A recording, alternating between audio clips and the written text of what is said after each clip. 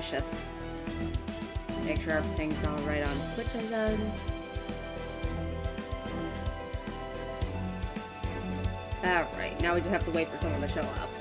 And once we get a viewer, we go.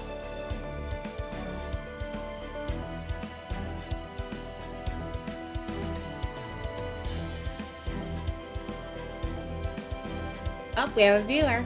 Let's go.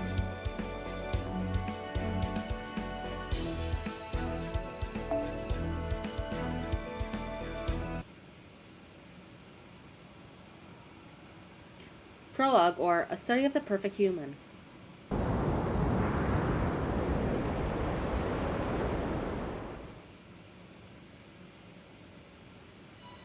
Thoughts on what constitutes a perfect human? I mean, okay, that's kind of vague, isn't it?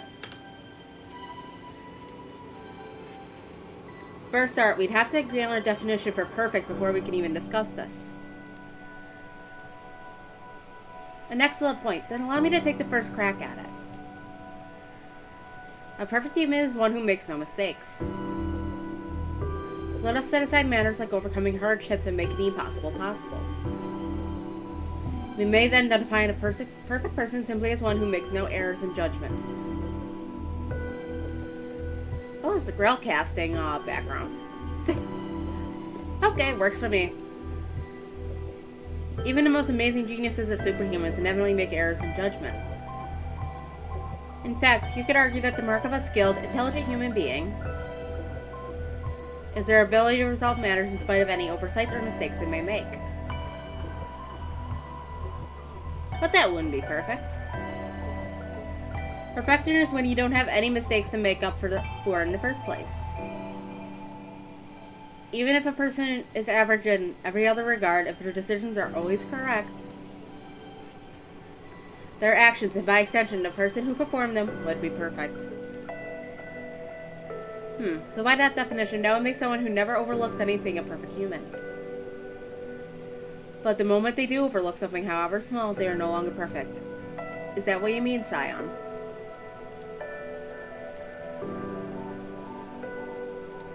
Yes, that sounds right. It is a shame that a single careless mistake is all it takes to knock someone off the pedestal of perfection. However, were we to use your definition to Vinci, we would face a paradox. If a problem can be overlooked by a so-called perfect human, then that problem is more perfect than the human. Assuming it's equal to the task of deceiving a perfect human who's never made a wrong decision anyway. Oh, but in that case, maybe it's a situation where it only seems like someone made a mistake. But in reality, it simply chose to overlook the problem. In other words, a case where the perfect human deliberately overlooked the problem in order to be perfect. The problem in this case shouldn't be solved at all. In that case, overlooking the problem would be the correct choice, the perfect choice for our purposes. But at that point, I guess we're just arguing semantics, huh? Are you done with the side chatter? The storm border will be leaving the Arctic Circle soon. You two aren't just passengers, you're technical and special advisors. It's your duty to make regular status reports even if they don't have much new. Oops, my bad. You're alright, Captain. We did in fact originally come to give you a report.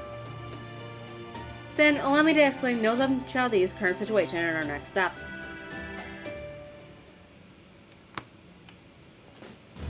It has been several days since the British Lost Belt vanished.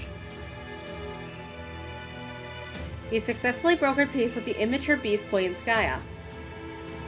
However, immediately following this, we were attacked by the foreign god and lost our temporary base in the Wandering Sea. Fortunately, all of Nozam Chaldee's staff managed to escape to the storm border. We struck back at the foreign god, that is, Yu Ogla Marie, with the same gravitational destruction she used on the Wandering Sea, confusing her long enough to... Well, I would like to believe that her not coming after us means our plan was successful. Unfortunately, she is so far beyond what we would consider normal that it is impossible to be certain. At any rate, both Spiritron Calculation Engine Trimesis II and Near Future Observation Lens Shippa have been brought aboard the storm border. It now serves as Chaldee's flying base of operations. That's the situation in which we now find ourselves. Now that we have escaped Ugogla Maria, we are currently using trimesters II's procrastinations to move between different safe zones. Despite encountering our shared difficulties at our various stops, we continue our flight even as we speak.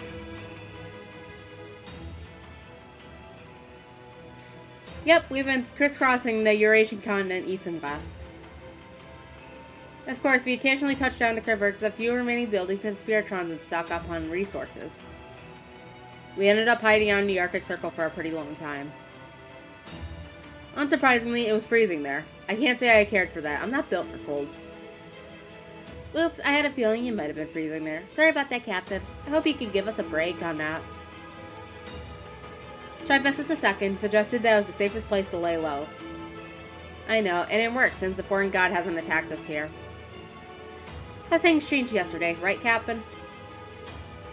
We're just about done weaponizing the essence of the sacred sword we obtained in the British Lost Belt. All that's left now is to simulate a few necessary tests.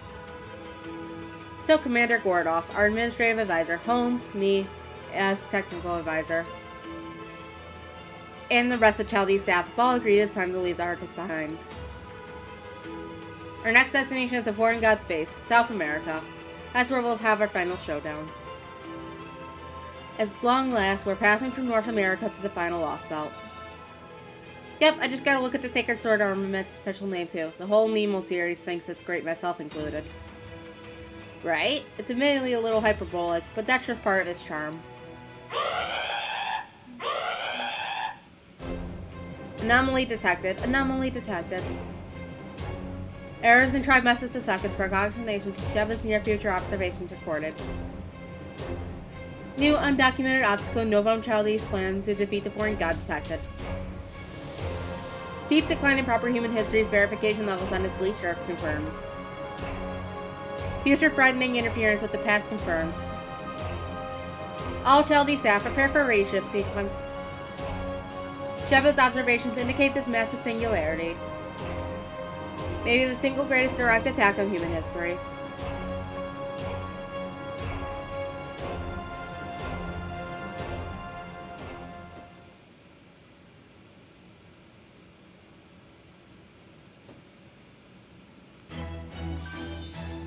My only friend is the costume maker.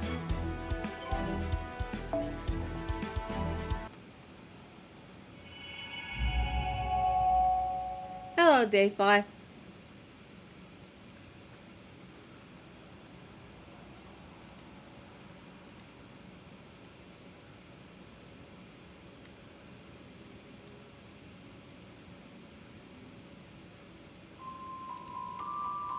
Thinking out loud. Blank can't understand blank. Are they alive? Are they dead? Are they standing? Sitting? Do they care for anything? Wish for anything? Pray for anything? They understand nothing. They know neither suffering nor joy. They have no concerns, but also no relief. Only hunches and chills to tell them the end is coming. And so, they die out here, miserably, meaninglessly. But something buried inside them kept them alive for just a little longer.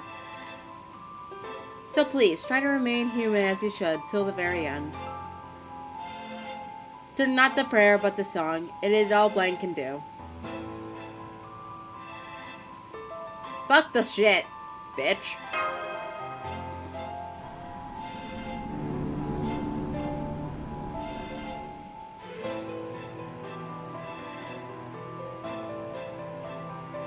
Thinking out loud. Yes, that's right. I must be a traitor. I've betrayed both proper human history and sincerity. It must be my incompetence, or maybe it is how capable I am.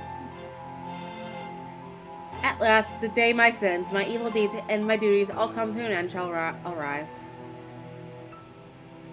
Here beneath Reichenbach Falls.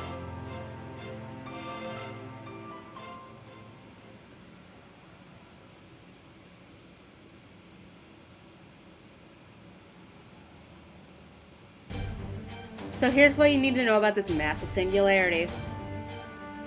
The era is somewhat unstable, but we do know that it's sometime after AD 1700, within a margin of at least 100 years. The location is presently unclear as well, but based on the vegetation we have discovered, we can rule out the Far East, Africa, and Europe. Our best guess is that we are somewhere in America. The magical energy levels are not as high as in the Age of Gods, but we've seen tremendous fluctuations in the readings. The magical energy rebels are so numerous that it's like observing a pond on a rainy day. Frankly, at least you think an anti-army noble phantasms might be popping off like fireworks in the singularity. And then there it is, its foundation of humanity rating, error. Error? Not the EX rank that signifies non-standard values? Correct, it does not even register as non-standard. It's like nothing we've ever seen. Generally speaking, the smallest of the minute singularities is rated E-. Any lower than that, and they wouldn't qualify as singularities. Maybe it's just a bug in the system? I hope so. Either way, I'll continue to monitor both the rating and the singularity as the situation develops. But the point stands, at the moment, we have many questions and precious few answers. Then we're essentially in the dark, which means we won't know more until we go there. I hate to just fly by the seat of our pants, but I don't see that we have a choice. Fortunately, Holmes is one of the servants best qualified for this particular raid shift. Once you get there, I'm sure you'll be able to get to the heart of the mystery in no time, right, Holmes? It's quite a responsibility, but you may rest assured that I am up to the task, uncovering the truth is the very essence of a detective's calling. Glad to have your bird Sue on board. A very welcome interview. That's all you have to say about the singularity, yeah? Then I'll take it from here.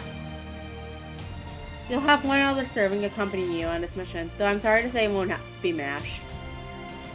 Right. I'm afraid that Orchnax is still undergoing maintenance. In my capacity as technical advisor, I can't really allow her to raid shift until maintenance is finished.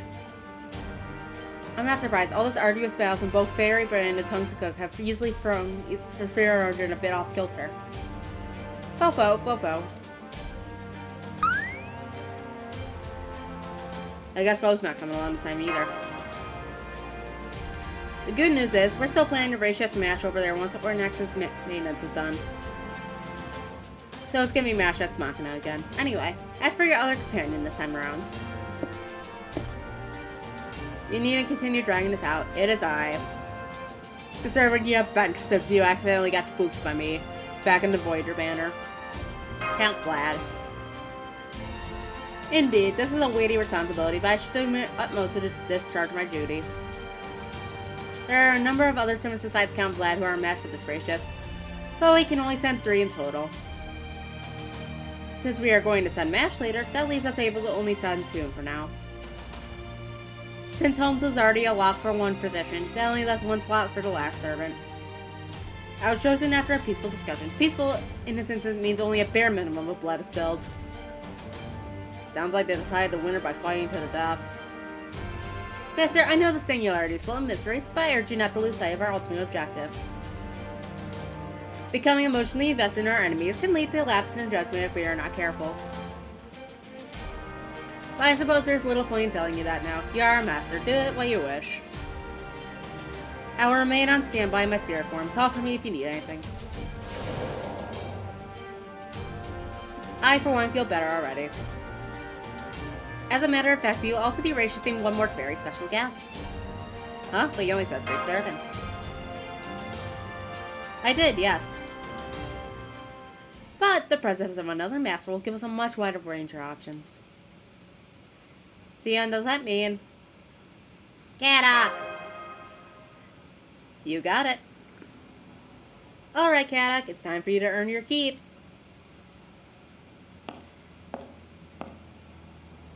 It's our boy!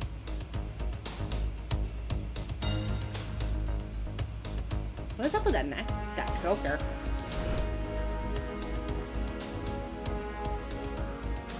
Yeah, Kaddock Templus, Master of Team A, reporting for duty. Look at him, there's our underdog. Kadak, but you're one of the cryptors. Yeah, I actually know that, but my lost L's long gone. You literally knocked me out first. I obviously can't escape the Olympus anymore either, because that's gone too. Surrender is pretty much my only choice here. Not that I expect you to trust me just because of that. Hell no, we don't.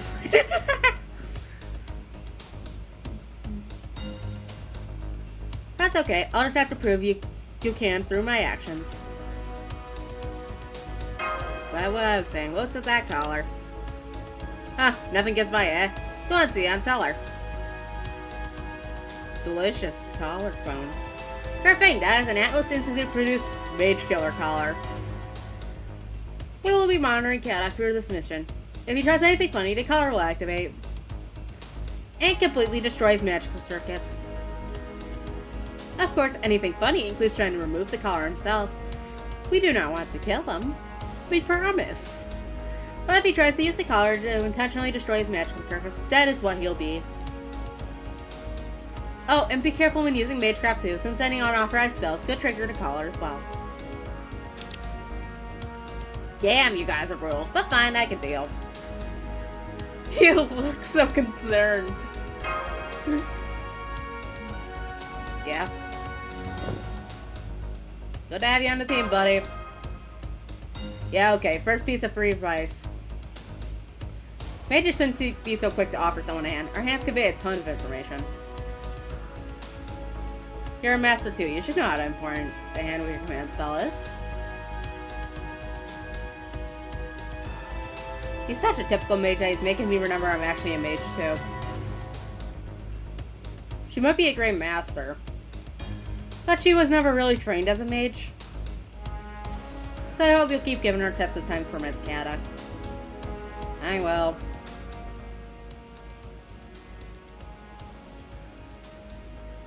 What about his serious slightness, Sion? I was unable to remove it, but please keep that to yourself for now. Understood. If the foreign god could activate the serious lights remotely, she surely would have done so long ago. There's little to gain by letting yourselves become overly concerned.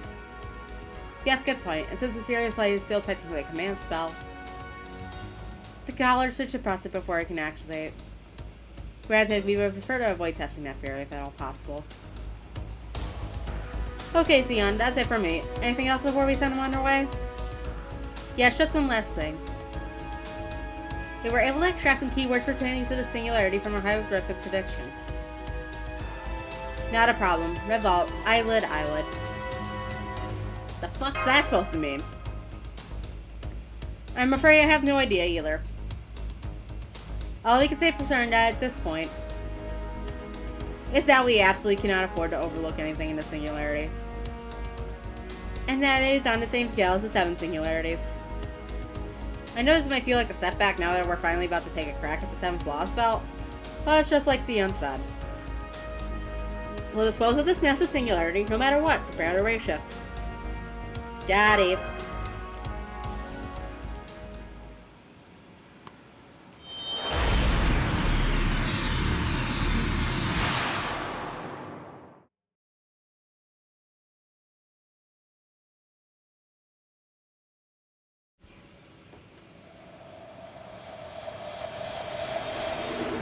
Realm of the Thanatos Impulse Traum. Life and death of an illusion.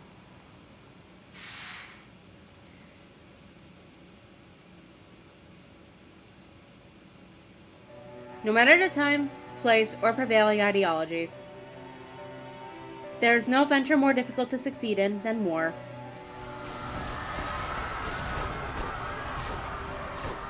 I'm going to die, I'm going to die, I'm going to die. Death comes regardless of race, gender, or age. The talented, the hardworking, the lucky all die with shocking ease. When living beings die, they become lumps of inanimate meat, but servants don't get that much. When they die, they vanish without a trace, as if they never existed at all. Death is so mundane, it's enough to drive one crazy.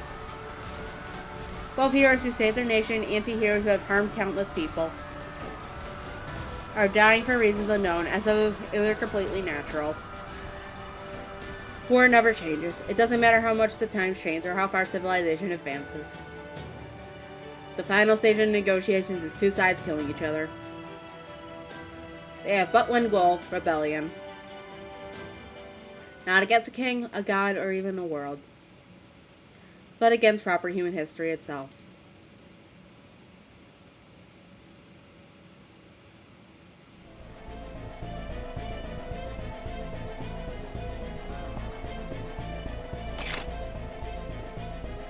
Do you understand why you've been called here? This castle was an unbearable place for the summoned servants seasoned by battle. Any ordinary person setting foot inside it would be driven insane by the blood-red glamour and pitch-black madness. That madness was personified in the beautiful woman who stood before them. No, Lady Kriemhild, I can't think of anything that would.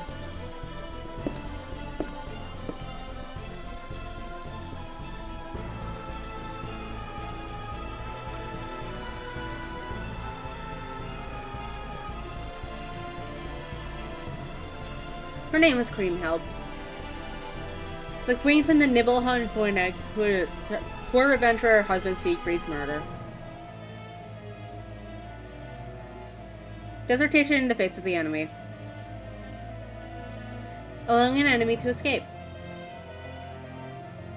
Disrupting the battlefield as part of a relentless pursuit. Speak. I retreated because Ryder disrupted the battlefield. If I had stayed, I would very likely have died. That wasn't an enemy, it was just a child. A tactical error in my part, and one for which I apologize profusely. I say.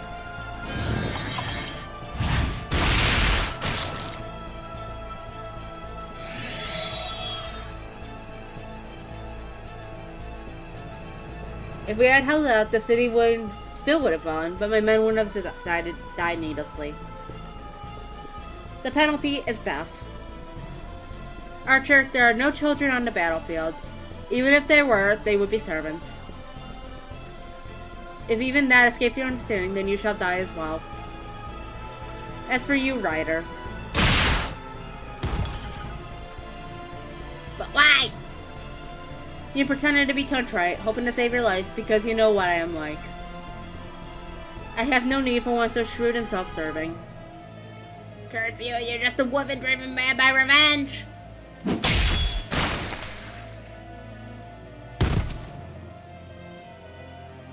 Do you think that was a revelation to me? My, once again you made quite a bloody mess. Is cleaning up mess is not your job, Sanghua? Indeed it is, or rather, it's my puppet's job. Go on then, get to work.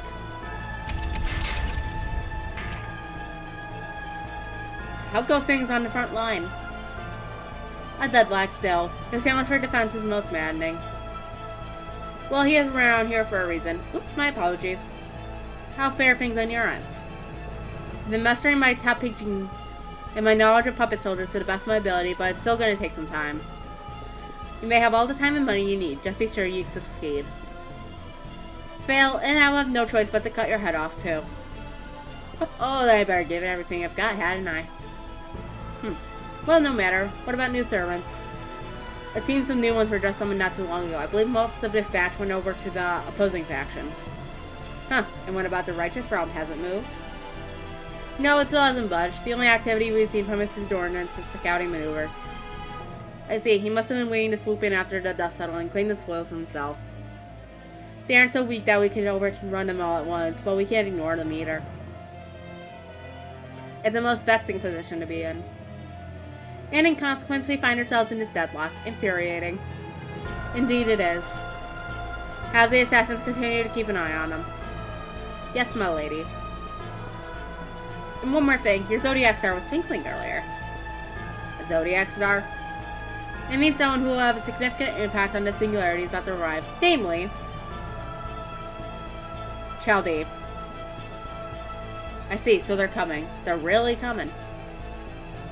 What to do? What am I going to do about them? How can I best make them suffer? How can I best make them grieve? In the end, we will behead them, of course. But before that, I must be sure their punishment is truly spectacular. Let's give it everything we got! Anyway, how dare some common mage use us as familiars? Please calm yourself, my queen. They are still prisoners of war, and our society's rules do technically demand that we treat them with hospitality.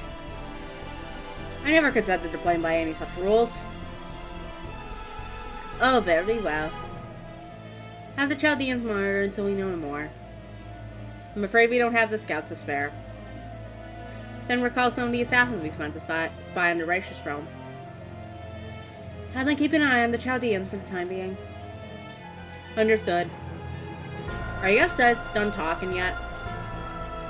Salome, I'm surprised to see you out of the torture chamber. Torture? I don't know anything about that.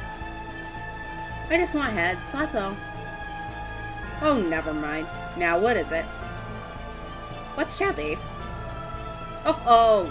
Well, to make a long story short, I would say they're our enemies. Nothing more, nothing less. So, are you gonna fight them? I'm going to kill them. Oh. Well, if you have any important heads you want to keep, would you let me hold on to them for you? I'll consider it. I doubt I will, though. Really? That's too bad. Okay. I'm going out for a bit. Want me to pick you up anything? Want some chicken nuggies? Maybe, some saturated torte. It's really good. No, thank you. Okay, bye. Are you sure she should be allowed to run her mouth doing as she phrases? That's the way of life she saw as an anti-hero. There's nothing to be gained from denying her. The important thing is that she's a strong fighter. Let her have her fun. As you wish. The preparations for the experiment have been completed, Lord Samuel. Wait, I'll be right there. If you'll excuse me, my queen. How irritating. This is also irritating. Chalde, the king, the emperor. I can't stand any of them. It's all that hero's fault. I might just fall apart if he isn't summoned soon. Come on, hurry up, hurry up.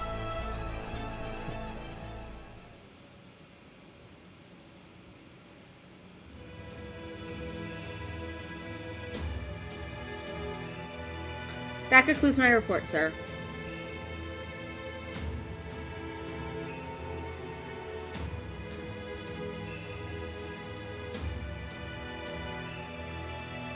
Look at his derpy-ass face. That's the only reason why I haven't pulled for him yet. Because look at his derpy-ass face. Oh. I accidentally hit log. Alright. Thank you, Lancer. You may go. Yes, sir. Yet more heroes' lives have been needlessly lost. Oh look, it's the next Valentine's servant. Please don't be sad, Your Holiness. As the Pope, you are right to grieve, but that is as far as it should go. These heroes are all willing to lay down their lives to bring you victory in this war. I really don't think I'm worthy of such a great sacrifice. One cannot determine their own worth, that is for others to decide.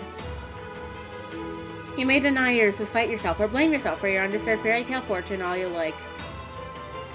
But we are, your loyal subjects, will continue to love and respect you. Is that such a burden? Honestly, yes it is. Well, that's a problem then. Personally, I'd rather die happy and smiling than continue on like this. I'm sorry, Your Holiness, but we're not about to let you die. We all are pledged to keep you alive, and I consider it my sworn duty. And that right there is exactly why this is such a burden. But fine, whatever. I don't care anymore. Whatever happens, happens. But can I at least ask you one thing, Emperor? What is it? Those atrocities you and the others are committing, are they all to make my desire come true? Or are you putting your lives at risk because you want to do these things? That's a difficult question. If that really isn't what you want, then I can offer you my own life for what it's worth. As the Emperor of a dying empire, I doubt it'll be much. No, you're right. I hate to admit it, but part of me does yearn to see what happens next. No, I must see it. I have to. Is that the voice of your lord? I don't know. My lord's messages can, at times, be complicated. Enough that an insolent like me can hope to understand them. Then again, it could be that or if a chat, add in a minute. That's enough, Your Holiness. Only discord and blasphemy lie that way. Huh, well, that's rude. I'll have you know that I understand my place very well, thank you very much. Do you? I have my doubts about that. Alright. I'm gonna go worship like I always do. By all means. Don't wait up for me. I need to discuss strategy with my subordinates. Fine. Oh, can I say one last thing?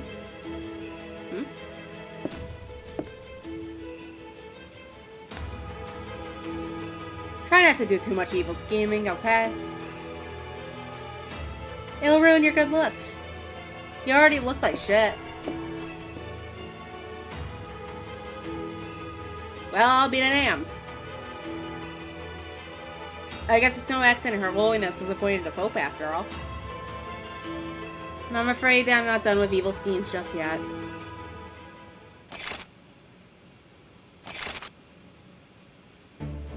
We are here, Your Imperial Majesty. Good, let's begin with your report. Yes, my liege. A medium-sized force from the Revenge Realm attacked us 3 hours ago. They attempted to seize the Tower of Trigonio for themselves. Fortunately, the 30 Archer-class servants you had stationed there drove them away by unleashing all of their noble phantasms at once. I see, so it played out just as I expected then. Yes, my liege. Unfortunately, 10 of our other servants were killed when they tried pursuing the retreating enemy forces. I thought I told them to maintain our defenses, not to give pursuit.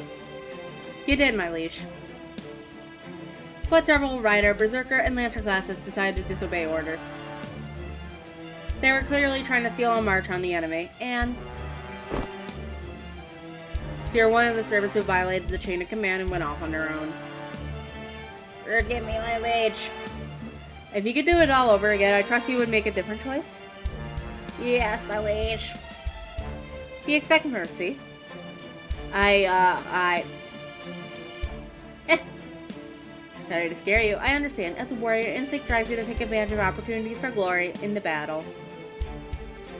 I couldn't ask my soldiers to suppress those instincts any more than I could ask them to stop breathing. I forgive you, and I ask that the rest of you go easy on them as well. That should go without saying, but achieving great things is your top priority. Even if that means occasionally disobeying orders. Yes, my liege. Very good. Next. Those two were caught fighting. You know that fighting between servants is forbidden, especially in this realm.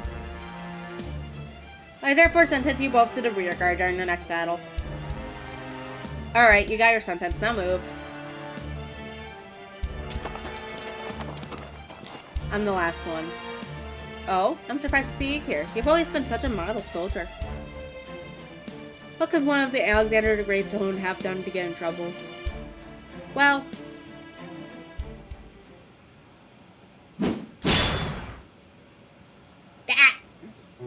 Unforgivable. You should have said you have done the one thing that I said is absolutely forbidden in this realm. We will not tolerate proper human history. Only rebellion is permitted here. There can be neither collaboration with no mercy for the enemy. I thought you understood that when you chose to stand with us. But yes, we are heroes. Beings who struggled against, were swallowed up by, or outright disappeared into the flow of history. The shackles binding us to protect humanity are gone, and I cannot forgive proper human history, though I admit it is a completely one-sided grudge. Nonetheless, this realm is a home for those who share that view. Something must have gone wrong with you when you were summoned. You're the ones who've gone wrong. Perhaps, but I cannot stop now.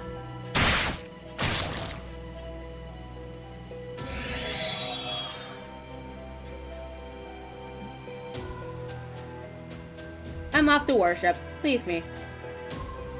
Yes, my liege.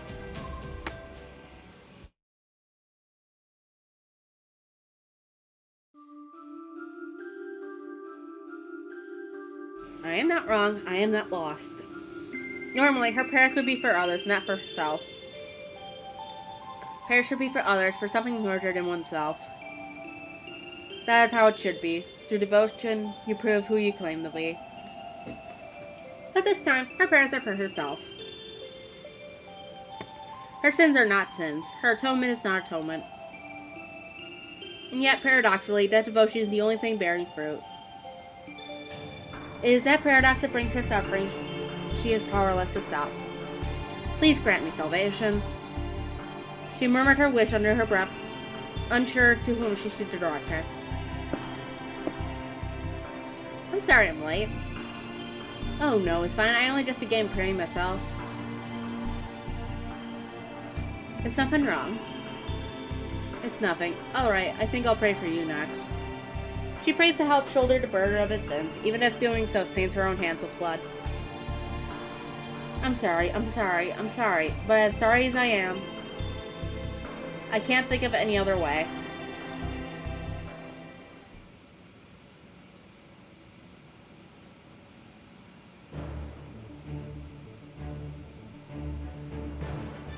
That concludes my report. According to the caster's analysis, the other two rounds' battles ended in a painful draw. Damn, so they didn't get beyond skirmishing. I guess they're still just as wary of us as ever. What do you think, Roland? Of course they are.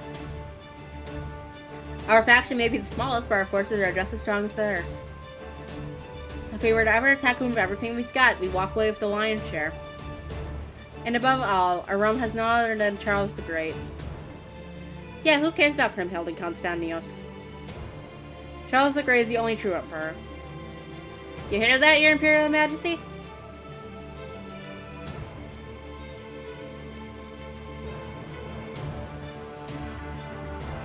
I do. We fear neither the vengeance crazed queen nor the emperor failed to protect his nation. So says Charles the Great. Well, that's our emperor for you. Indeed. We will wait until the end before we make our move. A true emperor should never act in haste. Charles also says to tell the assassins to dedicate themselves to their training and to step up their efforts even further. It shall be done, my liege. Either Roland or I will head out next, Your Imperial Majesty. I see. Roland, go get him. I'm honored, my liege. I'll leave straight away.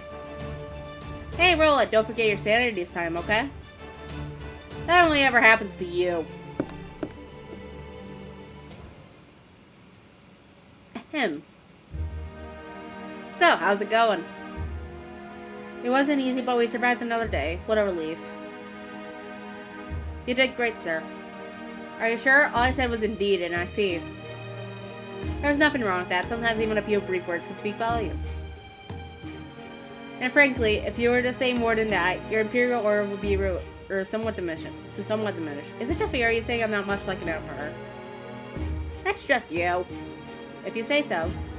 But never mind that now. The scouts are getting increasingly nosy. We won't be able to keep this charade up for much longer. With the renowned Charles the Great refusing to show himself for so long, people will naturally assume that he's either gravely injured or harboring some awful secret. But if that just pranced on out there, they cut you down before you could say hello. Well, that sucks for us. This is no laughing matter. You think? Well, it seems to me like all we need is for something to happen that'll keep them from suspecting the king. Say, for example, a fourth faction showing up. I've got a hunch that things are about to change. Now's our chance, so we should send lots of scouts to make sure we don't miss it. Your hunches do seem credible. Alright, we'll send out the scouts. Let's add riders and casters to the usual assassins. Our defenses should hold for a while, even if we assign them to other classes. I hope you'll help us too. You got it. Sir. Yes? I feel this will be a crucial turning point for you. Please try to stay on top of things. Of course, I'll show them exactly what I'm made of. Or my name is Charles the Great. You're getting into perilous territory, sir. Remember, if they discover the truth, they'll have your head on a pike. Eep. So you must be both cautious and bold, is that clear? Indeed. Now then. If a fourth faction is about to get involved, it would have to be them. I wonder what's gonna happen.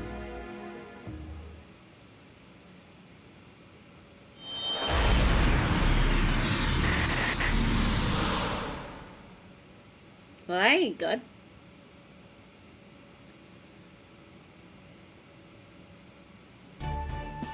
Frickin' ow, that's hot, so that's how rate shifting feels, huh? No, that was kind of odd. Quite right. There was clearly something different about it compared to our usual rate shifts. Oh, well, this is my first, so I've got enough to compare it to. I'll just have to trust you guys to figure out what's wrong. Master, are you able to contact Chaldee? Yes, Smash here, on comms for Chaldee. Are you okay, Master? We noticed there was an odd tremor during your ray shift. We're fine, we swear. That's a relief. Right.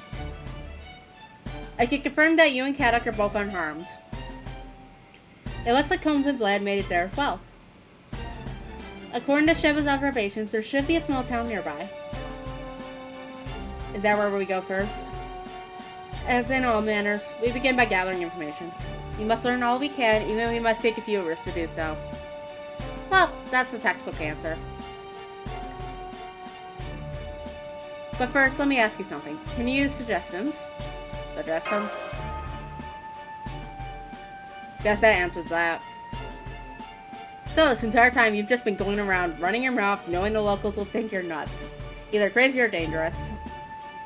Well, at least your Mystic Code does have some mage trap built into the spell summoning, correct, Rudy? Whoa, really? I had no idea. Me neither. Seems like the kind of thing you probably should have told her about sooner, but whatever. Alright, I'll use charm suggestions on the locals. You think of what you want to ask them. Will do. So, where exactly are we headed? The town is due north of you. Then let us be on our way. It is a shame we don't have any horses.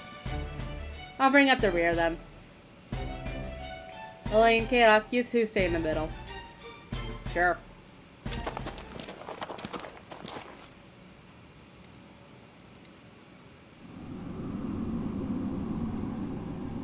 Holmes?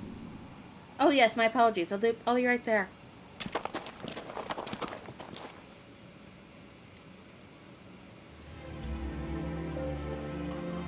A clear blue sky that seems endless, a gentle breeze that rustling pleasantly over the plain. Everything is quiet and peaceful. It made a horrible feeling of dread take hold and refuse to let go. It was not Cat Exemplus who experienced that feeling. Nor was it her. Or Vlad III, or even Sherlock Holmes.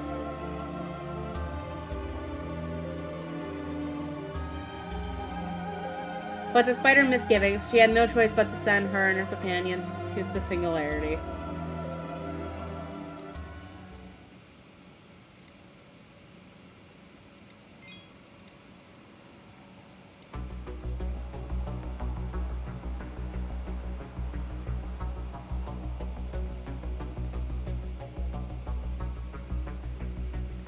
This is actually the first time I've seen this map. Let me zoom out.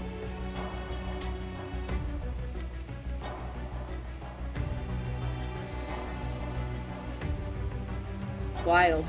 Anyway.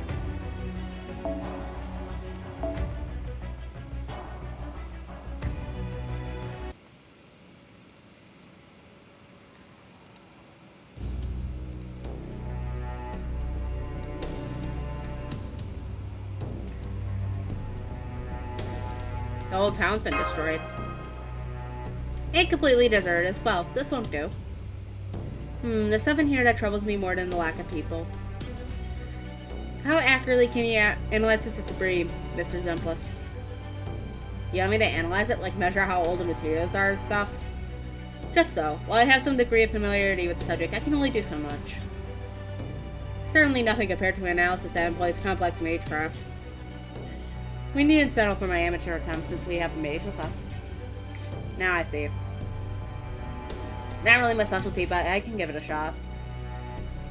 You basically just need me to figure out this stuff's archaeological period, right? Yes, that'll do nicely. I suspect that this debris was created through magecraft rather than human hands. Magecraft? Well, I say debris, but I mean the entire town. But let's wait for Mr. Zemplis' analysis before I say more. Is this some kind of joke? What is it? The short version is that Holmes was right. This whole place was made with magecraft. Probably a caster's territory creation or something like it. A normal mage would really struggle with something like this, but a caster could do it pretty easily, I think.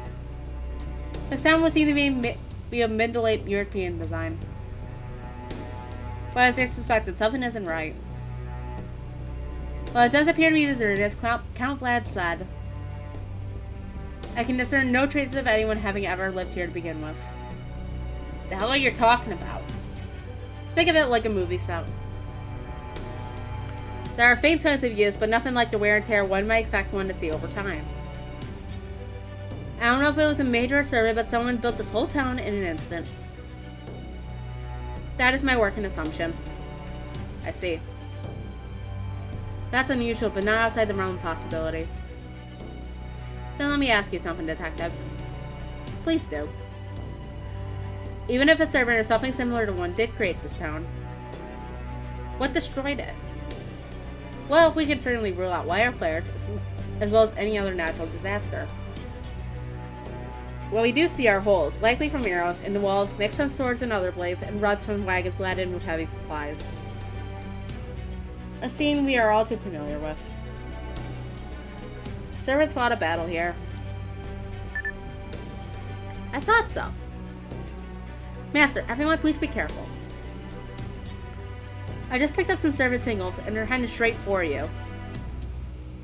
Hold on, getting a total now. There. Mash. This can't be right. The Vinci! I see it too. This isn't a malfunction or any kind of glitch. Hey, listen to me very carefully. There's an army of servants closing in on you. An army. I did. There are about 100 of them, and they're all servants. What? Let me be certain I heard you correctly. You're saying these aren't beings that rival servants in power, but actual servants, is that right? That's right, I've rechecked the readings several times. Now hurry up and get out of there, or hide. Now I'm seeing another servant army. It's about the same size as the first. Another one? Huh. It would seem the two armies mean to surround this town. Please hurry. They'll be there any moment. Alright, let's hide. Caddock, Master. Since neither Count Vlad or I are assassins, I doubt we'll be able to completely erase our presence. And if we stay together like this, they'll be even more likely to find us. I would like you two to hide somewhere separate. Count Vlad and I will find our own way to get through this. If word comes to worse, use a command spell. If nothing else, that'll allow me to turn the situation around. Got it. Also, there's something I'd like to ask of you. Something Count Vlad and I will be doing ourselves. What's that? Pay attention to the servants heading this way. Try to find out what they're thinking and what they're trying to accomplish. What we need right now is information. Every action they take, every word they speak could be invaluable. Will do. Thank you. Now we shall meet again later.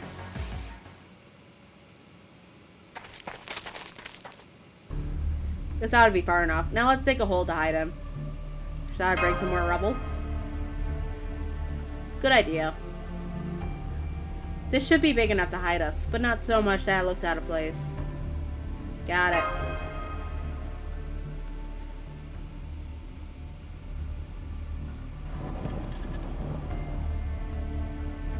That should do it. Okay, get in and stay put. A mouse's hideaway, a cat's shortcut. At times, shall think it can trump wisdom. What was that? A camouflage spell. I don't know if it'll work on servants, but it's better than nothing. Wow. Are you kidding me? It's one of the most basic spells there is. I haven't even been able to cut down my chanting time for it, so it's too slow to use on short notice. But I guess it doesn't matter now. Anyway, it has some soundproofing built in, but keep your voice down anyway. I've represented schools in Magecraft. So what, you want to know more about mine?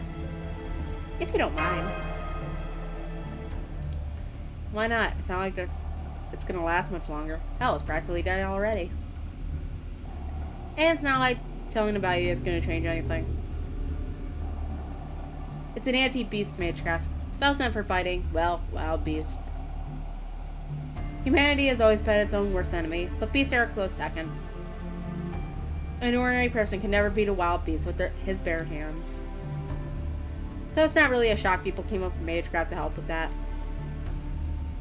So you can probably guess how it fell into decline, yeah? Not much need for spells to track or chase animals these days. Plenty of substitutes for that. Of course, these spells could still come in handy against wild beasts. But then, there aren't all that many of them out there anymore either. That's what happens to all Magecraft eventually, though. Spells change with the times, either becoming crazy strong or so weak they're useless. Did you ever think about giving up being a mage? What? No, I can't believe you're even asking that. Next piece of free advice. Asking any normal, halfway decent mage that question is a fast way to die. You're basically telling them, your whole life is pointless. Why don't you just die already? What the fuck? Not much I can do to you right now. Not with this collar. Sorry, that was uncalled for. I should probably work out how snippy I get one of these days. Anyway, I think we've run out of time to talk. I tried to get us as far away from the town center as I could. Now we just have to hope they don't find us. They're here.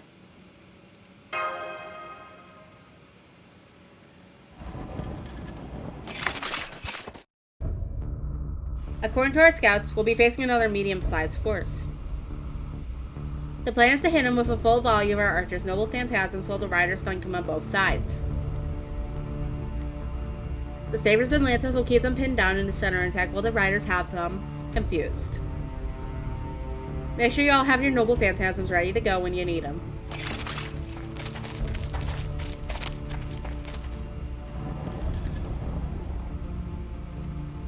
I can't believe it, they really are all servants. What do you think their true names are? No clue, but they're all from different eras and countries. That much is clear. So how the hell are they operating as a single army? Damn it, I can't believe it. What the hell kind of singularity is this? For that matter, how can there be this many servants? Ley lines, even holy grails can only summon so many. Could they all be rogue servants? The kind of masters? Yeah. He must have run into several of them across the singularities in the Lost Spells evento. I'm talking about servants that are exceptions to the rule. The kind coming from their ties to a land or holy grail. Remember Beowulf in the Russian last belt? He was a rogue. But even that explains how they got there. It doesn't explain how there could be so damn many of them. I mean, there's 200 servants right here between these two armies alone. No wonder the town didn't survive. We might not even be safe out here, though. Hopefully, I picked the spot far enough from the battlefield. At least they're not actively looking for us. So screw it. At this point, quit etc. You say you're not just giving up? Oh, he's blushing.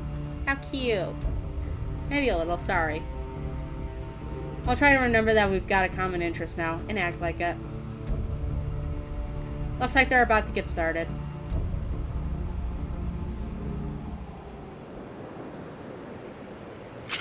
Archers at the ready.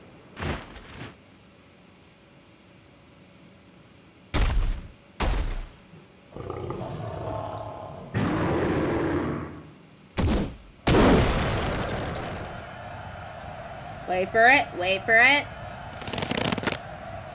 Now, command spell loaded. Activate noble phantasms.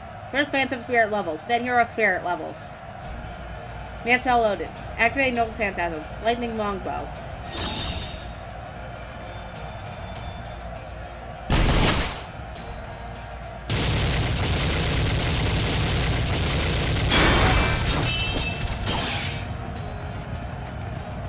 What?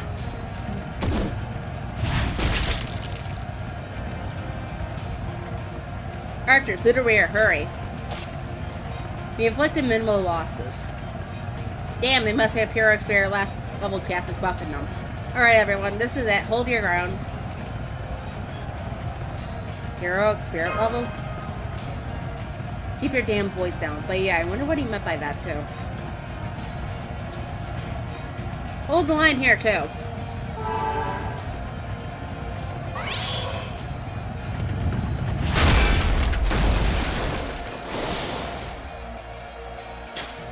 Ah shit, I can't hold on much longer. Keep shooting and buy as much time as you can. We're taking massive casualties. Riders are still not ready. We just arrived at the designated coordinates. We'll charge them right now. What the? What is it? A squad of assassins just ambushed our right flank. We're waking it up. It's gonna take some time to regroup. Left flank here. We can't get through their casters' bounded field. We'll need time to regroup too. Our charge won't be nearly as effective if we don't coordinate it. Damn it, I'm not gonna be able to face Lady Crimhealed like this. Crimhealed. Isn't Crimhealed? Yeah, I know about her too. She's a hero. No, a legendary figure. Those guys were completely on the defensive. What changed? Urgent news. The Constantinos army from the reinstatement realm is in disarray.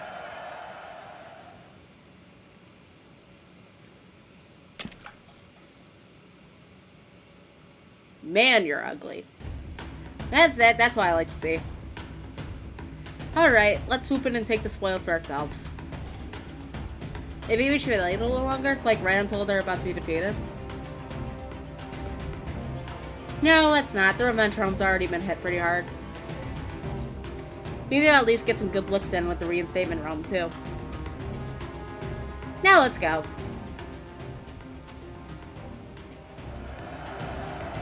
That's it. Keep it up. We've almost got Crimheal's army wiped out. I have an urgent message. Charles the Great's army from the righteous Rome has joined in the fray. They've already struck their rear guard from behind and sowed confusion among our ranks. Damn it, not again. They've got Roland from the Legend of Charlemagne leading them. They're now moving down our rear guard like grass. Retreat, fall back to the reinstatement realm. There's no way we can win a fight on two fronts. Assassins, use your smoke screens. Archers, lay down cover fire to buy us time. Keep firing. Longbows, crossbows, guns, whatever you got. Don't stop except to reload. Constantinos' servants are in retreat. It's time that we follow suit. Casters hold position until the riders catch up with us. Then I want you to alter the topography and cough any would-be pursuers. Understood. Do it! Mutate.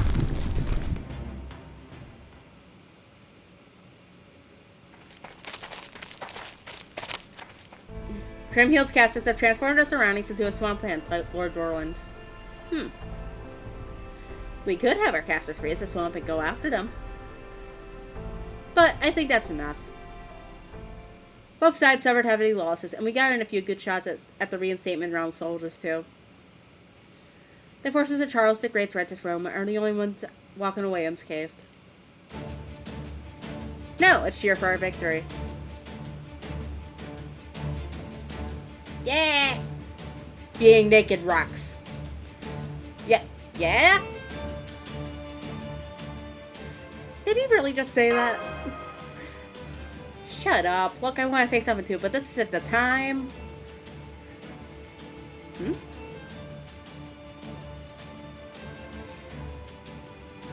Must have been imagining it. Alright, troops. Tonight we're going nude till morning. Nude?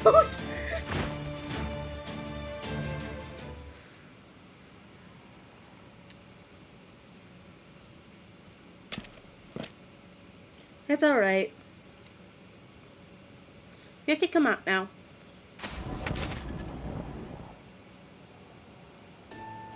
Phew, that was a close one. They never even came our way. I'm afraid you two are just unlucky. Unfortunately, that also means we couldn't overhear anything. Most of the town may be destroyed, but a few buildings are intact.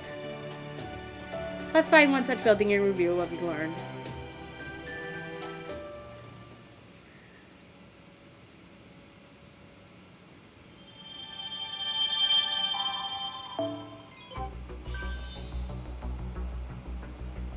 We only got to section 2 and it's been a fucking hour already. What the fuck? Anyway.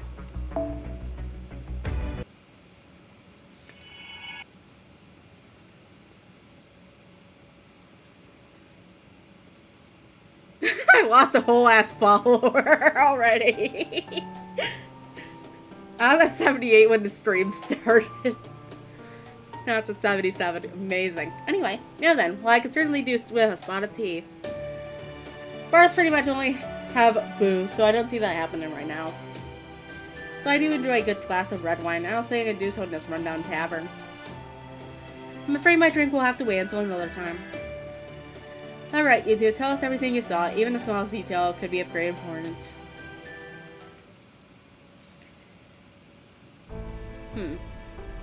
I see.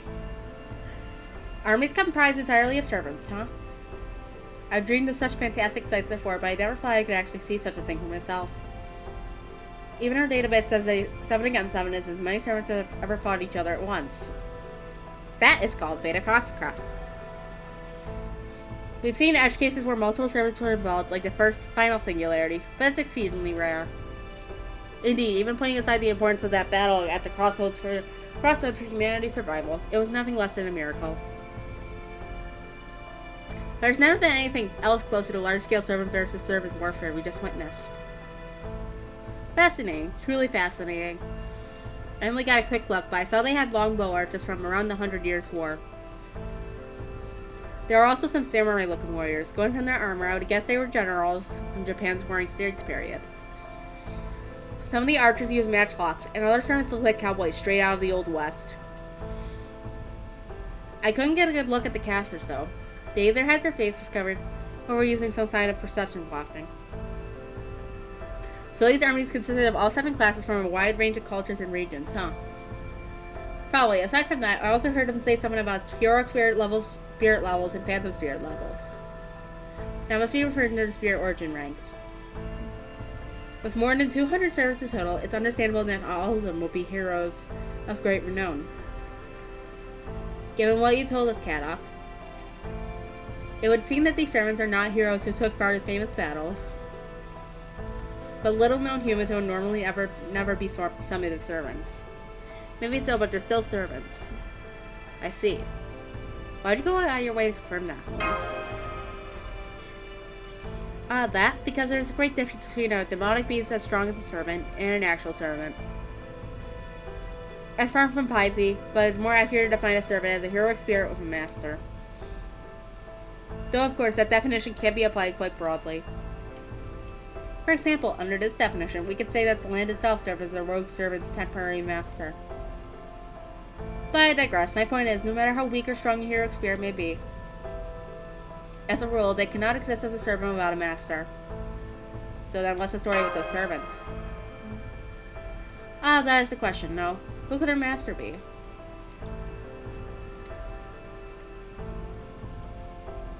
Or does this... Who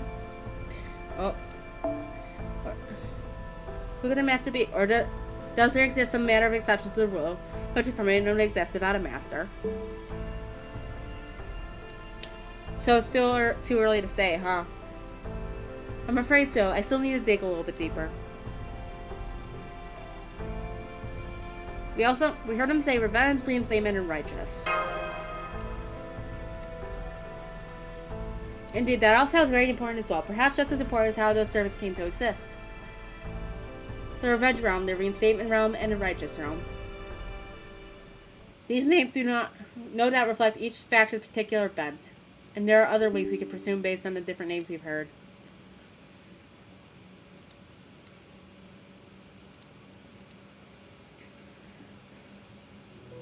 Kremhild of the Revenge Realm. I believe we can confidently say that she is the creme of the legend about Siegfried.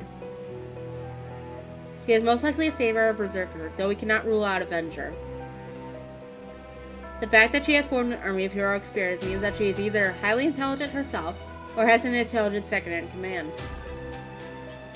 Castaños of the Reinstatement Realm. There have been rather a few men named Castaños in recorded history, but I suspect we're dealing with the 11th. Castaños the 11th has had to be the last emperor of the Byzantine Empire.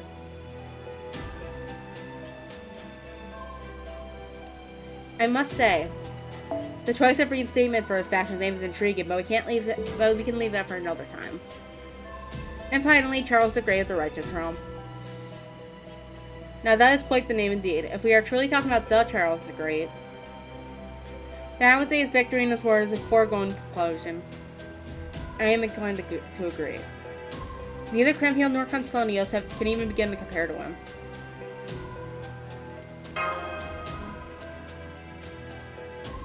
However, some things don't quite add up for me. For example, the Righteous Realm's manner of fighting.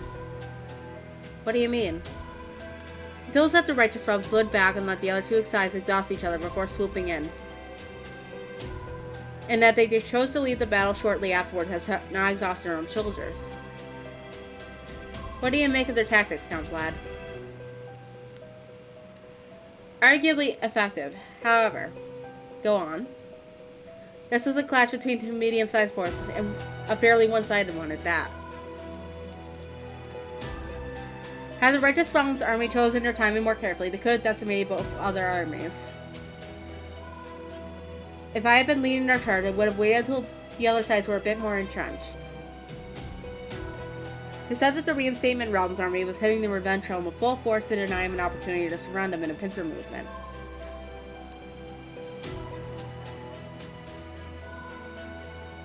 In which case, the Righteous Realm's forces should have been easily able to obliterate the exhausted Reinstatement Realms. Even if the Reinstatement faction had chosen to ignore the Revenge Realm in favor of fighting back against the Righteous, then they were too far into enemy territory to mount a successful defense. At that point, the Righteous Realm's archers and casters could inflict significant damage on the Reinstatement forces without even bothering to aim. So from everything you told us, it would seem the Righteous forces' timing was a slapdash at best. What if that timing was a deliberate choice? Is that what you think? I don't know, but if we assume that it was, I can think of several possible explanations. That said, I can't speak with certainty on any of them at this point. Yeah, okay, I see where this is going. Now is not the time! It seems I've been beaten to the punch. Now is then, as for their objective. Rogues have been summoned by the Holy Grail, powering a given singularity, have generally worked in service of humanity. That, at least, has been what we've seen thus far. Most of the heroic spirits summoned in rituals, such as the Holy Grail War, have been on humanity's side, as well. But of course, heroic spirits come in all shapes and sizes, in multiple senses of the word. In addition, when they have a master, their master's personality affects their own. Both the ineffable nobility of heroes and the naked cruelty of monsters reflect that person's true nature and are recorded as such. Is there like a point to you just repeatedly telling us all shit we already know, Holmes? This is going somewhere, right? My apologies. What I mean to say is, the present state of affairs would normally be unthinkable. Hundreds of servants forming armies and acting in concert, regardless of whether they are good or evil. What's more, they seem to have set aside any regional, national, cultural, and ideological differences to do so. In one sense, that sounds like a perfect world. But the fact that their unity is in service of a war between their free kingdoms, or perhaps realms is a better word, is anything but a cause for celebration. Where does that leave us? Are these guys our allies, or should we be treating them as enemies? Maybe we could form a temporary alliance, like you guys did with me. I certainly hope at least one of these realms is on our side. We must be exceedingly cautious in our approach, though. Never before we faced anything like an organized army of servants. There's only so much both Holmes and I can accomplish on our own. The force we saw earlier would almost certainly have been destroyed in a battle against any one of the realms. No matter how you slice it, the sheer numbers are too much, and on top of that, they also have their noble phantasms. Prepare yourself, Master. We have enemies here. Finally. Huh? Enemies? I'll be taking that head now. I'm afraid not. Ah! Assassins. Enemy service detected. I'm so sorry I didn't know sooner, Master. Damn, they're using present concealments. No wonder they got the jump on us. I am glad the third not noticing them. Oh right, he must be sensitive to the smell of blood. Worry not, we can take him. Are you ready, Master? Yep. Yeah, I'm just gonna stand over here. No reason for me to get in all of that. By all means. You don't have your girlfriend anymore, so you can't fight. I assume you're here to track down stragglers. Don't expect you'll answer, but I may still ask. What realm are you from? As I thought, well, it matters not. The fact remains, you are my enemy. So, I will show you no mercy. Come, let me show you how sharp my mournful stakes truly are.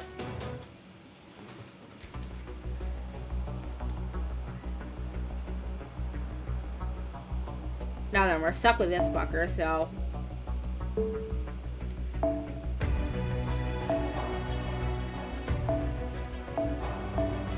So what I'm gonna do is... make sure Castori can, he can nuke them all with, the power of, support servants. What's the exact composition? Just 2 assassins? So if anything, I don't even need a combo here. What I could do is... where is she? Oh yeah, there's gonna be some, extra JPEG for fracturing because of the fact that I'm, screen mirroring.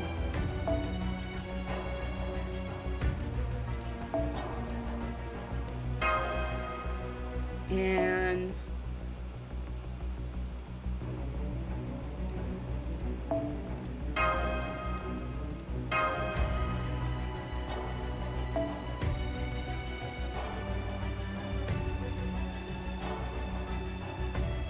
this will be a fine Mysto code. Let's go.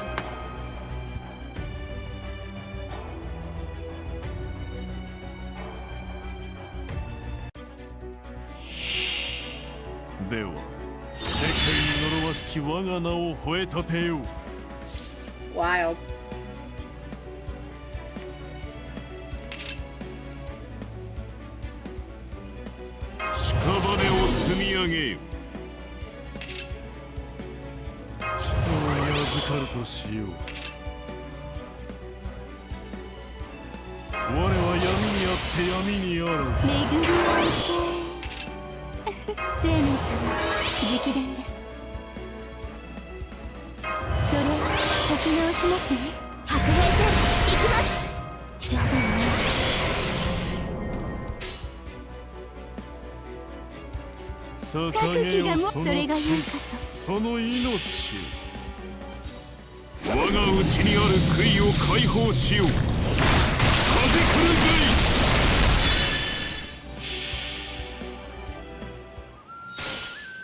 薫子は主に詳しくはありません。けれども心ならば源氏物語青い物置。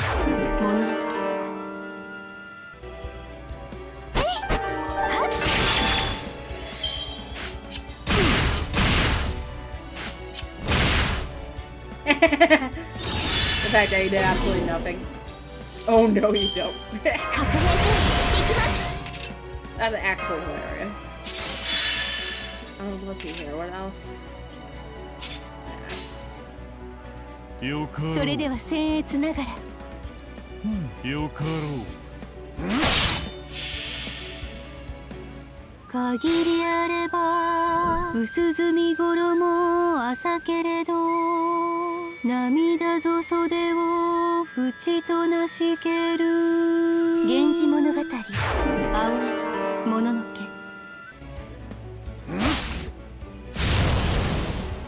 ね。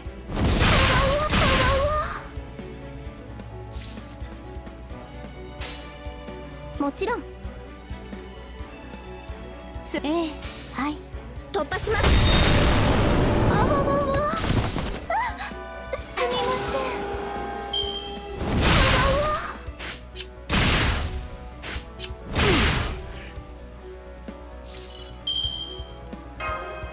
戦いですか。さ絶望の悔いにより串刺しを与えよう。 Lucky you don't remember that there. I know Zetsubo. 幾千幾万の血を流し、そして Of 世 course, に its 捧 captions げ don't fucking show up at all because you're a story servant, but... At any rate, back to blabbing. Gah! That power, that command spell, you're our enemy.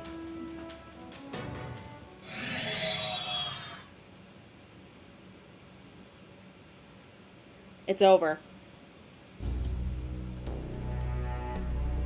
I would say that was all too easy, but several things about them give me cause. Can you analyze that combat data for us, Da Vinci? Da Vinci? No. Hear me? What was that? I can't hear over all the static.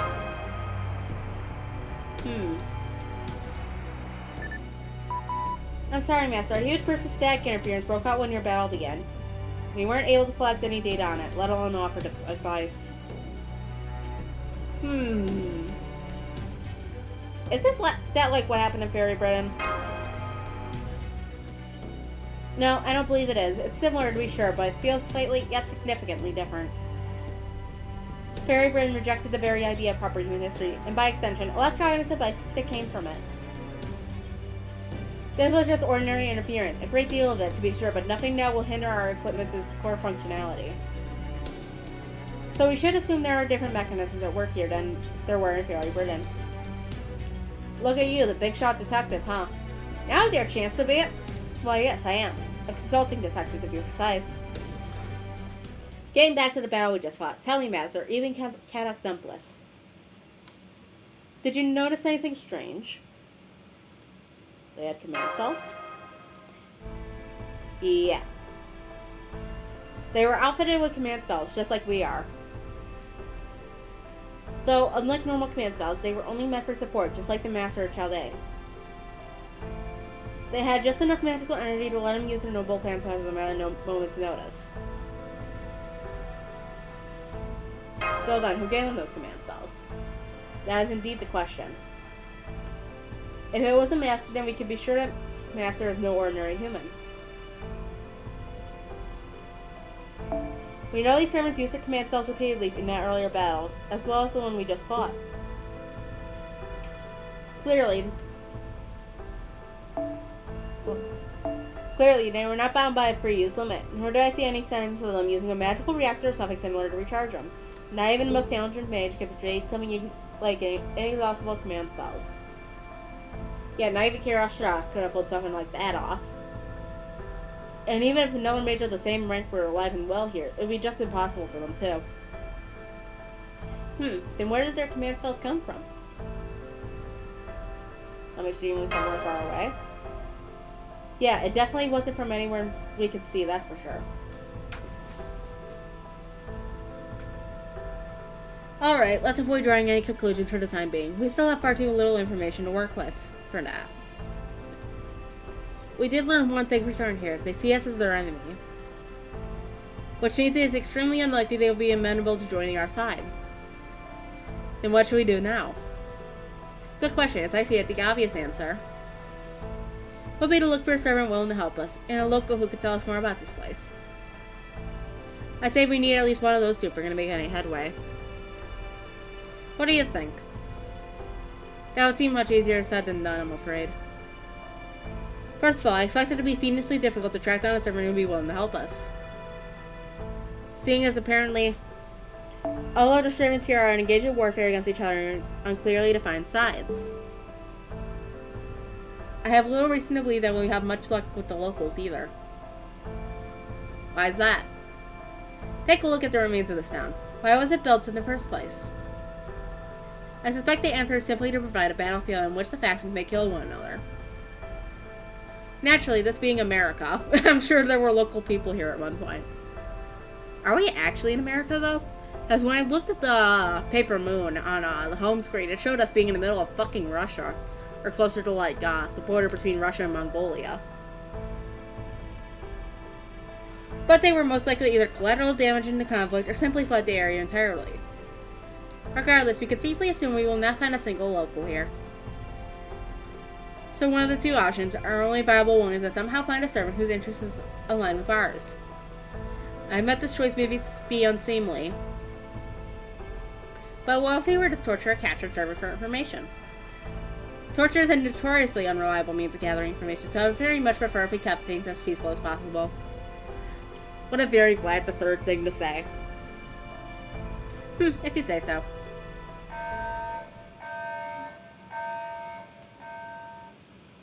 Master, it's a special alert! The what? What is that? What are you talking about? Oh, right. Sorry, Katak. We forgot to tell you about this. It's an order we came up with for a very particular breed of servant, based on all our combat data to date.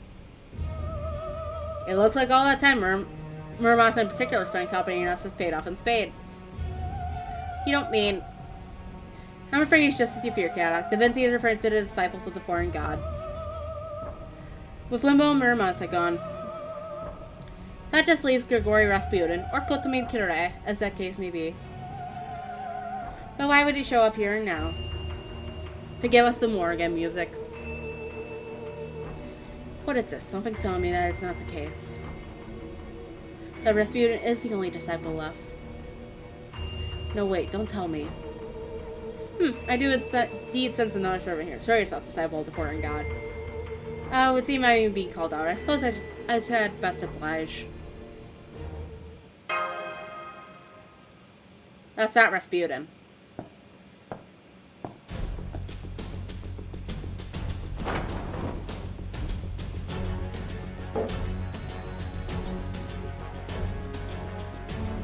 Look at him, it's baby Morty. He looks like a clown.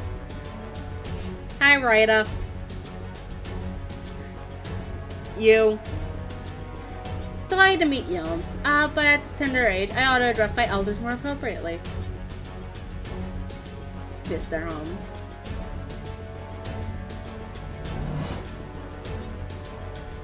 It's Peepaw, but he's not Peepaw anymore.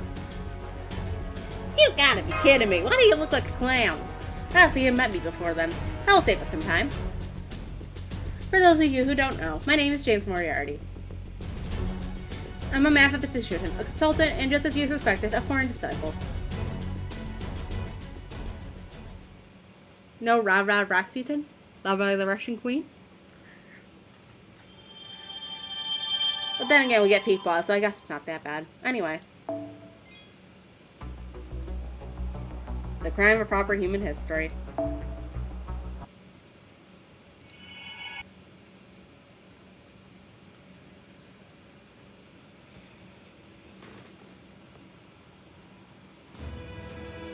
Upon answering the summon, I was greeted by a being of unfathomable scale. Oh, aha. I see. Soon, I understood everything I needed to do. Both the knowledge that flowed into me and the power I now commanded told me all I needed to know about who I am. Very well then, I will gladly follow those orders. I am James Moriarty, the Napoleon of crime and foreign disciple. And I will do exactly what I am meant to do.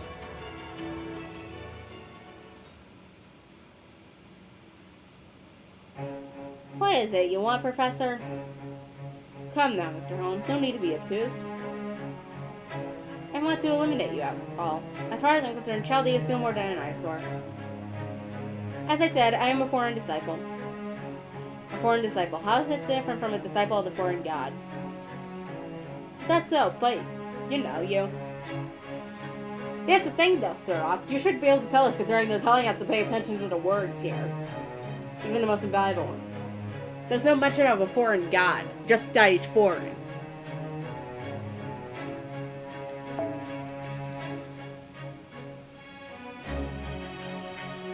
Because just because the word foreign is in both of them, it's not, he doesn't say the foreign god. Just that he's foreign. And now foreign doesn't sound like a word anymore. Ah yes, forgive me, but I have no interest in addressing myself to a broken doll. Be a dear and give some room to talk, yes?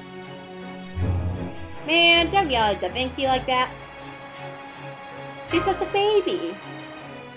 Now then, we have Sherlock Holmes, as we already established.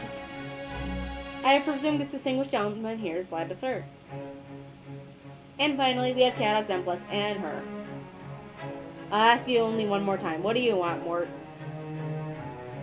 What would you say if I told you I was here to dispose of a traitor? I'd say I'm flattered. Then I'd laugh in your goddamn face because holy shit is the foreign god petty. Well, that's not why you're actually here, is it? Of course not. The foreign god has no interest in you whatsoever. Imagine my relief. But for that matter, you don't even qualify as a traitor. The foreign god was only ever interested in Kirashtra, Wodan, and Kirashtra and Wodan alone. The rest of you were just the toy prize in the box of Kirashtra flakes, am I wrong? Hell if I know, why don't you ask the foreign god? Kirashtra flakes? No, there's only one reason I've come to you. Run, all of you. Whatever you do, do not fight him.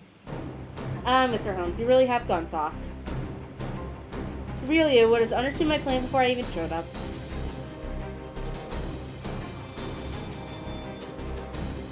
Casperide. Oh. I know I got him, but he's still unharmed. Is that all Vlad the Impaler can muster? As a foreign disciple, I was given two abilities. One of them is, frankly speaking, unimpressive. But, as the saying goes, it's not decided by how you use it. He took Vlad III's Vocal Phantasm head on, and he's not even scratched. What kind of ability does he have? That special circle defense? That makes that nukes any sort of defense piercing or wherever else. It makes it so you only do like 5 damage when you bonk. That bosses like to use. It's on the data they showed me. He must have some kind of divine spirit ability like Limbo and Muramasa. Come on, Cat, I think you can figure this out. We're already completely unharmed, even though Vlad hit him down on his Vocal Phantasm. Not that he instantly recovered, it's more like he was never harmed in the first place. I can't be certain, but if I don't figure this out, I won't be able to forgive myself. I confess, I don't relish the idea of relying on another's power to destroy you, even if that other's God. Apologies, that was a lie. This is actually exhilarating. You are a grade A asshole, aren't you? Word. I see, so even though my attack hit him, it was all for nothing. That ability of yours. Can't figure it out, can you, Mr. Holmes? In fact, you can't figure out a single thing about me. I'm afraid the reverse doesn't hold true. I can tell exactly what you're thinking and how you'll act. The difference in our power couldn't be more pronounced. I can do anything I like to you, and you're helpless to stop me. Oh, no, you don't. Nice try. I was just talking Vlad's hat. To be clear, Mr. Holmes, this is the only one of you I'm reading like a book. I can tell exactly what every one of you in Chaldee will be doing before you do it. Cat! I can't move. Why does this power? Chains, ropes, mystic guys? No, it's nothing like those. These chains are binding me from the inside out. My very will to move has been completely cut off. Tell me, have you ever played shogi? What the fuck's a shogi? I'm white. You really should. You're truly missing out. I'm quite fond of it, personally.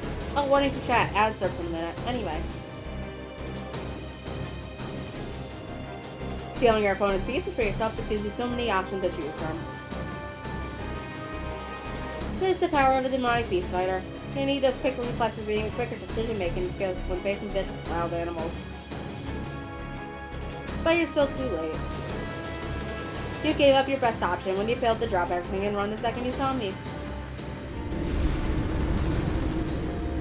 Partake of the rebellion. Bastard! I don't know which one you'll end up choosing. But I do hope you'll make a name for yourself there. Hero of Romania. Lad. Stay back! This is bad, very bad. Rebel, rebel. Now I see, so that's what happened to those servants. Detective. Count Vlad. I'm about to change sides and rebel against humanity. I can never tell what fate will have in store for you, but you must accept it all the same. However, the one thing I hate more than anything is being forced to do another's bidding. Kazakli Bay. Oh, welcome to the chat, Azrael. And amazing, he just killed himself. Ah. I think some of these more prominent servants have rather stronger spines than I expected. I would never have expected him to bind himself if his own stakes were not as bitter by. What's more,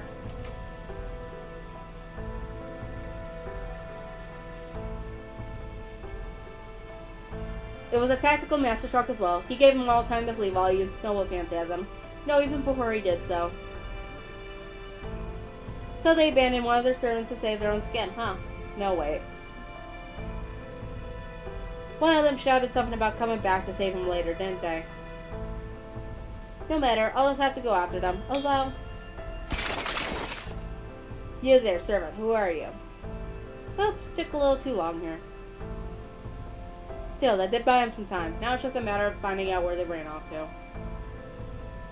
Not that it will make any difference in the end. Now when the revenge, reinstatement, and righteous realms are all still rebelling against proper human history. What are you talking about? Ah, yes, my apologies. I do hope you forget everything you saw here. Or in simpler terms, die.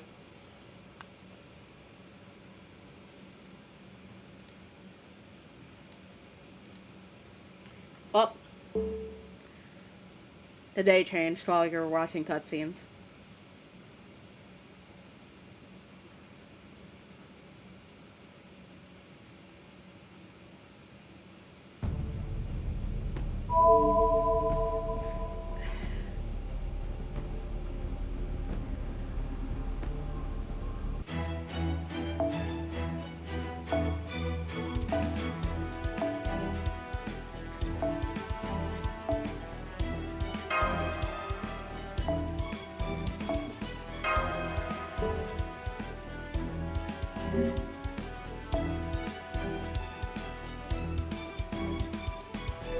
Let's do a couple of rolls for Charlie.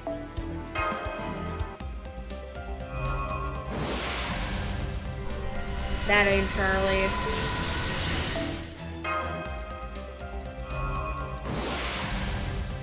That ain't Charlie.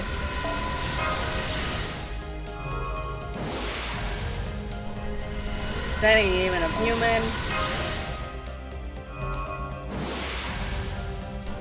That ain't Charlie. That ain't Charlie.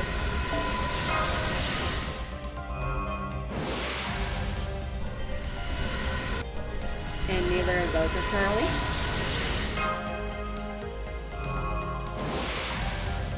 That ain't Charlie either.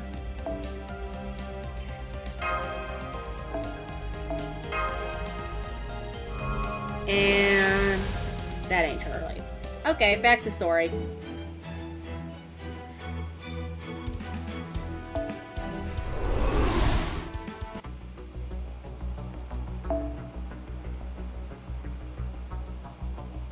Did it reset our progress?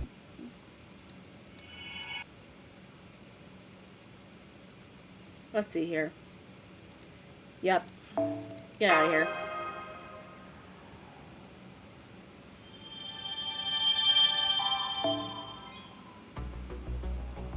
Fucking game. Anyway, Dawn Plains.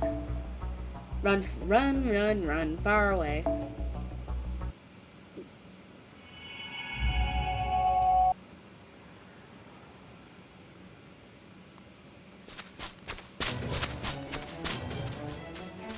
There, I see ya! Damn it, if the bow's any indication, that's an archer. No, that's a rider. It also explained how he saw us from so far away about clairvoyance. I can't believe it.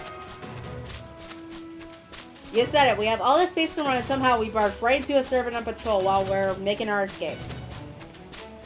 Or was this part of Moriarty's plan all along? Ah, screw it, we just need to run. We're almost in the clear, a little farther and we'll be in that forest. And what do we do after that? And it's hard to say I don't have a specific plan in mind, but I can at least think of a few possibilities.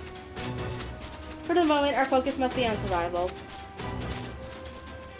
Camouflage. A smoke screen and a flash bomb. Damn it, none of those will be enough.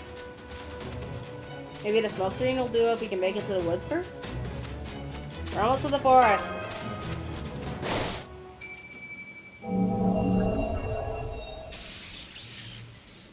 My, this won't do it all. I thought we'd have more time before people of proper human history showed up.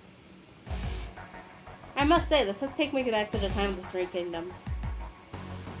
And yes, I'm aware of how much trouble that period was to go through, which is exactly why I'd rather things not get any more complicated than they already are. Damn it! While the azure sky may be dead, I'm afraid our Traum has yet to use supremacy. Get out of here, Holmes. Understood. Huh? Are you serious? Follow me, Mr. Zemplis. As for you, here, a little parting gift. Gah! Ah! Mice! Leave them. The Lord's on you. It's on you. Never heard of me, huh? Well, I can't blame you for that. Indeed, I'm Jean Yu, the talisman caster of the Yellow Turbans.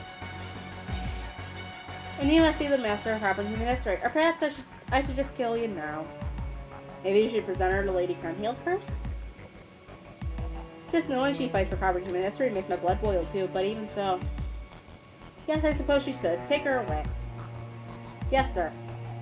Oh, right. Are you accustomed to torture, girl? You may wish to familiarize yourself sooner rather than later. Cool. It seems we managed to stake them for the time being. So what do we do now? First we report in. Can you hear me, Da Vinci? Loud and clear. What in the world happened over there? Well... blah blah blah blah blah blah blah. Ah, fuck. I'll go suit up right now. Please prep the rare shit for me. Wait, Mash. The Ortonaxis still isn't ready for action, remember? But if I don't go now, they'll kill... I'm inclined to agree. This is a disaster no matter how you look at it.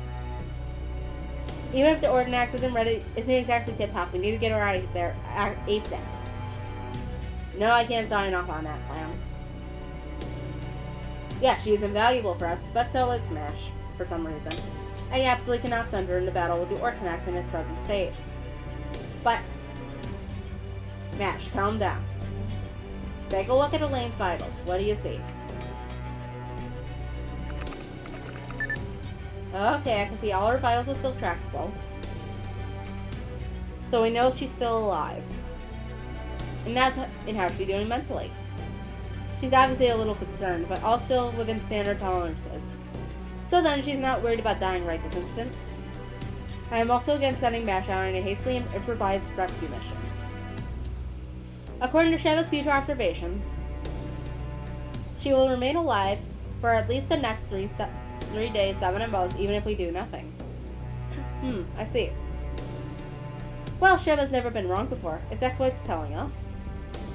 Right, we may not know the exact situation, but we are only able to see bits and pieces of it. But we do know she will remain alive. So it all comes down to what we make of the situation, huh? What's your take on it, Holmes? Miss Elaine will be safe for the time being. They won't miss a chance to question her and learn what she knows. Even if they do decide to kill her, it won't be done without due process. That may change if she refuses to cooperate, but I very much doubt that will be the case. Well, if all three of you are sure about this.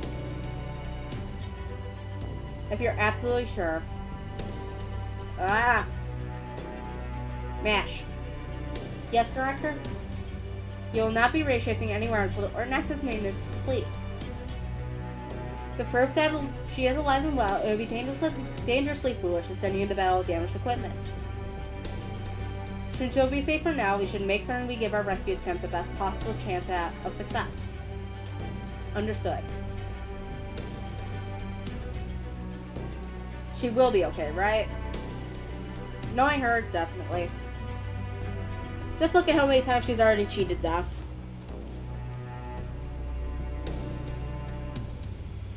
And you don't think there's any danger of giving her a misplaced sense of plot armor? If comms interference ceases, we can try negotiating with her captors ourselves. They'll be holding all the cards. How we could possibly negotiate? We just use the most primal and effective negotiating tactic of all time, begging for her life. Alright, let's call that plan B. Right now, I need something to calm my poor stomach.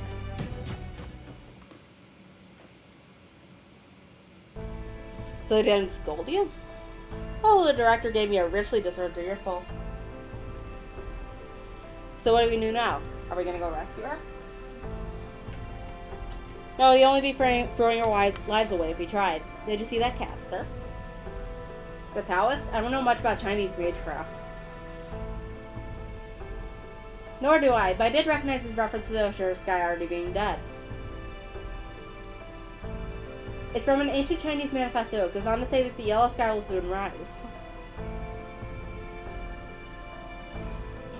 The yellow sky in this case refers not to the actual sky, but the leader of a certain religious sect, known far and wide for its exceptional skill in Taoist arts. This leader and legendary Taoist is named Zhang Due. His sect's name was the Way of the Taiping, or Great Peace. And as long as he's around, it'll be next to impossible for us to sneak in undetected. Taoist arts, huh? Also commonly known as sage arts. I only know of them on a superficial level myself. But suffice to say, charging into his realm without some manner of advantage would be a very poor plan indeed. That much I can say for certain. We'll see what we can find on our end too. So what are you guys gonna do now? It's a far cry from what I originally had in mind, but I think we should pay a visit to the reinstatement realm. The reinstatement realm? I mean, that's fine with me, but why? Are you gonna negotiate with them or something? I plan to, yes. There's one thing nagging at me, however. One thing I need to look into before anything else. What's that? What exactly do they mean by reinstatement? Come now.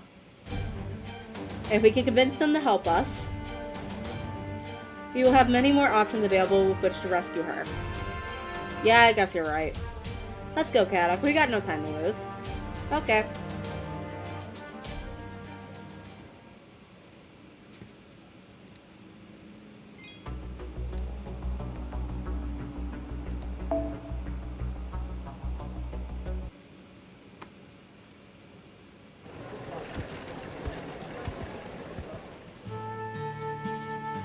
Seems so peaceful out here. Hey, Saber. What? What country are you from again? Come on, man. How many days have we been in the same squad now? What's it gonna take for you to remember? I was in the 100 Years' War, so you guess where I'm from.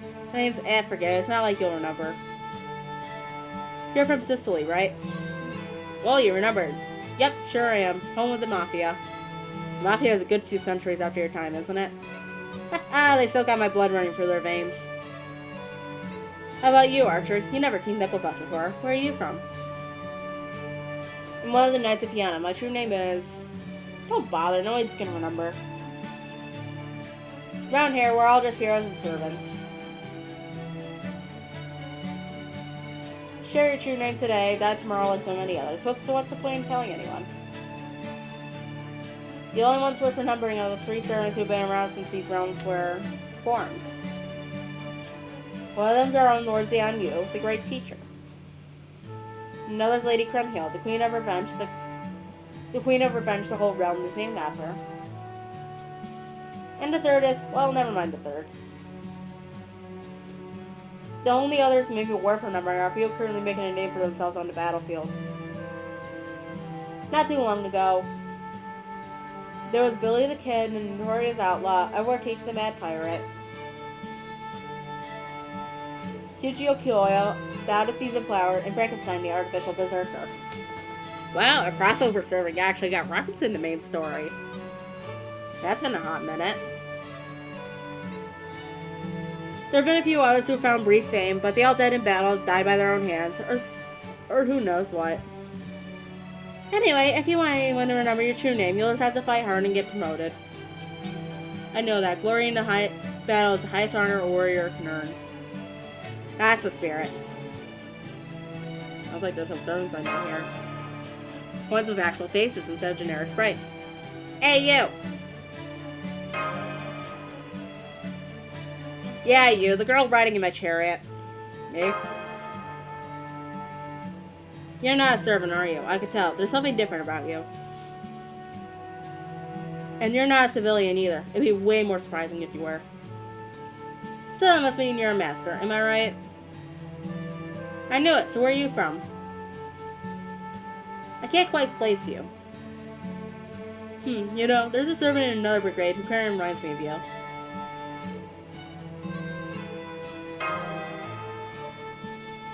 Don't bother with small talk, she's gonna be executed soon. Really, is that true? Yeah, Lord Zanyu. Oh, we still have to see what happens. Nervous? Well, yeah, kinda. Then how about I see what your fortune has to say? Oh wow, look at you. It's not every day Lord John Yu agrees to tell your fortune. You have both terrible luck and great luck when it comes to new encounters. The overall fortune is bad luck. You have no hope of escape. Flattery may get you places, but you'll have to play things by ear. That about sums it up. Bad luck, huh? Great. Ah! Well, I guess you're not so lucky after all. And now, we're about to be attacked. What? They're heading their way from the northeast. Everyone prepare for battle. I don't know which faction they're from, but either way, we're gonna make them regret messing with us. Let's show them what happens when you defy Zhan Yu, the great teacher.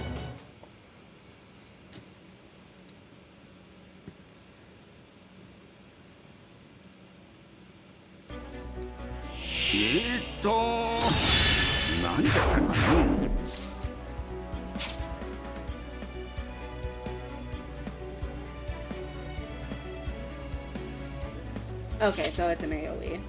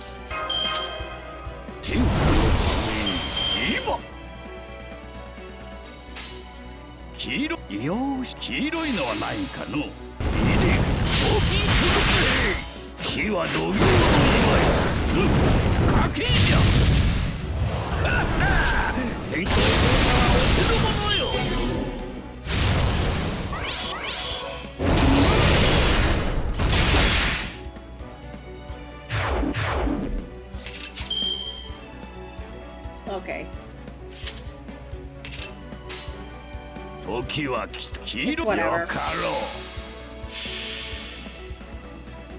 蒼天すでに死す。蒼天まさに立つべし。もしは孔子にありて天下大吉ならん。賭けじゃ。火は土行の色い。すまんな。年寄りの前が光るのじゃ。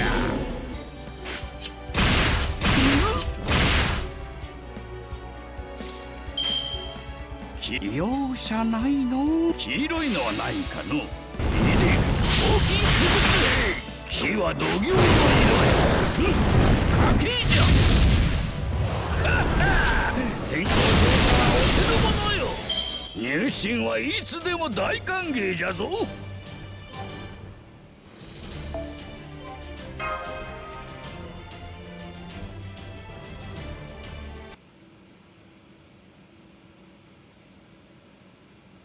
We have lords on you. The battle is over.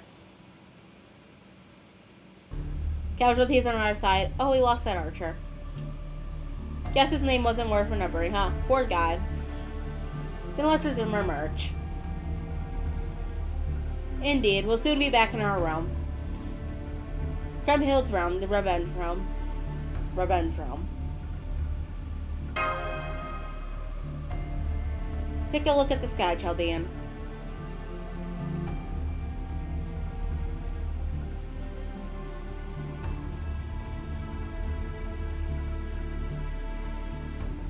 It's flat!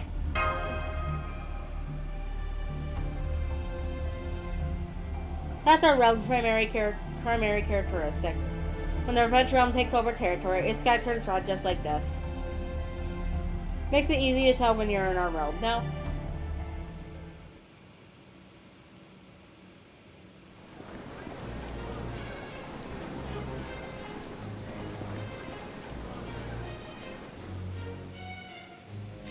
Rider class is scouting Patrol 1, reporting back. Let's take a look. Alright, you're all clear. By the way, that a prisoner you got with it? That's right, this is our enemy's master. You're the master? So we'll be heading straight to the castle from here. I trust that's alright. Yes, sir. And you can stay here, Saber. Ryder, you lead the master to the castle. Yes, sir. Make way, go on, move.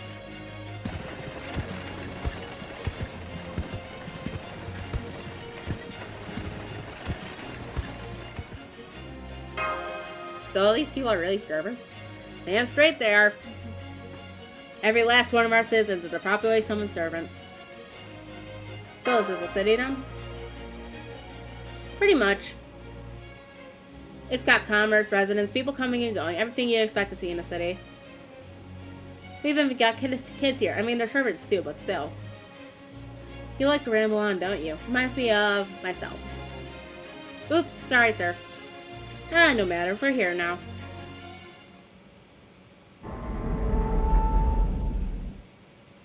I'd keep quiet if I were you. I'd rather not have to hurt you. My queen, we've captured the master of Chaldea. Have you now?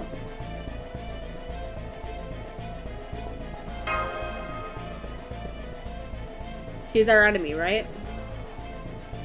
I'm fairly certain the only thing to do now with our enemies is to execute them. Well, yes, that's true, but we should at least see what information we could get out of her first. Suit yourself.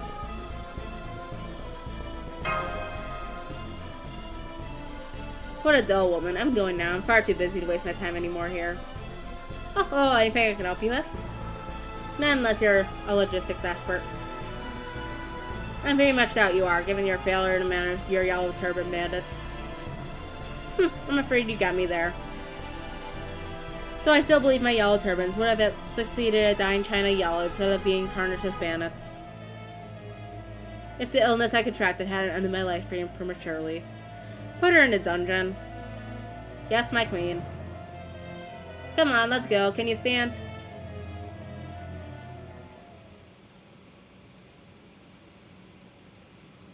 Alright, you just stay put and don't make any trouble. Got it.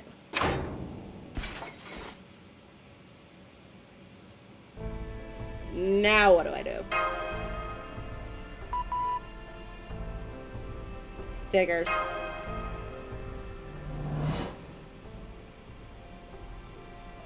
Alright, how are you a torture girl?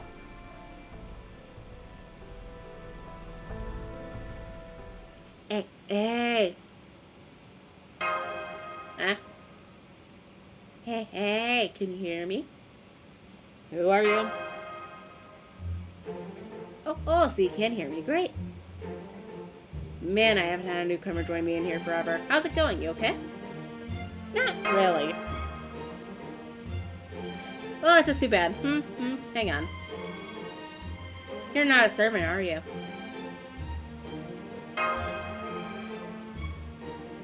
Don't want to answer, huh? Well, sorry, that's not going to stop me from guessing. You're a master, aren't you?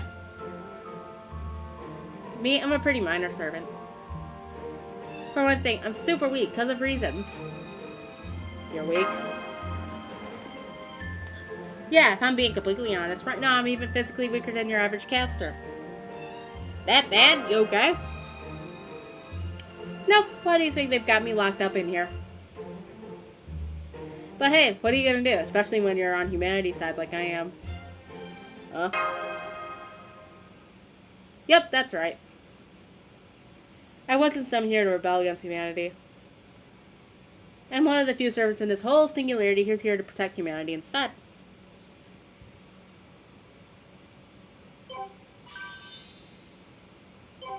Well, ain't that convenient for the mission.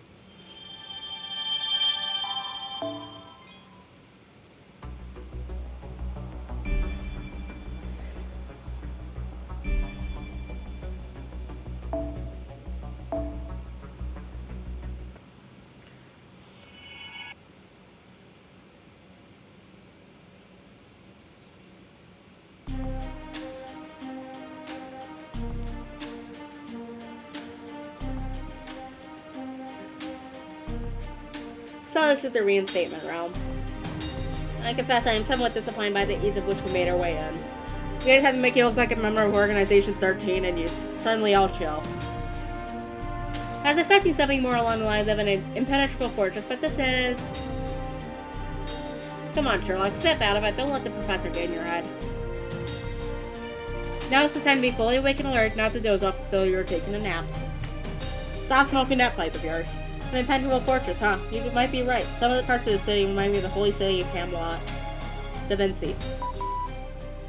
We hear, but we're sticking to audio only. Everything good? It would seem so, at least so far. But I'm afraid our attempts to contact Miss Elaine are still being jammed. Her vitals are still holding steady, so it looks like she's safe for the time being. Now then.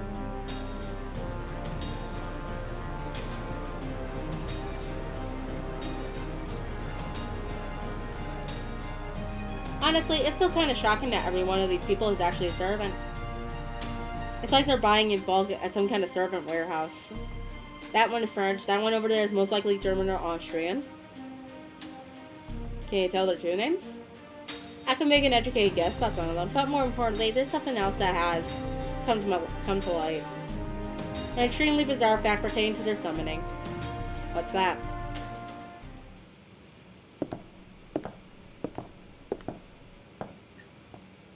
Nice back alley. I suspect they only have one master. Huh? Broadly speaking, masters serve two functions for their servants. First, they serve as an anchor, which keeps their servant bound to the modern world. Any master with suitable magical servants can serve that function. Like her. Precisely. This is the main role we expect of her. The other major function of master service is the source of the energy their servant requires. One could even say supply magical energy as a servant's master's primary role. Well, yeah, of course. Chelsea's got magical reactors or something filling in the gas for actual servant summons, right? Indeed. It's how we were able to unify Chelsea and servant's magical energy supply line. The same thing is being done here. Every servant's magical energies come from the same being. How can you tell? I determined as much from what I discerned of their conversations and behaviors, and from my own natural talent. Namely, my intuition. You're joking, right? Tell me you're joking. Gaddix is just totally the audience. At any rate. This means there are several thousand servants fighting each other, even when they serve the same master. Granted, these servants do range from heroic spirits capable of great destruction to phantom spirits that are only here to fill out the rank and file, but still, that's not possible. You are correct, at least in the conventional sense. And if they did have the same or similar system as Chaldee, why would they need an incredibly powerful magical energy source on par with a magical reactor? Singularity magical energy sources are pretty much always holy grails, right? But I've never heard of one being split in three. Indeed, it cannot be split. So, what I really want to know is why are they doing this? What is it? There's someone shouting over there. Let's go take a look.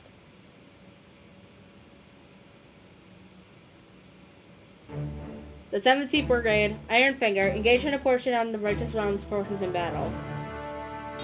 The enemy retreated immediately, leaving us with 0 casualties. The 7th Brigade, Beetle, and the 9th Brigade, Fire Rain, engaged the medium-sized force from the Revenge Realm at Fort Ortule. The 6th and 8th Brigades were wiped out, and we lost a lot of servants in our brigades as well.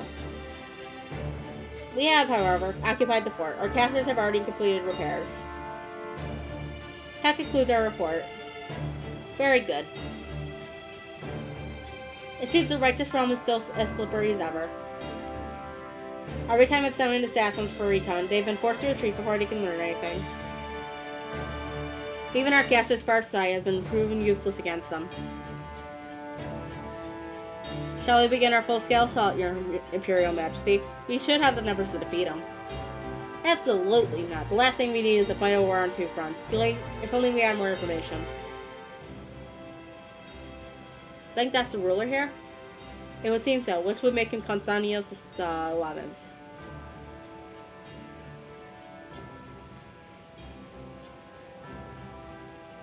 Has he noticed us? Excuse me. It's not safe for you two to be out here. He's bound to notice you sooner or later. Please come with me. Hey, let's do as she says. Be careful not to look the Emperor's way. Is something wrong, my liege? No, it's fine. No, what is this other new report you had for me? Ah, yes, my liege. The assassins we sent to the Revenge Realm territory have returned with important news. Oh? They've captured the Master of Chaldee and are currently keeping her prisoner. Now I see, so that's what that was. Your Imperial Majesty? Gather our soldiers. It seems some rats have snuck into our realm as well. Rats, my liege? Chaldean rats. Lots. Okay, we should be safe here, at least for the time being. Thank you for your help, miss. Hold on, just give me a moment to take off my disguise. Phew, it was stuffy in there. Who are you? I take it you have some affiliation with the church. Yes, I do. My name is Johanna. Johanna. Wait, Johanna, isn't Pope Johanna? That's right, I'm Johanna the Phantom Pope. A pleasure to meet you, Pope Johanna. I'm Sherlock Holmes. And this is Canuck Dumplis. He's a master, not a servant. Did you really have to tell her that? Oh, it's quite alright. It was bound to come out sooner or later, and sharing it now shows that we trust her, as we should. Oh my, thank you for that. Wow, Holmes, that's so uncharacteristically nice of you. I don't really recall him having a weakness for beautiful women. And would you two be so kind as to pipe down? I'm tempting to have a serious conversation. So, gotta ask, why'd you save us? I mean, you're on their side, right? No, by rights, I should be opposing you. It's my duty, really. But I simply can't stand that sort of thing. To what sort of thing do you refer to, might I ask? Killing, hurting, deceiving, all of it. I'm a poor excuse for a hero, I know. Not at all fair, Pope. It just goes to show how inherently noble you truly are. Now, as much as I would rather avoid asking such prying questions, I'm afraid we absolutely need information. Of course, I'd be glad to tell you what I know. Thank you. Very well then, I'd like to begin by learning about the current state of the Singularity. But it would be a waste of time for all of us to have you start from the beginning, so I hope you'll allow me to first posit my own theory. Naturally, if there's anything I have wrong, or if there's some essential bit of information I'm missing, please don't hesitate to jump in and correct me. Alright. Very well then. There are 3 factions warring for control of the Singularity, each of which possess territory they call realms. Kremhild's Revenge Realm, Costania's Reinstatement Realm, and Charles the Great's Righteous Realm. But this war is solely a power struggle, or perhaps a means to an altogether different objective. The Singularity must be repaired because every one of its heroic spirits are rebelling against proper human history. Yes, that's all correct. I presume they're fighting over holy grails. Though not just one. One alone would be sufficient for all of this. I suspect there are 3 holy grails here, one in each realm, and every realm is attempting to claim the others for itself. It's little wonder every faction is competing for such valuable objects. 3 holy grails! So there's 3 sources of magical energy here. Oh my, you even figured out the holy grails. I merely did my best to arrive at the correct conclusion given the facts available. What's more, the master that would normally command you all both exist and does not exist. They activate your command spells during battle, but they never actually show themselves. It's all but certain that they exist, yet no one has ever seen them. Truly a mystery that has inevitably led these servants to having no choice but to rebel. Without any specific orders from their master, the servants began acting as they liked. Like-minded servants joined forces until they formed their own factions. And you have continued to fight all by yourself, without knowing when or how the situation will ultimately resolve. That's all exactly right. There was no need for me to interject at all. You're too kind, Your Holiness. At first I didn't know what to do. Rebelling against humanity would be overturning proper human history. That is a wish, or order, that no servant must ever follow. But somehow, we've made our peace with it. We've accepted this order to the point we no longer question it. Some are more okay with it than others, and you do occasionally see those who can't bring themselves to obey it. But even so, none of us have the strength to outright defy it.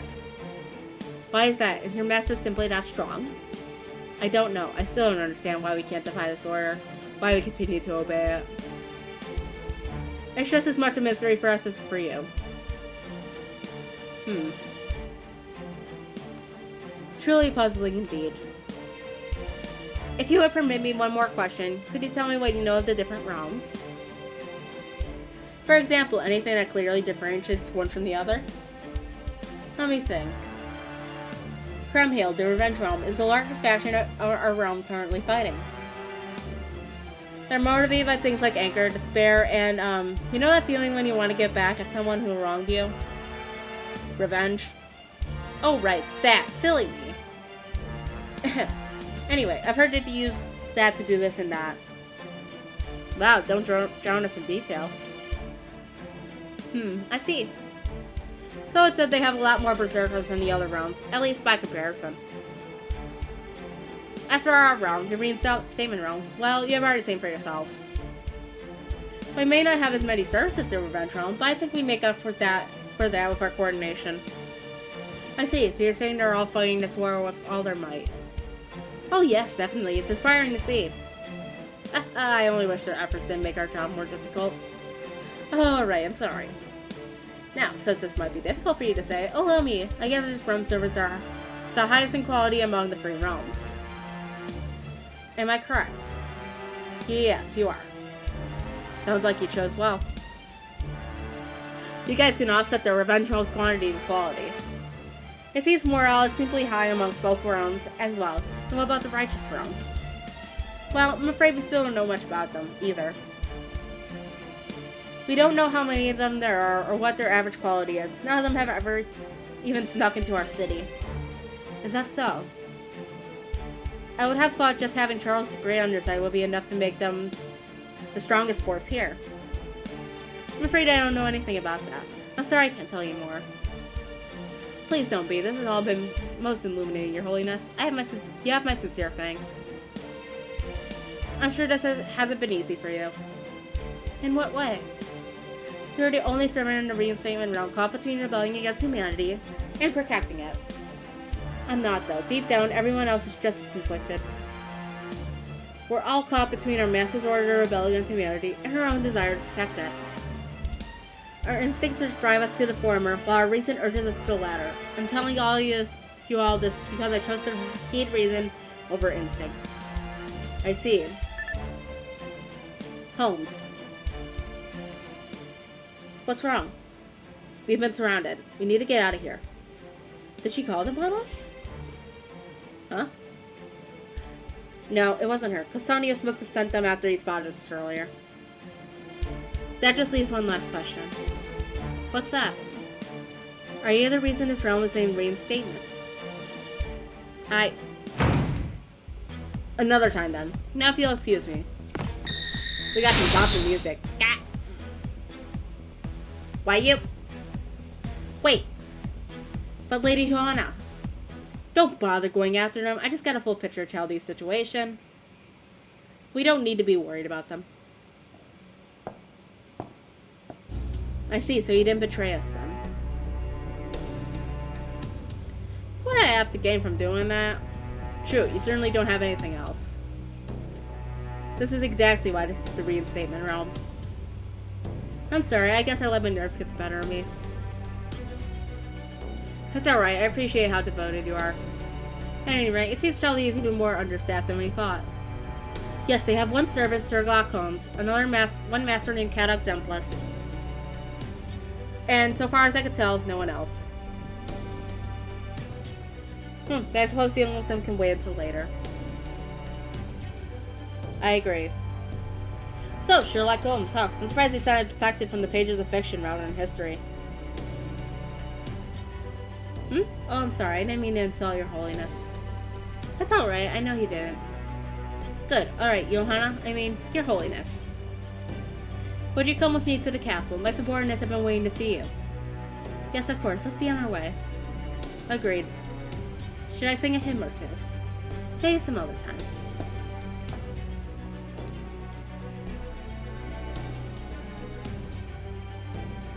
I don't know what I should do, Constantius. You and I share a common wish. I know that. But in the end, I'm still just me. Hope Johanna can ever be a fleeting dream after all.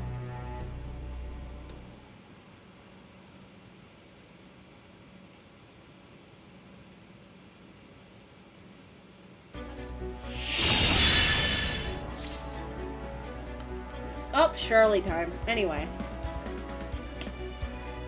We'll go after... Let's see here. What's his skills? Of course, they don't fucking tell us.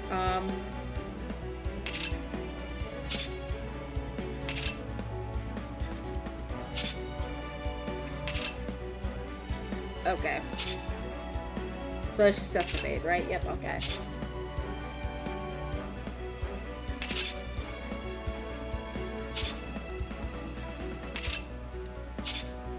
And... okay.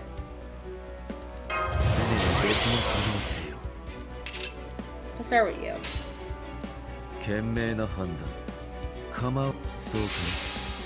ふう。なるほど。面白い。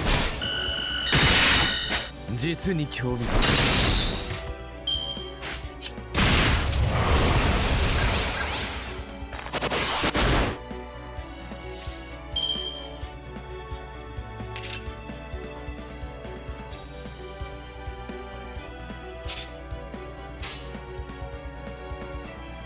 始めるとし、賢明な判断だ。初歩的なことだ、友よ。エレメンタルマイピアノ。なるほど。面白い。実に興味深い。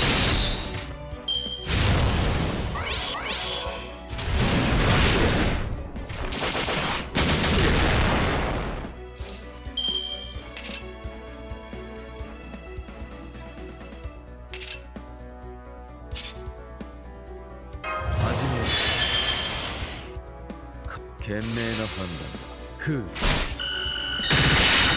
なるほど。面白い。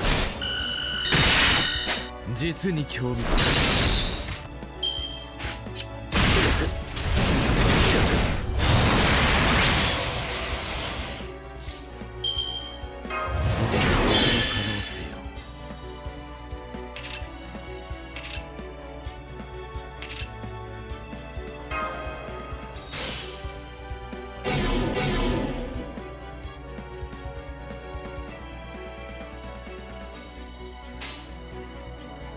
は賢明な判断だ。初歩的なことだ友よ。エレメンタルマイピア。なるほど、面白い。実に興味深い。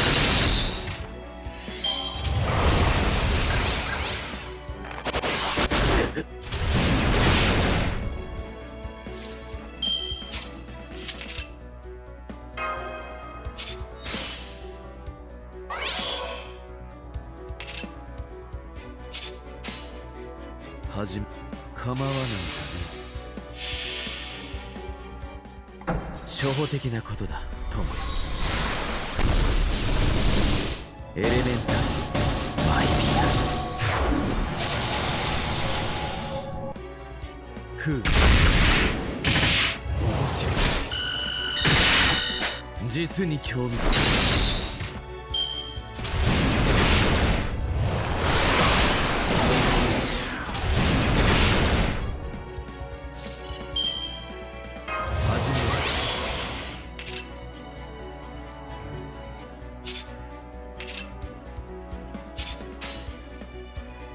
構わないだね。面白い。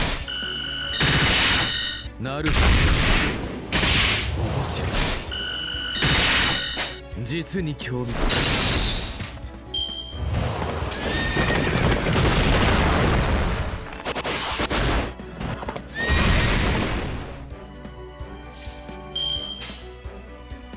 始めるとしよう。構わないだね。面白い。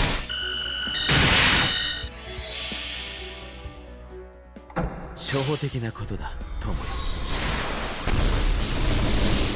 エレメンタルマイピア。ふう、面白い。実に興味深い。明白な事実ほど誤解を与えやすい。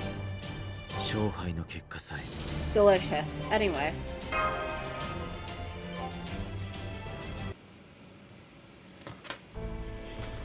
Looks like that was the last of them. I can't believe he actually got away. Only because they weren't trying very hard to capture us. I suspect Pope Johanna has something to do with that. Why would she do that? Not for us. That much is clear. No, I believe she simply wanted to learn as much as she could about Chali. We are no more than invaders as far as she's concerned. Though, what? I also don't believe that was the only reason she made contact with us. She has her own share of trouble she's currently agonizing over. You got any proof, or maybe some reason to explain why do you think that? She knew exactly who we were.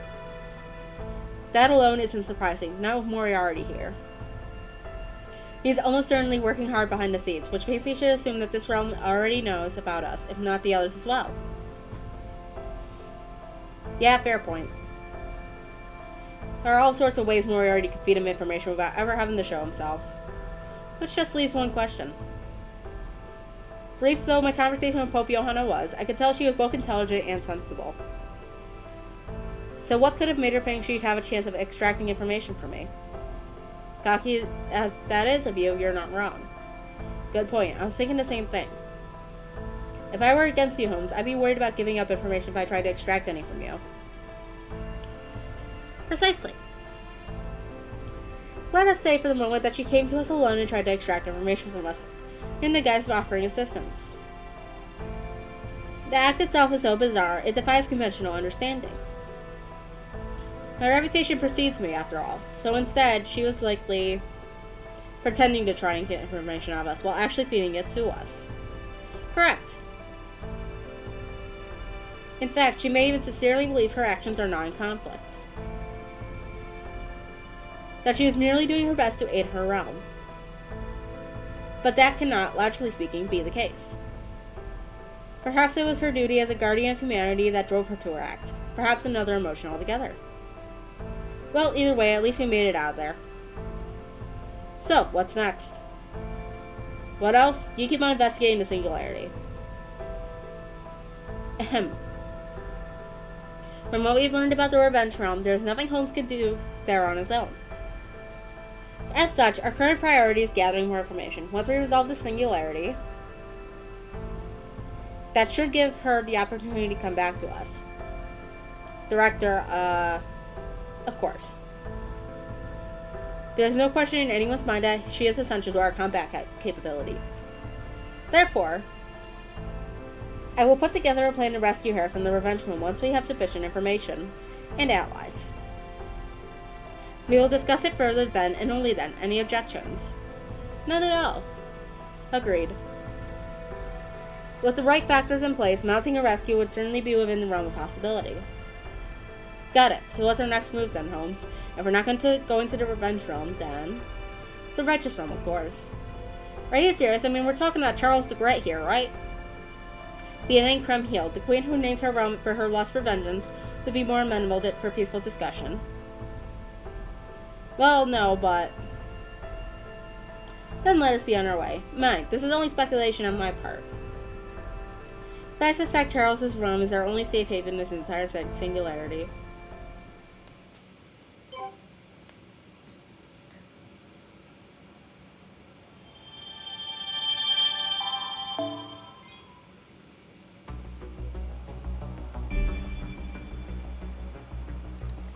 Meanwhile, back with us.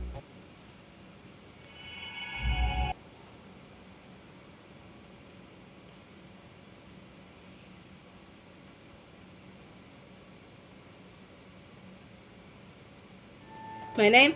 What should I say? I hate to get your hopes up only to let you down. Why would I get my hopes up? You want me to help you get out of here, right? Well, yeah, that'd be nice. Of course you do, it's only natural. But I can't, I really am just as much of a prisoner as you are. I don't have any magecraft or skills or normal phantasms that could get us out of these cells. That's a whole lot of nothing.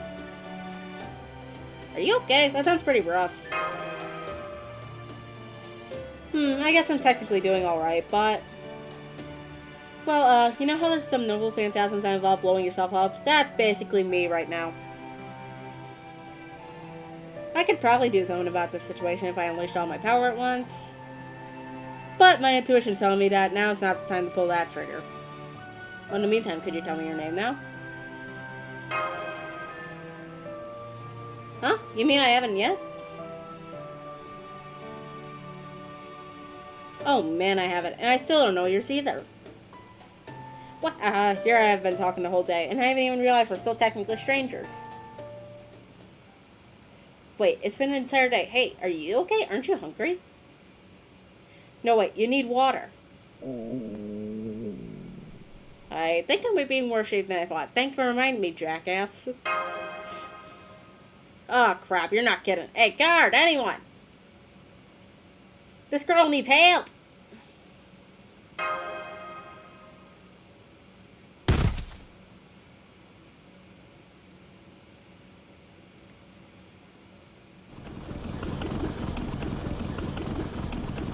Great. Before me, I saw a vast wasteland of endless white. Every trace of humanity has been erased. We no longer had any hope for survival, let alone turning the tide. Nothing we had tried even to slay its effect. In this wasteland, I searched through old records like a raccoon pawing through garbage. I managed to find an old motorcycle with barely enough fuel for our one-way trip and began riding across the blending white wasteland. It's just, nothing about this makes sense. There are so many unanswered questions. If I'm going to die, I at least want some answers.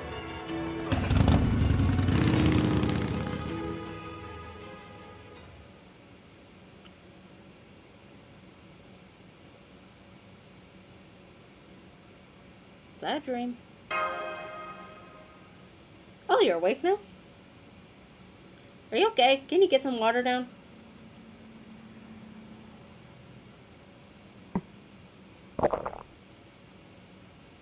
Thanks. Oh my, how polite. What a good girl you are. But where are my manners? I still haven't introduced myself yet. I'm Salome, daughter of Herodotus. Nice to meet you, Master of Chaldea. You must be hungry, right? Well, there's fruit, if you like that. We have apples, oranges, and plenty of others, too. I really like oranges myself. I didn't have them when I was alive, but they're great. They remind me of the sun.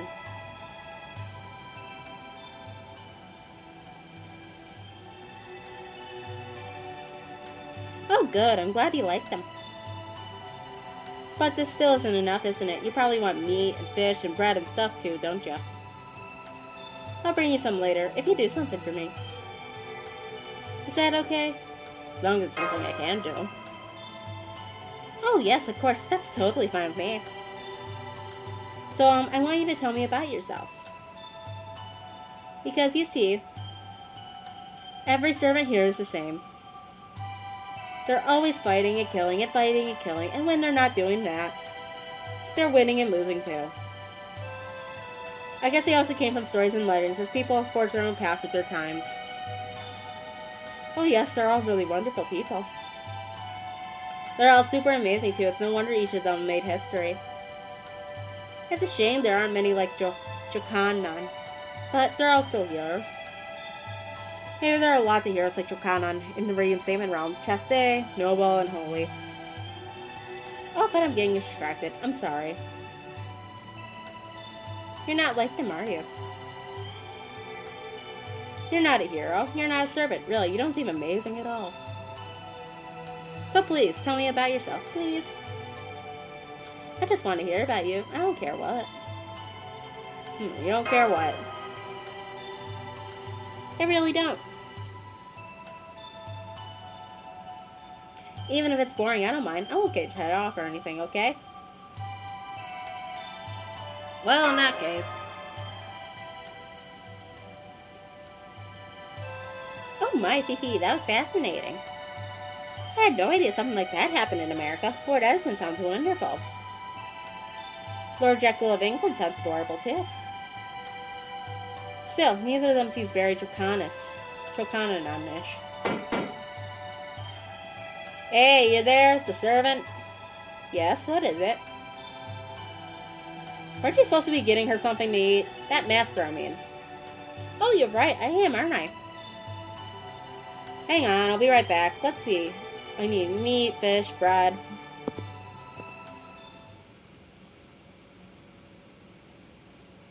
Hey, you sure you're okay?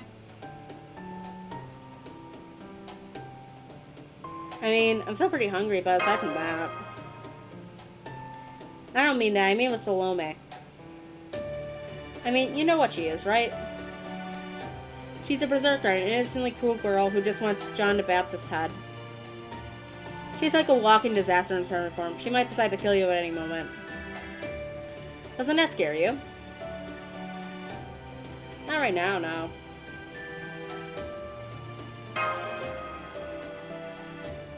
That's so. Man, you're kind of badass in your own way, aren't you? Oh, I really mean that, you know? I wasn't being fictitious or anything. Is that Salome? No, it's not. Ah, damn it. Listen, Chaldean, don't worry about looking bad here. Just, whatever you do, don't fight back. There you are. Been a while, hasn't it? Anyway, time for your torture. There really isn't much I can tell you, dude. Oh, don't worry. Scrapping out people's brains tends to reveal information even if they didn't even know they had. Hey, you sure that's a good idea? Sure seems like a terrible one to me. Who said that? Oh, it's you. Does that mean you're willing to be tortured in your place? If it'll help, gladly. My mind, not even a moment's hesitation. I'm afraid that would take all the fun out of it, though. Besides, I have my own thoughts on humanity. You don't mind indulging an old man with his unscrupulous hobbies, do you? Though I'm afraid your answer will be changed to nothing. Stop that, grandfather. You can't torture, okay? No way, no how. Salome, what are you doing here? Also, warning for chat, add in a minute. I'm bringing her food. I just know she still has so many more wonderful stories to share. But she won't be able to tell me any if you torture and break her. Yeah. Well then. You don't have to torture her, right, Gramps? Oh, all right. Besides, Grimhill seems to have a soft spot for you. This at least makes it a good excuse. Sorry for scaring you, young lady. If you start feeling sick, try dissolving this charm into water and drinking it. Well, see you later. Alright, I almost forgot to tidy up. Oh my, you even cleaned up after me, Gramps? Thank you so much. Are you okay? Did you lose your appetite? Nope. Wow, how voracious. That's wonderful. Make sure you eat up so you have plenty of energy.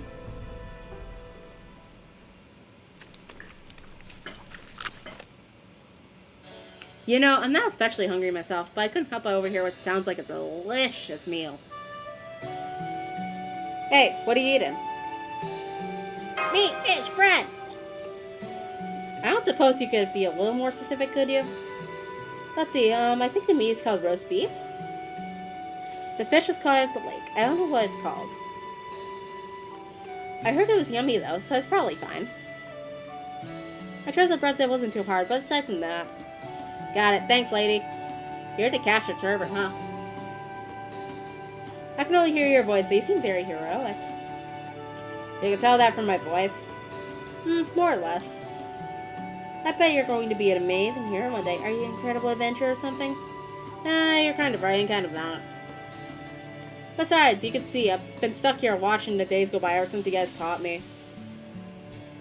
Is that what you think? Are you sure you couldn't just leave whenever you wanted?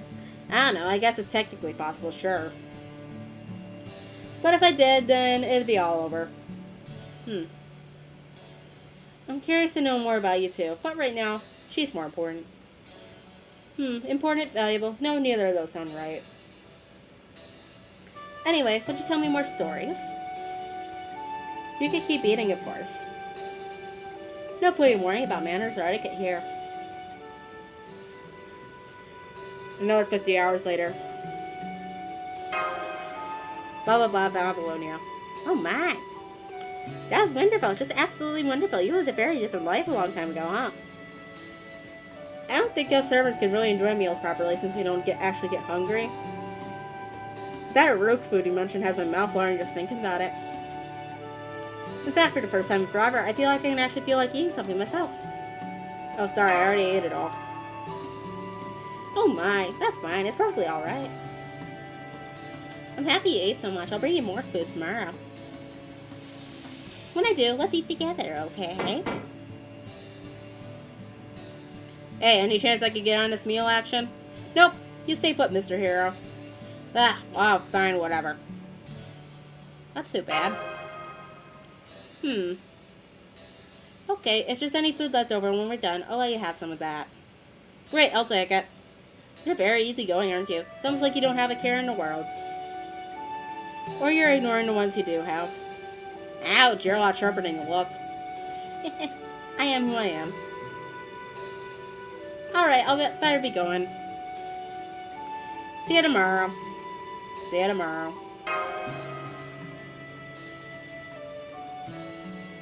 Bye.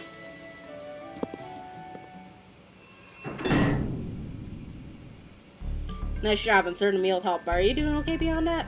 Totally. I see. You know, I'm pretty sure humans are still supposed to eat 3 meals a day, right?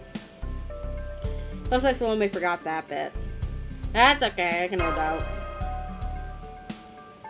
Plus, you still got water. By the way, just to make sure. Do you know Salome's story? Well enough. Gotcha. Well then, I guess there's nothing I need to tell you. Anyway, now that you're all fed and hydrated, the only thing left to do for today is to go to sleep. Hang on, there's something else we need to do first. Oh, right, my name. Sorry about that. With everything that's happened, I guess it kept slipping my mind. Okay, let me finally introduce myself then. I'm... Satan. Satan is in the offer of the wild animals I have known. Yep, that's me. Did you ever fight when you were alive? Sure I did. I fought, dung beetles instead. That wasn't Sun. Saton, that was Fabra. Bah, details. Anyway, once again, I'm glad to have met you.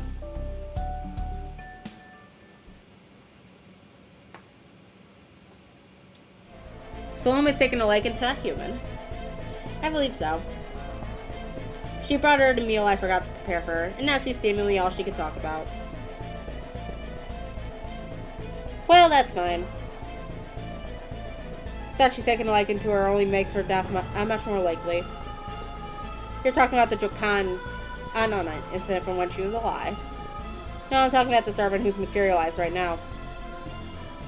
The thing about Salome Zanhua is that everyone she cares for eventually starts to look like Jokan Anonan to her. She starts to believe they're having a lovely conversation, even if they're talking past each other. He may not see her as Jokanon right now, but it's only a matter of time. And when she does, she won't be able to hold herself back. Does that mean we can leave her to her own devices then? Well, I think it would still be prudent to have a servant or two stand guard. And when she inevitably starts to believe she is Jokanon, that will be the end of her. Let's set that aside, though, Zanhua. What about the other matter we discussed? Follow me and I'll show you.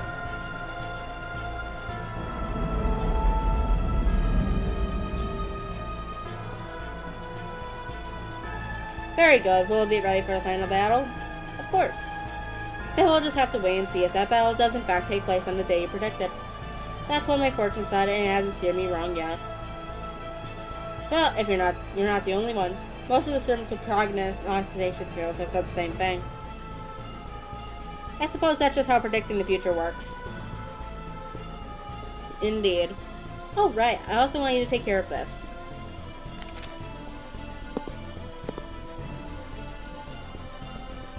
Written orders? Huh. Lord Zanhua.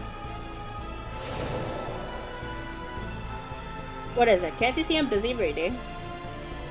I find it hard to believe that you know who truly understands how incredible this research is. True, she probably doesn't.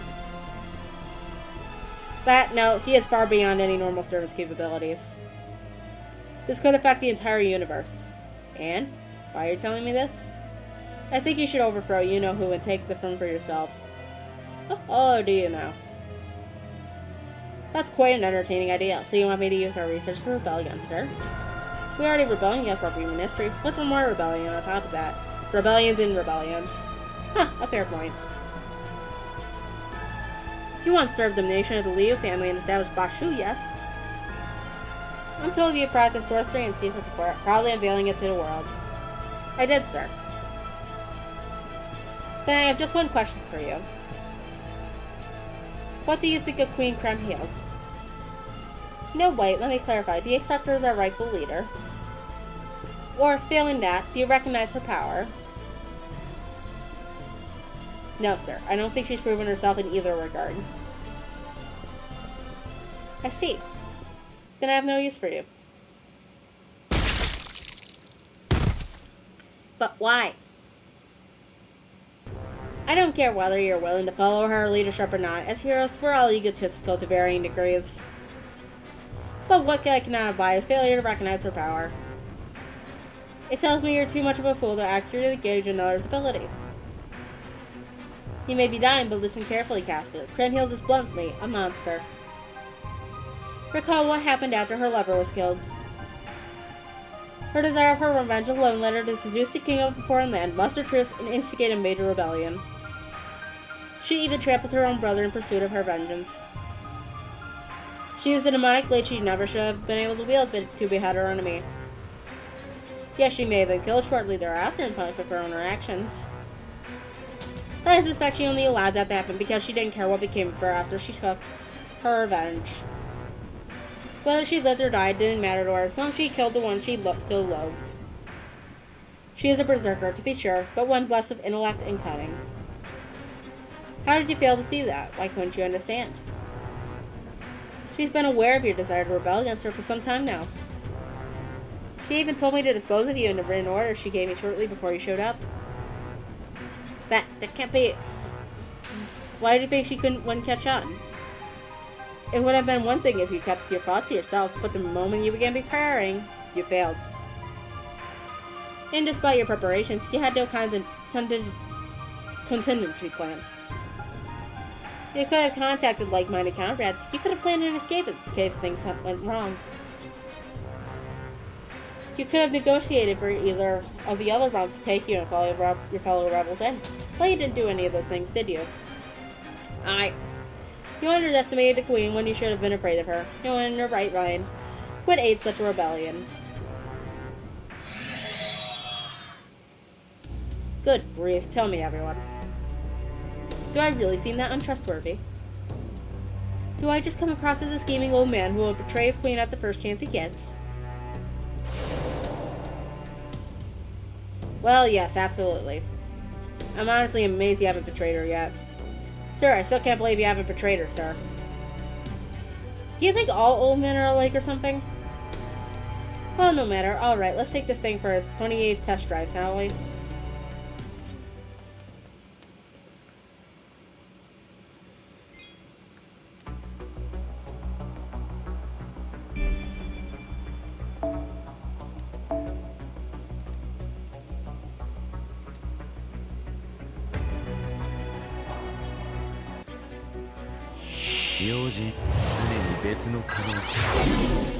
Oh, we're back to combat for the first time in forever. Yay!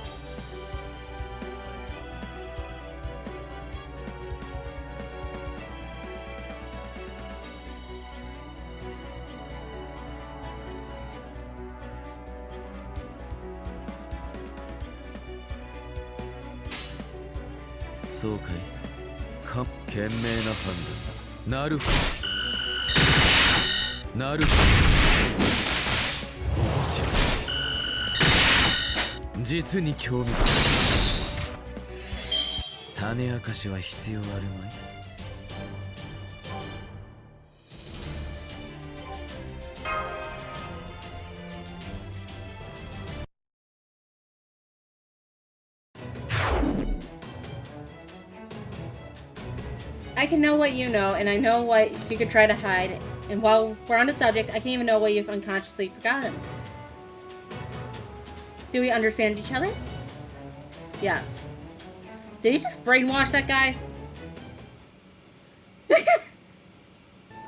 That gives us the general coordinates for both the residential realm and the reinstatement realm. By extension, we both know where the righteous realm must be as well, at least roughly. Here, this place right in the middle of the singularity. Heading north from here will take us to the revenge realm, and east to the reinstatement realm. Which must mean the righteous realm is in the southwest. According to that archer, the other two realms have been sending in tons of scouts. But they're no closer to learning anything about the righteous realm's capital. Indeed, it seems that the righteous realm has put up all manner of bounded fields to bolster its already considerable natural defenses. So how will we get past all that without a caster? Well, I have an idea or two, but first let me ask you something, Kadok. How do you feel about rock climbing? I feel like I really don't love where this is going. Oh, you'll be fine, Kadok. You've always said you like rock, haven't you? The music, you moron. What kind of... How kind of pathetic dad joke was that? Kadok? Our new director is very sensitive to remarks about his agent's paternal temperament. Oh, come on. He is a dad. I still say you'd look way younger if you just shaved your mustache off. And I still say no. Okay, I'm sorry. That's the spirit. Damn it, if only we had tools with us or something. Ohms, have you got a knife you can lend me? I do indeed. Okay, we'll need a way to keep warm and rock climbing equipment. I'll start by changing this into an ice axe. Okay, that should do it. I dare say she could stand to learn some survival magecraft as well. I expect she would be delighted. Well, I suppose asking you to share your magecraft secrets would be too much. What, this? These are just cheap tricks. Hell, if you want me to teach them to her, I'll write them all down into a how-to guide for her. Excellent, now let's be on our way. Given the Singularity's overall area, I expect we can reach the capital within 2 days. From there, it'll simply be up to us to convince them that it's in her interest to rescue her. Come, let's hurry. Yep.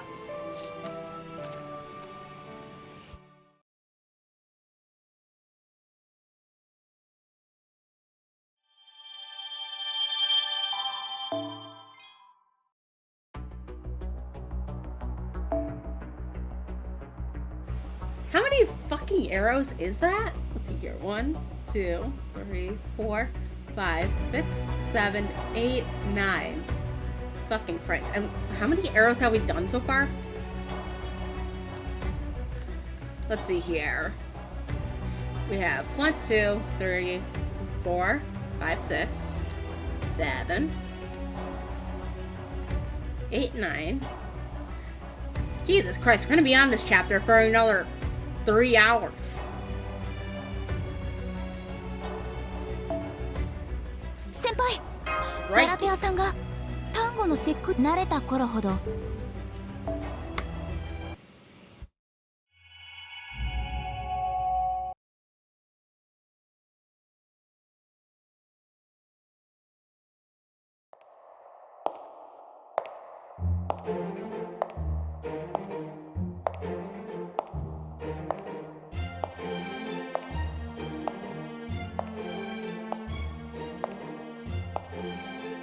I changed my lipstick into something a little less vibrant. I also changed my outfit from its usual flashy red to a more mature black. I know these changes won't make a huge difference, I just want to make sure she notices me. And of course, I can't forget the all-important meal. I'm just a dancer though, I've never had to cook anything before. So I'm unfortunately forced to rely on other people for that. Still, the head servant chef was nice enough to suggest I can at least try cutting some fruit. So I decided to try cutting an apple. Wow, this is so simple. First you peel the skin, then you chop it into pieces, and voila, it's done. But what do you know, that was easy. But then the chef servant took one look at the apple and sighed. What's her problem? Can't she see how good it looks? Anyway, I loaded up my apple and tons of other food onto a plate. And I hurried off to the dungeon, humming to myself. That's when I saw something shocking. The cell was packed full of other servants, all surrounding that frail-looking girl. I saw red. Rage welled from me with such intensity I nearly dropped the plate. What do they think they're doing to her? Don't they know that it's my precious Johanna?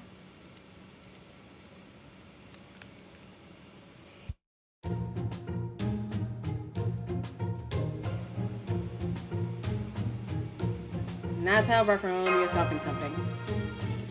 What a sad yet inspiring story. I never would have guessed. And here I always thought pirates were nothing but perverts. I've never met Bartholomew, but he sounds amazing. I wonder if he's still around the Singularity somewhere. Oh. Hey, Berserker. If you didn't get it, quit with the ditzy act. You're ruining the show. What, you got a problem with gorillas or muscles? Huh? Can't you just talk like a normal person? Quiet, everyone. Okay, I've got one. Tell us about a time when you thought you were a goner, either while alive or in death. The master goes first. This was when Heracles was trying to fucking kill me. No way! Hey, you, there. What do you think you're doing? Are you bullying her? Huh? Isn't it obvious? We're just talking with her. Why? Why? Let you see.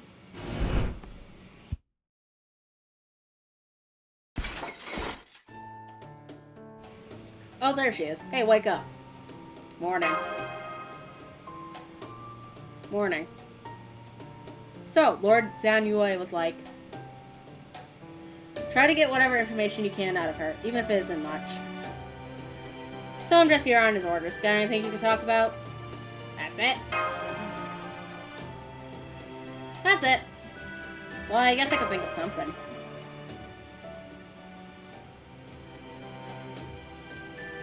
Damn, seriously? You're kidding me. No way, how the hell are you even still alive? Oh, come on, if you have to exaggerate so much to tell it, it's not a very good story. What? You're not exaggerating? That all happened.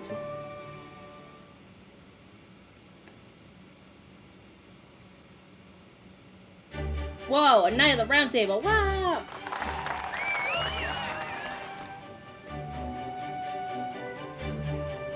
I'm still not sure how this happened. I guess I got kind of carried away. Well, at least you're not being mistreated, right? Then I guess it's okay. Oh, sorry, I didn't realize we were getting in your way. But I'm afraid we can't just up and leave. Me like hang with you. Oh, come on, you weren't talking like that earlier. Pick a lane. Okay. Shut up, shut up, shut up, shut up. Who are you people anyway? I'm a writer from Sicily.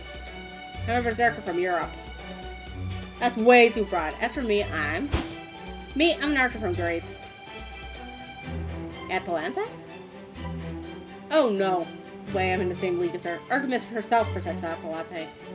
I'm a lancer who would rather stay anonymous. Even your true name to yourself does make sense.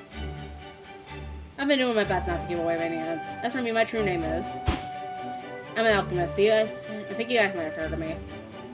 I wouldn't go down that road if I were you. If it's a real blow, someone sees you, they have no idea who you are.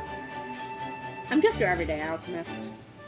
I'm an assassin because of reasons. What are you all still doing here? Can't you just leave already? I'm sorry, but we are here under orders. Now we all eat together. Well, if that's what you want. I'm not happy about it, but okay.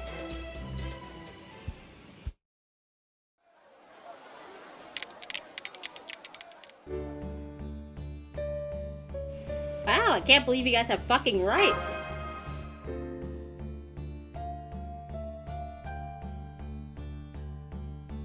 A savior from the Far East insisted we grow some. Really? Oh yeah, she said she'd commit seppuku if we had to go about riot. She had to go about riot. Wait, rice. Lord Zanyue kept saying he didn't see what the big deal was, but he grew some anyway. You know, I still don't know where he's growing it, or if he really is for that matter. I mean, if he'd grown it normally, it would have even been ready so fast. Magecraft can't make something from nothing. But it can make something worthwhile from something worthless. See, I think you whipped this price up with Magecraft then? Hey. Aren't you going to have your dessert? I'm still working on the meat. Never mind that now. There's always room for dessert. There you go. A nice apple.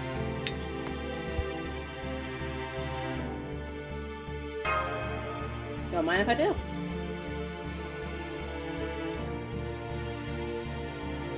Great! How is it? It's an apple.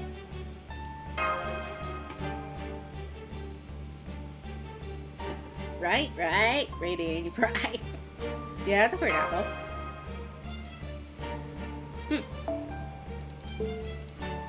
Hey, Chelsea, I know this is sunny, but you get 0 points. But why? All that aside, what happened to this apple? It still got some of its peel in its core. There isn't actually much edible fruit left over.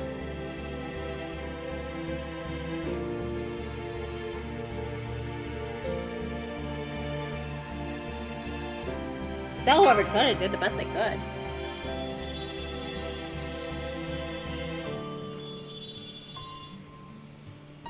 Is that how that works? I guess so. I don't get it. I don't understand. It's all unlike anything I've known. It's neither dazzling the radiance of a holy woman, nor the glory of a fearsome warrior. It was a calm, perfectly ordinary time like basking in a ray of sunshine. I never felt like this during that banquet, but it somehow reminded me of it all the same. Jokananan. I whispered her name under my breath. Caster knows what's up. Alright, I think we better get going. What's happening today, Ian? We're going sailing in the rain-safe realm, and they're heading out to repair Fort Jovinus. Roger that. Okay. Please, Salome, you take it from here, please. I think I have to go too. Kremhound's really strict about work stuff. Okay, see you later then. Yes, of course. Thank you, thank you. You have to tell me more stories once I get back.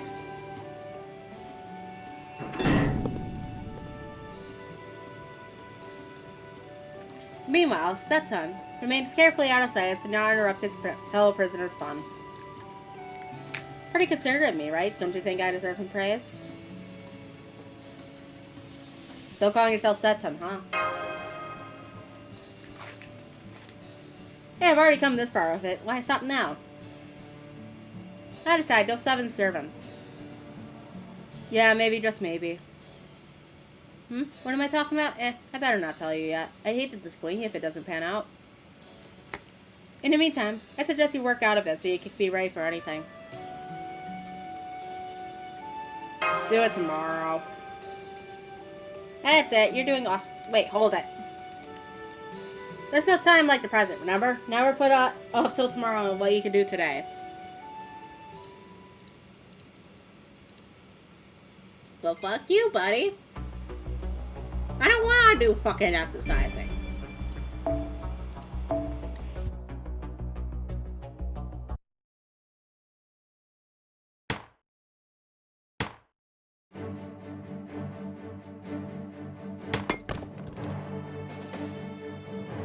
Ugh. Are you alright, Kata? More or less, but damn, this nonsense even steeper than I imagine. Too bad steep isn't all it is. Look out, you have flying monsters heading towards you at high speed. Then we best hurry. They need only knock us off, and they'll most assuredly be the end for all of us. Yeah, I know, but I can only go so damn fast. There, I can see a crag. Not a stable footing as I like, but far better than climb. I suspect they'll give up and leave us alone if we can reach the crag and stay there for a while. You'd better be right about this, detective.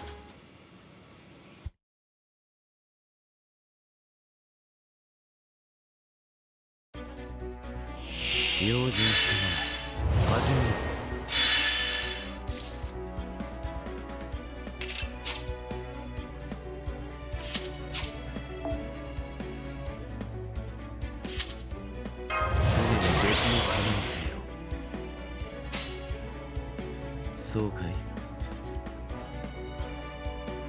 賢明な判断。ふう。なるほど。面白い。実に興味深い。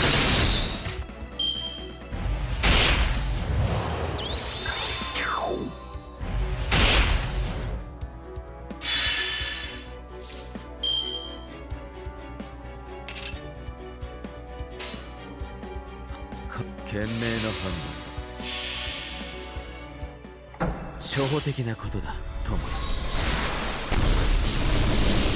エレメンタルマイビア。ふう。面白い。実に興味深い。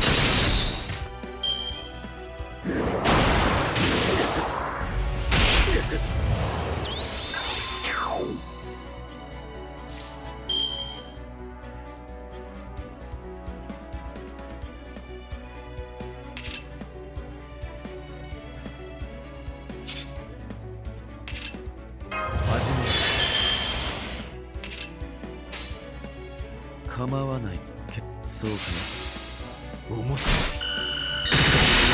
い。なるほど。面白い。実に興味深い。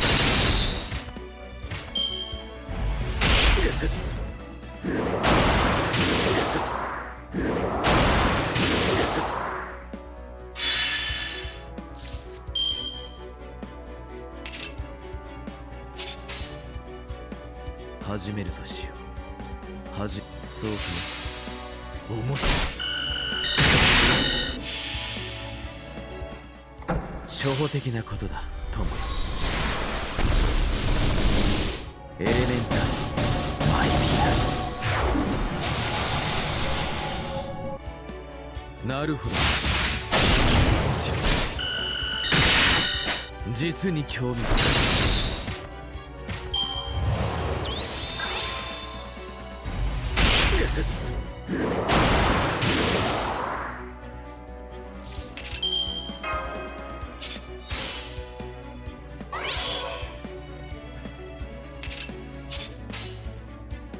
構わん。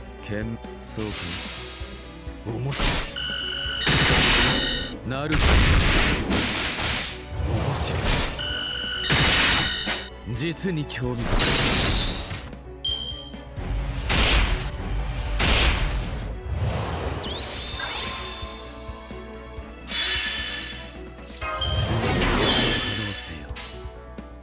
そうかい。そうかい。面白い。なるほど。面白い。実に興味深い。明白な事実ほど誤解を与えやすい。勝敗の結果さえ。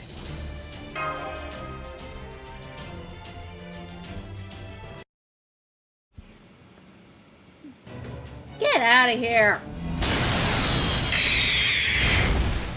Whoa, nice spell. It was just a Magecraft Flash Bomb. I didn't actually attack it. Oh. Oh, as a session, few attacks are more effective against wild animals than blinding them. Now then, Caddock, I think you better take a few steps back. You're on it today, Holmes. I'm picking up a servant directly above you guys. Whoa, who the hell is this? They're not just fast, they keep blinking in and out, too. Are you sure it's not just some bug in the equipment? You monsters of a feather are really sticking together, huh? Oh, well, that's be some kind of wordplay. But I can't have you taking these people and feeding them to your chicks. That's just evil. No, wait, I guess you're not really being evil if you're just acting on instinct. Still, I can't let you do it. Sorry. After all, those people from Bardera are special guests. It would seem we have nothing to worry about, apart from him mispronouncing Chaldee, that is. Now get ready for my noble phantasm. La Black Luna!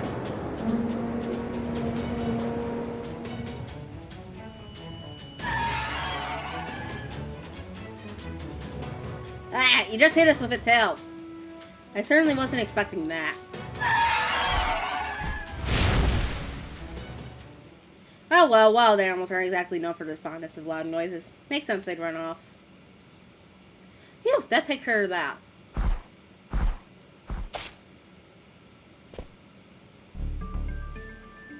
That's weird. That ain't the normal phantasm I'm familiar with. Hi, Stoffel.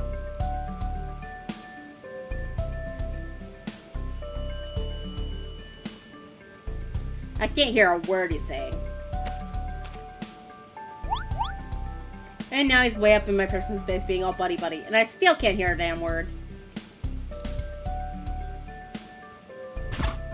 Stop it! I can't hear you! Just stop! Excuse me. Huh? Oh, you talk to me? Wow, the future is now. Yeah, sure is. Okay, Gordy, he's all yours. What? How'd you get pulled into this? Because I was overcome by the terrible feeling that every word I said would go in one ear and out the other. What kind of excuse is that? Ahem. You there. Who are you? I'm guessing you're affiliated with Charles the Great of the Righteous Rio. I'm a Astolfo! Too loud! Wait, Astolfo is in? That cross-gesture that everyone on the internet goes wild for. That's the same paladin from the Legend of Charlemagne who went to the moon and back. Astolfo. Well, so does it mean I'm famous? He's also well known for being completely insane, as I recall. Woo!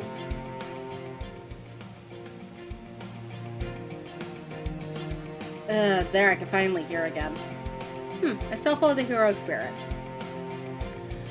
Then when you released your true name earlier, I take it that was the same horn you used to chase off herpes. Yep, it's super handy when you want to get rid of demonic beasts. I could cause some real chaos in an enemy army if I blew it as hard as I could. Anyway, it's great. I see, as for us, we are... Wait, don't tell me. You guys are with Caldera, right? Huh? Is that not right? Then what was it again, then? The moon? We're Chaldee. I'm Sarah Jones. And this is young man assisting us, Caddock Templis, a mage. Nice to meet ya. So I already did the whole greeting thing. Well, you couldn't hear me? Why not? Oh, right. That was my fault, wasn't it? Damn right it was. Whoops. Sorry about that. Still, it beats being bird food, right? Especially since you guys couldn't have lasted more than 3 minutes where you were. So yeah, my bad. But also not my bad. Can those things both be true at once? You know what? Let's forget it. Not like I'm gonna have permanent hearing damage. Right? Oh, definitely probably not. So it's fine. Sorry, what was that about probably I heard in there? Anywho, thanks for coming, Chaldeans.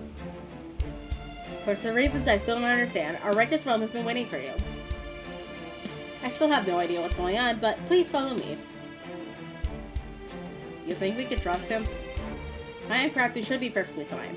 I like how they immediately just know that Astolfo's a dude. They don't even question the fact that he's in a skirt, like, yeah, no, that's just a dude, don't worry about it. Apart from 1 or 2 small issues, at least. Oh, but I do gotta ask you not to tell the other realms about ours, okay? There will be tears if you do. That's it? Whose? Roland's. I should have figured he'd be here too. Of course he is. This is Charles the Great's realm, you know. Oh, that reminds me. You might see him bopping around in the buff every now and then. But don't worry too much. It's just his thing. Got it. Wait, in the buff? Like, naked. Why? Huh? You mean you don't know?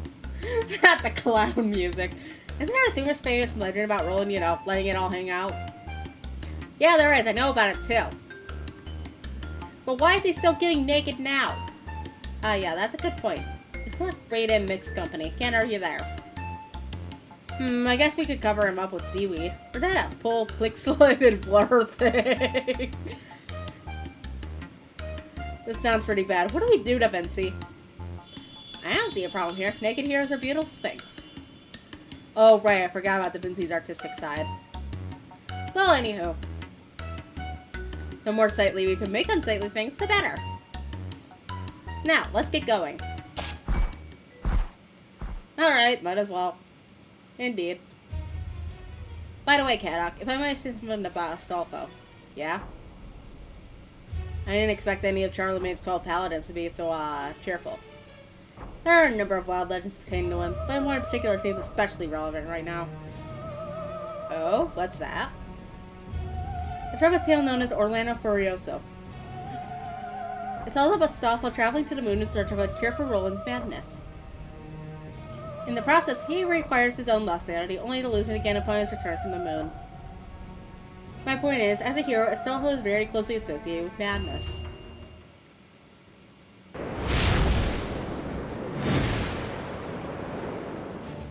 Yeah, I knew that, and I'm having a really bad feeling about where this is going, so go on. Of course. It would seem he's ridden off on his own horse and forgotten us entirely. Come, we must catch up.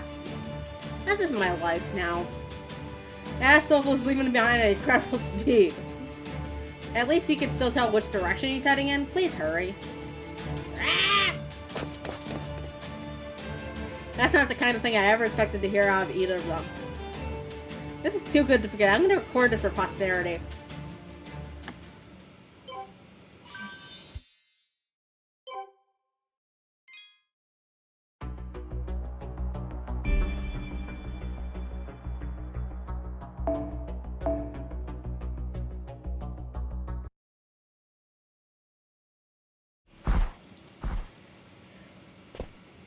And touchdown. Huh? I feel like I'm forgetting something. Whatever.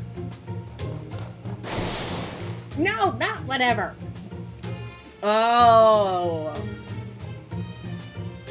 I'm sorry. Well, I appreciate that at least. Now, in the meantime, water, please. You got it. Bring this guy all the fruit-infused water we've got. Whew. Fun though I am with this outfit, it was not made for long-distance sprints. Indeed, it was quite the sight to behold. So, this is Charles the Great Rome, huh?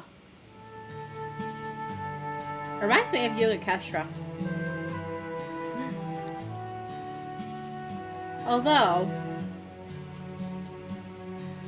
here we go. It's time for calisthenics. 1, 2, 3, 4, 5, 6, 7, 8. Don't forget to get your cards stamped when you're done, guys. Fresh veggies for sheep. Come and get your cabbage while it lasts. Why am I out here selling vegetables? I was Paracelsus and Pericles, damn it. How is it so idyllic? How can it be this peaceful? It must be what Charles the Great wants from his subjects. His direct subordinates appear to be the like of mine. Gotta say, this isn't what I expected. I figured this place would be all conquest. You know, military expeditions, that kind of stuff. And he must be keeping their military facilities hidden away. They're clearly keeping all crucial information under careful guard. Yep, that's it. I'm really sorry about that. Huh? Now I see. I did not understand why you were in such a hurry to get here, especially if you had simply forgotten about us. So, that's your usual modus operandi. What are you talking about, Administrative Advisor? A Stoffel most likely comes to this realm with top speed to make sure other realms are unable to follow or trace his route. He may have carelessly forgotten about us, but I imagine the speed of which he came here simply to have it by now. Thank you for the follow, Ryo Kaiser. Whoa, you really are a great detective, huh? You got it in one. It's still no excuse for leaving you guys behind, though. So you pretty much always have to come here at top speed. Yep, okay, time to see Big Chuck.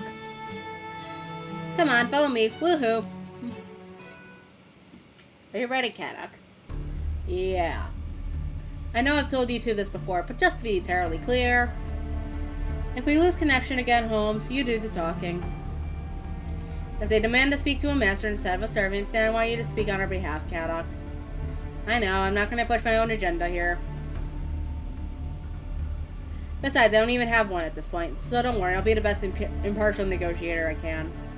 Oh, right, one more thing.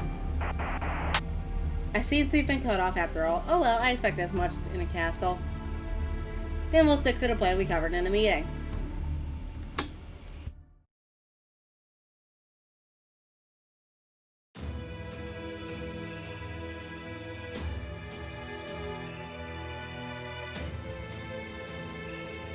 Sir Charles the Great, we have a gift for the Imperial Knights here. I'm told they're the Demonic Beast Slippers that can restore magical energy.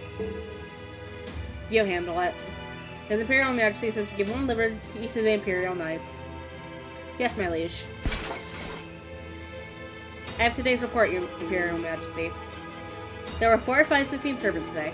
Noble phantasms were used in 3 of them. Punish them.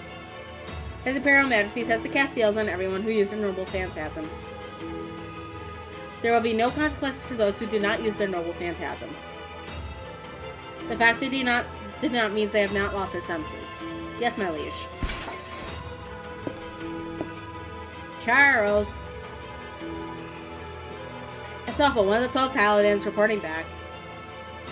I have brought the guests we discussed before.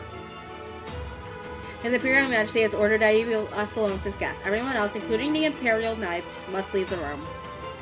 But it's alright. They aren't dangerous, and we'll have no backup. Yes, my liege.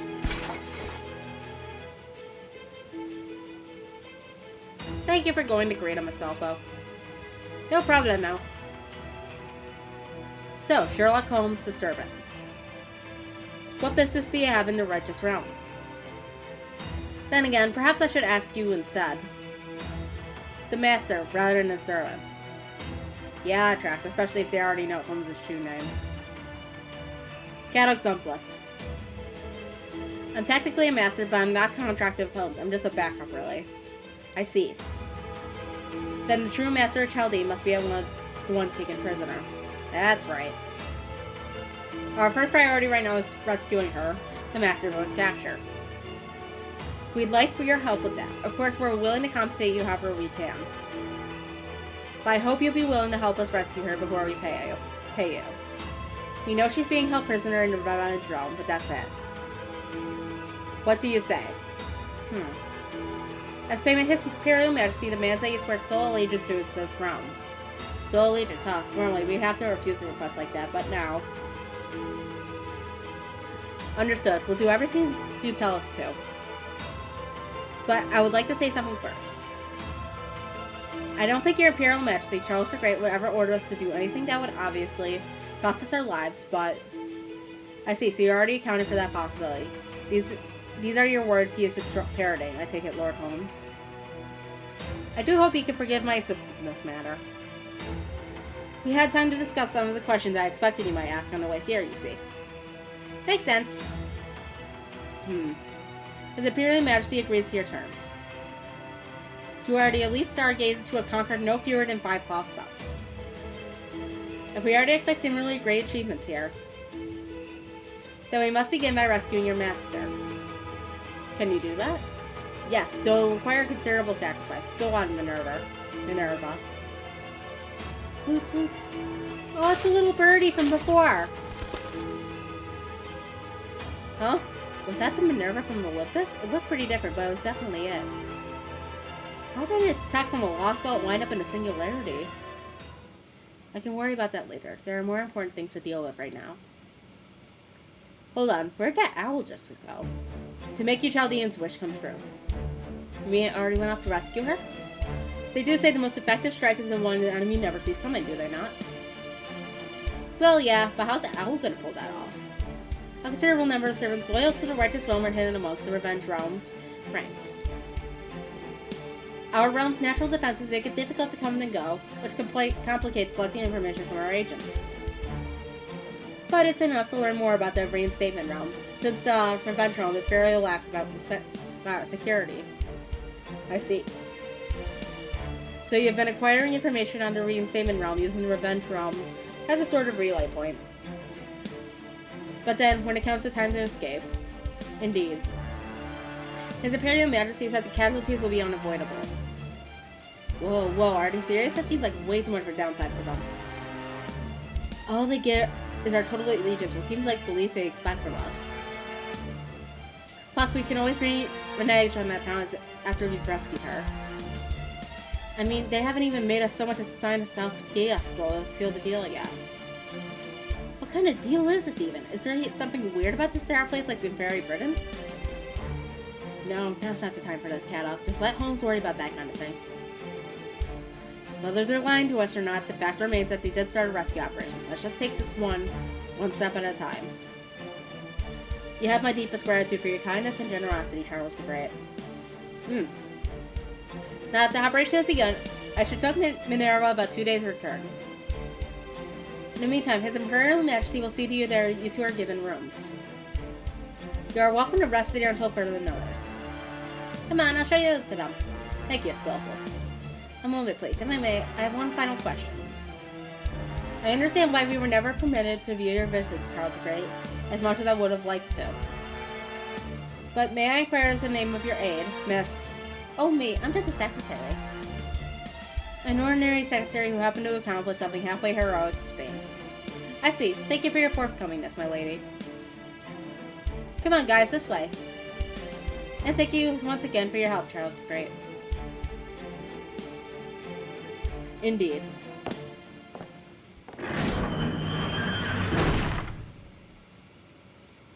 Phew, this is why I hate great detectives. Huh? Is everything okay? Hell no, everything's not. Pardon my language. But no, sir. I'm pretty sure he's onto us. I don't think he's determined our true names, but I do think he's uncomfortably close. I knew it was a mistake to send Minerva. Oh well, we still owe Chaldea a debt. I can't do anything else until I've repaid them. Really, sir? I don't think you owed him anything. Well, that's because it's a whole one-sided emotional attachment thing, man. I doubt they even know. So on that note, yes, not to worry, sir. I'll still do anything you ask of me. Thank you.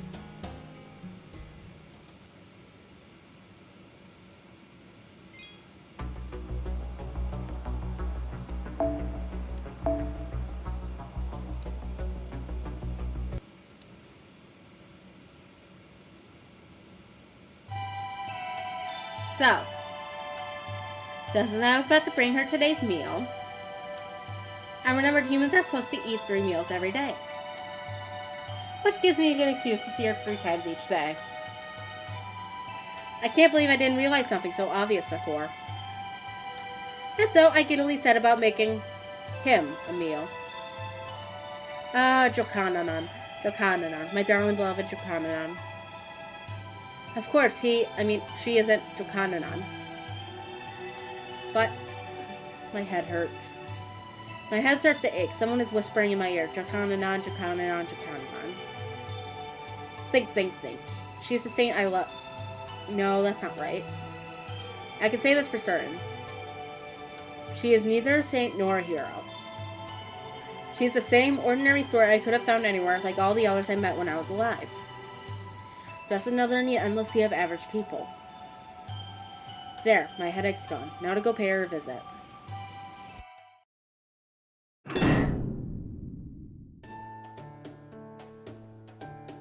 Here you go.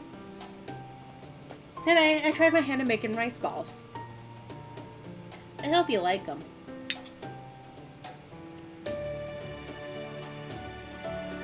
They look great, though I think they might be barley balls.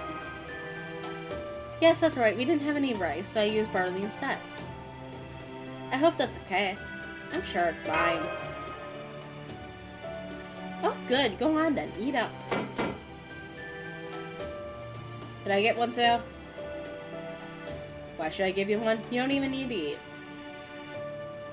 Now, there's enough to go around. There is? Well, if you say so, I guess that's okay. There you go, but just one. Whoa, really? Thanks.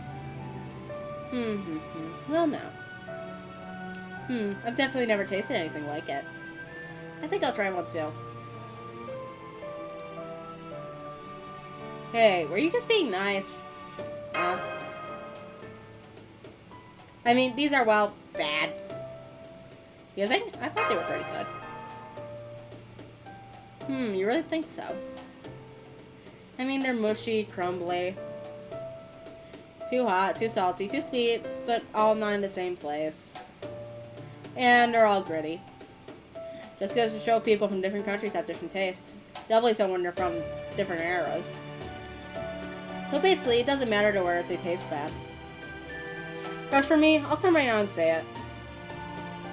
I can tell you, having lived the life of an adventurer who has grown accustomed to eating anything and everything, that these are straight up terrible. Hey, they also say the most important ingredient is love, right? But I'm gonna be able to enjoy the same food she does. Oh, I see. Why don't we look for something we both like? You like burgers? Hell yeah, that's a good idea. No, a great idea. Maybe an apple would be the easiest choice? How about making an apple pie? Apple pie? So, like, cutting an apple off, doing a bunch of stuff with it, and putting some bread on top of it? That might be a little advanced.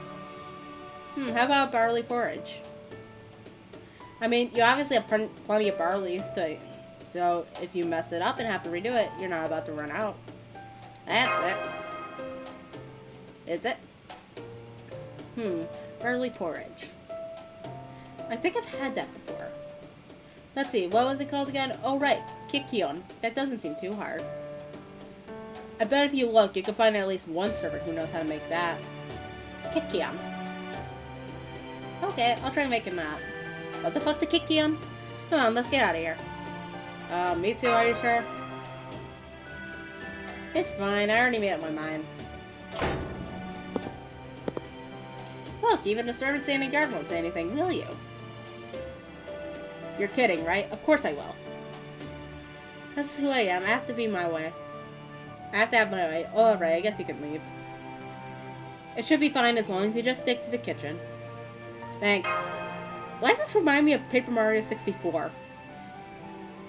Because, like, Peach sneaks out, during the one Peach sneaks out of her room again, and she ends up encountering Gourmet Guy. Gourmet Guy's like, I won't tell anyone if you make me something, a good cake or whatever, and she fucks off to the kitchen to make a good cake. Of course, she ends up making a soap cake, because people don't pay attention to what they're putting in the cake, but that's what it reminds me of. Paper Mario. Then come, let's go. Man, why now of all times? Hey, relax, pal. I'll be fine. I'll be back, I'm sure of it. That's not what I'm worried about. We just don't want her drawing too much attention. Huh? Wait a sec. What division are you from again?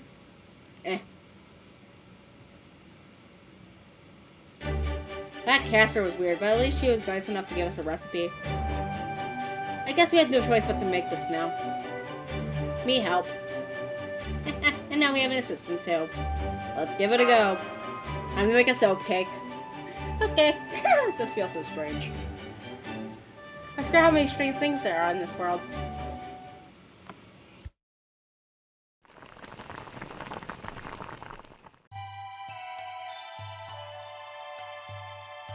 For me, food just appeared out of nowhere.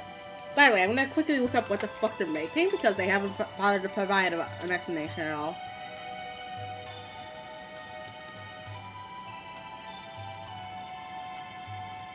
An ancient Greek drink of various descriptions. Some were mainly made of water, barley, and naturally occurring substances. Others were made of wine and grated cheese. Okay. I was thinking it was like, it sounded like a Korean name almost. Now, what the fuck is this? Oh. Okay. The Kion part of Kikion made me think of Korea for some reason. Anyway. I mean, I was technically a princess. Whenever I was hungry, people practically tripped over themselves to bring me food. Of course, someone had to cook the food before I could eat it. I understood that, but I never really knew what went into it. But now, at long last, I finally get it. Cooking is a lot of work. Yeah. Okay, I think this should do it. Now we just add a little mint on top, and there, it's done. Me bring some to Lady Crimhild. Oh, good idea. I'm sure she'll be thrilled. Yeah, me too. Ad starts in a minute for chat. Hey. Me. Good luck. Me do best too. Okay, let's go back to your cell and have this there. Okay.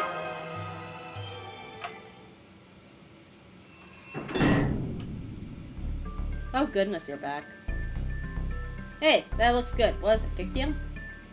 That's right, it's Kikion, and this time I'm definitely not giving you any. We only made enough for two. I see. Well, I'm sorry about this, Salome. servants from yesterday? Hey. In Charles the Great's name, we've come from the righteous realm to rescue you. The other Chaldeans await you there. We're saving you from this realm at their request. Any objections? Please say none. None. Great. Then let's hurry. We don't have any time to waste. Oh, really now?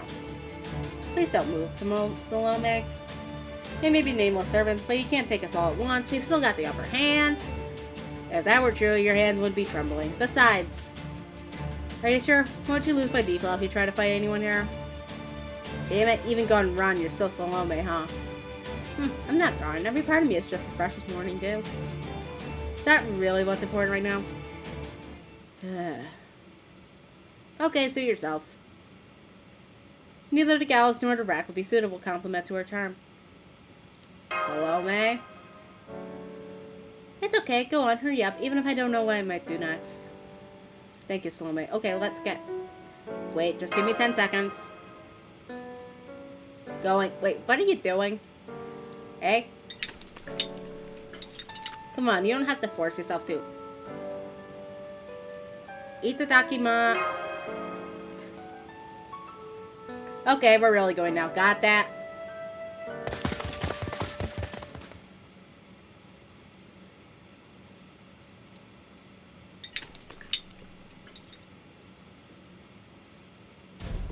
Put this on to cover your face. We don't want anyone recognizing you. Got it. We're pretending to be scouts heading out to the reinstatement room. You don't have to say anything until we get out of here.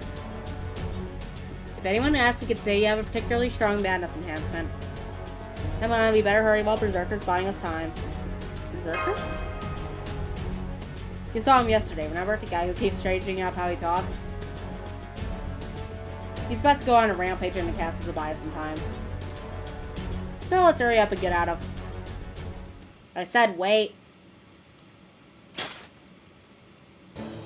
I'm coming too. Huh? But you're what? If you don't let me come along, I'll kick you up.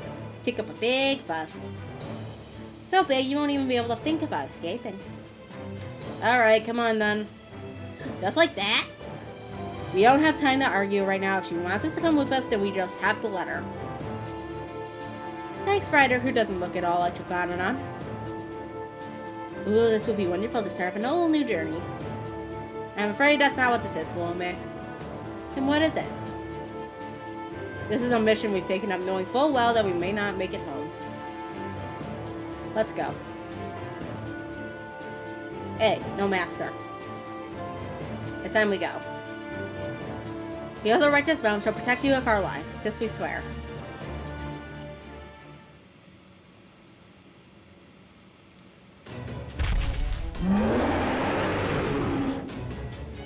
What are you doing? Please stand back, my queen. This berserker's too strong for us. Surround him! Stop. Ah! I said stop. There's that animation again. That was amazing, my queen. That servant didn't belong to my realm. This was a diversion. Go check on the prisoner. That won't be necessary. Both the servant and the master who were being held there have escaped. They were aided by the scouts who originally captured the master of Chaldea. On top of that, Salome is elected to join them. What terrible timing. I thought I would get to see her head roll soon. I'm going after them. Ready 3 scouting squadrons and call for an assassin and an archer. I want 100 personas for my assassin and a sharpshooter for my archer. I'll make them both my vassals. Come with me to track them down to Zhanghua. Yes, my queen.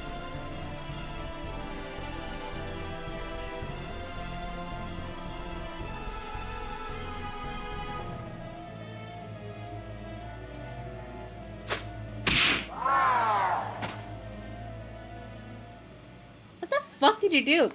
Kick a rat? ピクニックに備えてお弁当ふと興味を覚えたのですが Cool.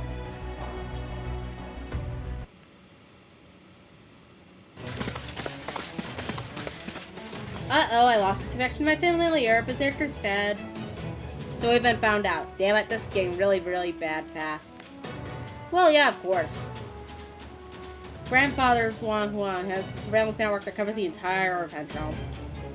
I think he uses familiars, puppets, something like that. Damn, seriously? Can you tell where or what they are, Caster? No way, we might both be casted space way outclasses me. All we can do is run for it then. At least the other servants should be on to us yet. Attention. The servants of Scouting Patrol 1 are helping the Master escape. Kill them all. Do whatever it takes, that includes the Master. I don't want her falling into enemy hands. Whoever kills her shall be rewarded with one of Zhang Hua's enhanced mystic codes. Damn it, that was Kremhill. Now what do we do? Caster, if you have any spells that can confuse the enemy, use them now. Saber, Lancer, if they're close to the castle gate on us, can you use your noble phantasms to destroy it?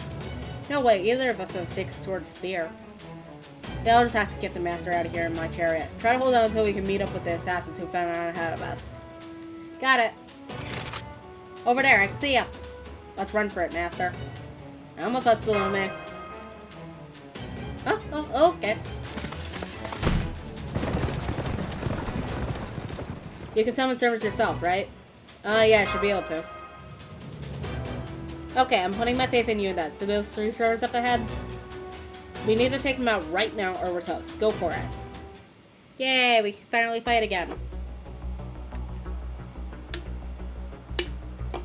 Let's see here. We're looking at...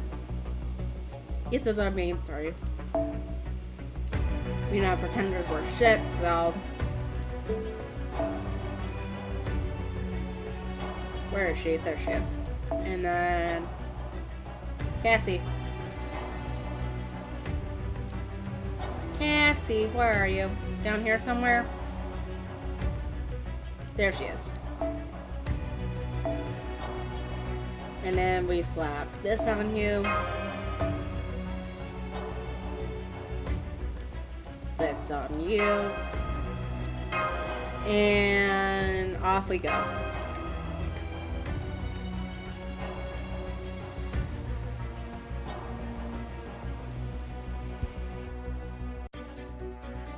まだまだ未熟者ですが頑張ります。根性はない。女神でない誘惑だね。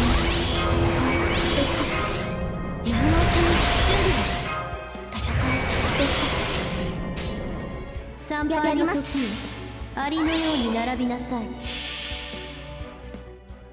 これが本当の私。始まりは極小、広がりは無限。すべて我が心臓に収まり、エディ・シグラクエーサー。私は原始宇宙から来た女神。Easy. 一時の勝利など嬉しくもなくもないわ。Oh yeah, I should probably extend Special's bond. Definitely didn't do that. You did it. That was great. Hey, are you okay?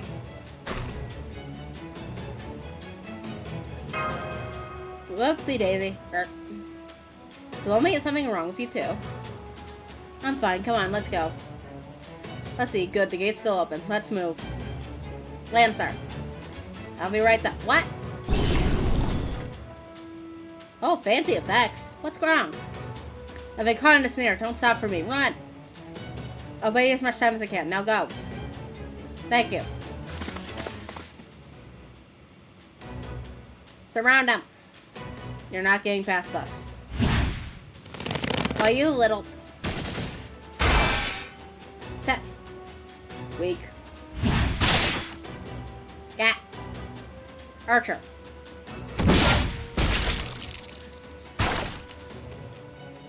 On my order's honor, or my name isn't... Shut up, foot soldier.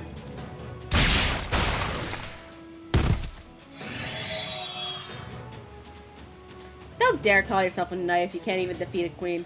A true knight always aspires for loftier heights and greater strength.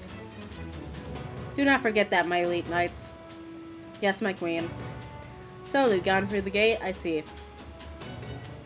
I'm going after them. Come with me. Prepare a mount. Lancer just vanished too. Stay sharp. Just because we're through the gate doesn't mean we're out of the woods. I know that. Sorry, everyone. Why are you apologizing? It's not like these guys are doing anything admirable. They just grabbed you and dragged you out of the dungeon. Even I could see you had no choice but about going with them. Maybe so, but I was still going to have to escape eventually. I guess that's true, but I still don't think you have anything to apologize for. She's right, I'm sorry for putting you in this position. But I genuinely believe that this mission, that is, getting you out of this realm, is worth soldiers like us risking our lives. If we succeed, it'll be the greatest feat of our nameless second lives.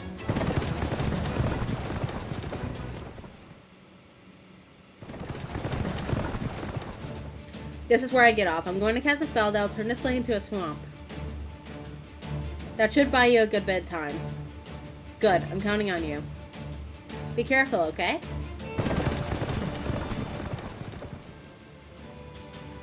Alright. Transform. Let the earth sink as it becomes the sea. Let the flow of time be ascribed upon the ground. Spell the cat through Yozo was originally meant to draw water from the ground. But he casts it on a much greater scale, so we cover all the nearby land and water, creating a sprawling swamp. To make it even more effective, he also enlarged the topography of that same area. Though its trick wouldn't last long, it should have been more than enough to stop their pursuers in their tracks. Except, you obviously didn't think this through. What? For one thing, a spell like this fades as soon as its caster dies, which is why you're supposed to hide yourself first.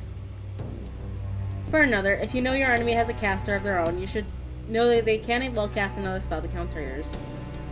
And finally, you should have known that this wouldn't be enough for the likes of me. Then, I lost before I even made my first move. Well, you didn't manage to force me to come out all this way. For that, I commend you, nameless caster.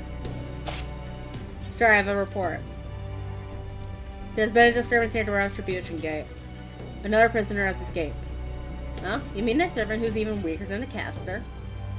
Yes, sir.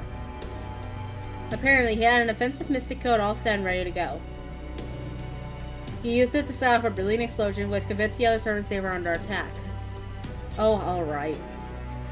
If you'll excuse me, Your Majesty, I need my puppets to carry me back to the castle to take care of this. You're an expert in avoiding exerting yourself, huh? Wouldn't it be better for you to use your own 2 feet? Especially if you have any intention of remaining healthy. Perhaps if you feel differently about that sort of thing when you get to be my age. Fair point. In the meantime, I'll keep going after them. And you, listless looking archer, you're gonna help me. Sure, Your Majesty. Just tell me what to shoot and I'll shoot it. That's all good for around here anyway. Oh, what you look at that? That's one of the Halloween servants that's supposed to come out in the next year or 2. That ain't our 100 personas. I picked up their scent, my queen. Where's the tits on this one? They're heading towards the opposite direction of the reinstatement room. You must be trying to reach the righteous room then. We'll kill them before they get there.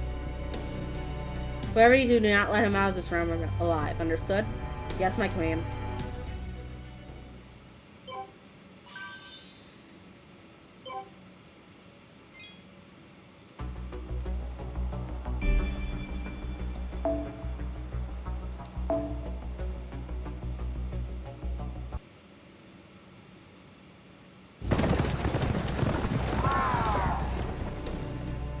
Bird just now. They got Caster. I guess he didn't last very long after all. Hey, can I ask you something? Why all risking your lives to save this girl? It's what we were ordered to do. And, well, because it makes me sick to see someone be so despised when she didn't do anything wrong. Who wouldn't want to help her escape a situation like that? Thanks. Ah, don't worry about it. Was it that hard for you? Kinda, yeah. I see, I'm sorry I didn't realize. You're right, being hated is hard, isn't it? I don't get it, I mean, that's just the way of the world. What? Ryder, get down! Yeah. Are you okay? Yeah, I'm over it. Ah! You've been poisoned. Of course he has. Poison is an assassin's trademark. His death will be long and painful. You're just an assassin. I can easily handle iron rope. Ah! These sorts of encounters are what we excel at. You are a fool to underestimate us, Saber. There's the one we're familiar with over there. Curse you!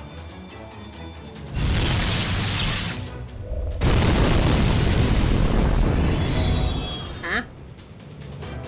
So, you got 1,000 Leagues, Geographer, and Poison Taster. And all you have left is the Poisoned Rider. I think you're about done running, Lady Salome. You people aren't Draconinon. Huh? Ain't nobody but Draconinon gives me orders. Get out of the way. This feeling, this excitement pounding in my chest. I think it's probably one of my usual attacks. But I still have a bit of sanity left. Enough for me to still be able to say for sure that she still isn't Draconinon. Hang in there just a little longer. I take a deep breath. And then another. And then I do the only thing I can. My last resort. Cut my life into pieces. Please, give me your orders. How should I defeat these assassins? Go bonk. That's your answer. You got it, Salome. That's right, Master. I've made my choice. I'm going to stand with you.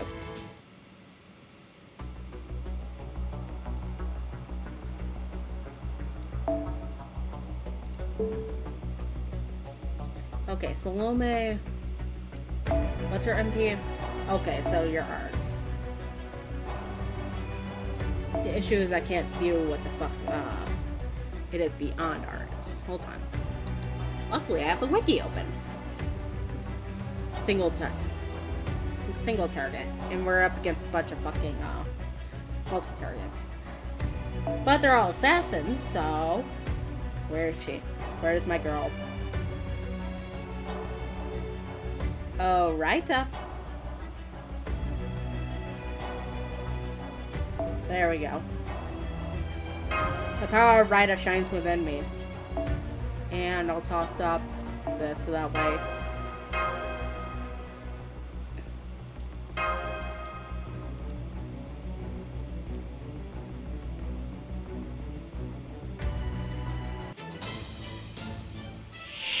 Osama, Osama, 私の踊りを見たくはなくて。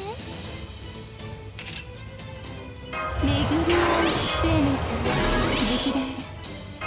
白兵戦、行きます。 Do you have any team heals or anything?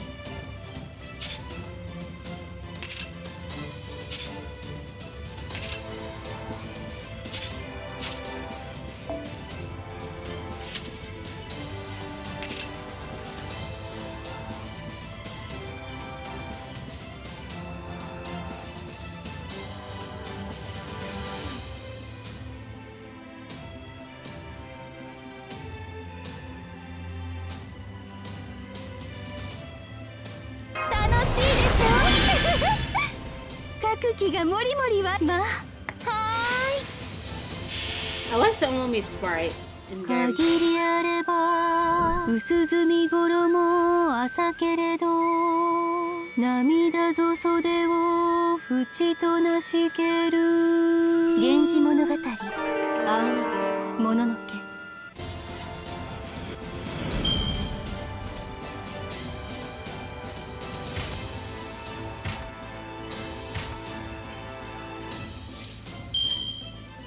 犬のうちに準備白兵戦行きます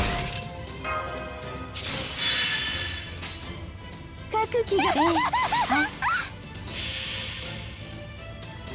限りあれば薄墨衣朝けれど涙ぞ袖を縁となしける源氏物語青もののけ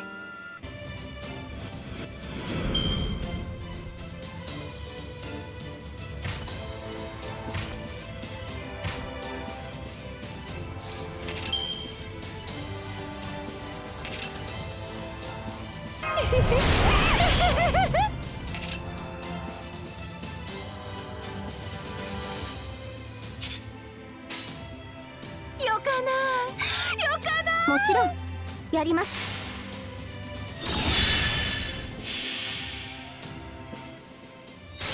さあ、あなたの首をちょうだい。ファム・ファタル・風船。ここでさあかわわ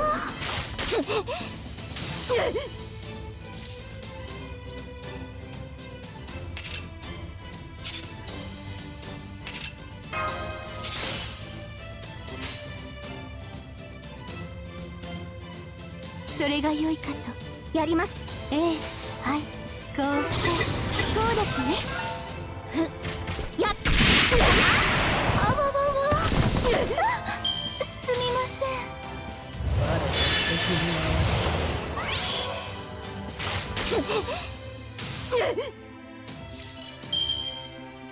それ書き直しますね。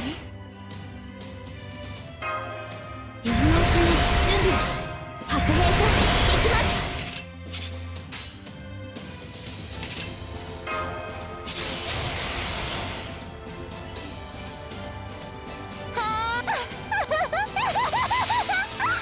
どう遊びましょうよ。遊びましょうよ。綺麗なお盆でしょ。はらわ軍にしてこ子にしてこ100の顔を先もうやだ。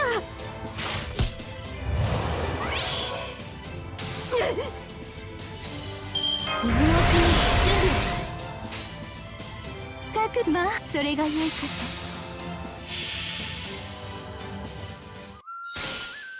と。薫子は主に詳しくはありませんけれども心ならば源氏物語葵物語。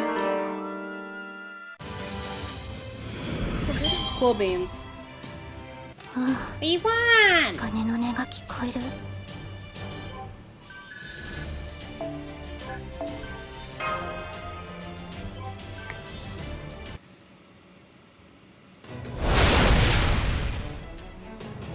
I used to think I could remain cold and unfeeling no matter what my mission was.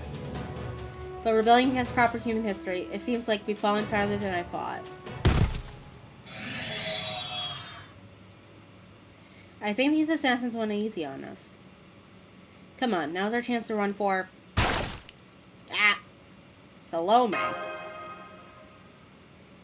Don't worry about me, I'm okay. How about you, Ryder? Right, we have to go. Damn it, my chariot's all wrecked. We'll have to walk. Follow me, I'll show you the way. Thanks. I'll support him, Master. It'll be easier for me than a human. Now, come. We need to hurry. If I know Kriemhild, she's not going to give up anytime soon.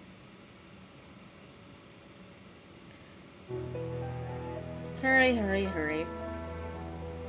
Kriemhild will be after them, just like a predator that's onto its prey scent. Salome guesses ahead, shouldering the servant whose name she doesn't know. She sees a young man relentlessly forging on. She knows exactly where she wants to go and refuses to give up. Salome can't help but be reminded of a saint. She knows the danger of such thoughts, but her heart wants what it wants. If she were able to stop, she would have taken her own life in sheer self-love in the instant she was summoned. But she cannot. As the flower always seeks the sun, so does Salome always seek Kanonan. That drive is at the core of her being as a berserker. That will never change, regardless of whether she sides with humanity or rebels against it.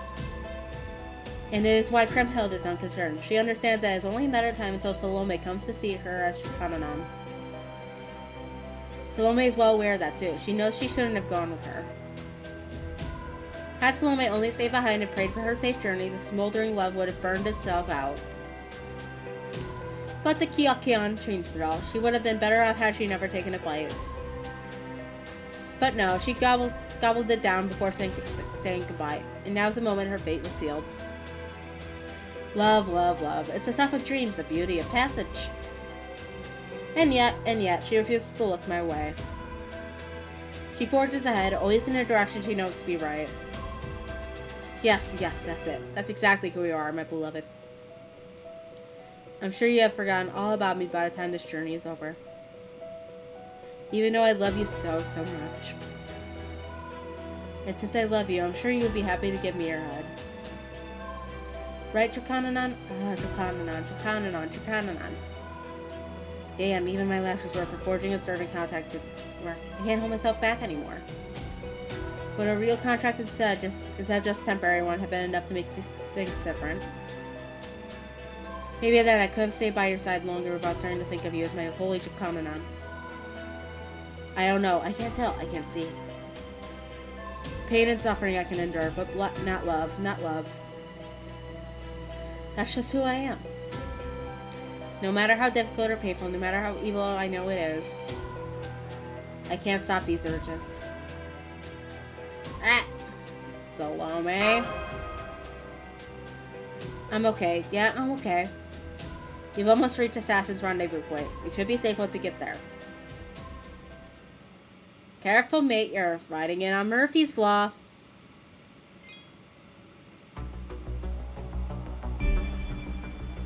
Okay, before we continue on, I need to take a quick 3-minute break, so I'm going to throw up an ad real quick, and I'll be back once the ad break's over. Okay? Okay. Cool beans.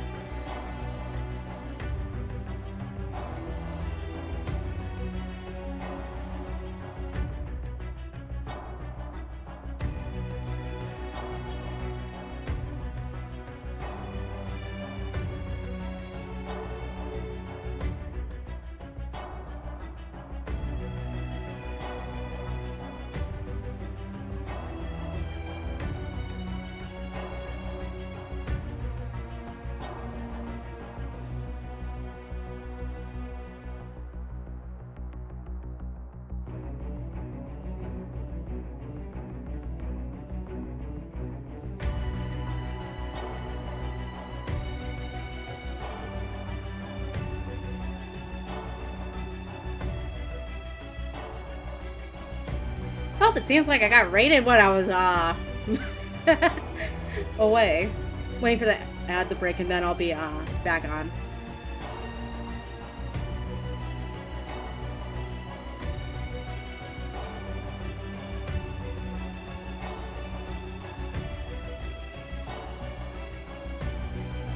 And it says the ad, son. Alright. Thank you for the raid. Sorry that I wasn't here right as you raided.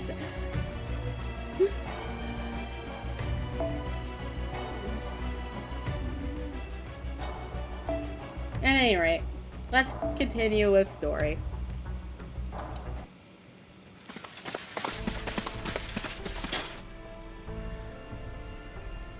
Assassin, there you are. I'm afraid this is as far as I go. Assassin, I'm counting on you too. Run. A trap. My throat is not enjoying talking so much, but I guess that's why I signed up for it. I already did Lost Belt 6 after all, read all that.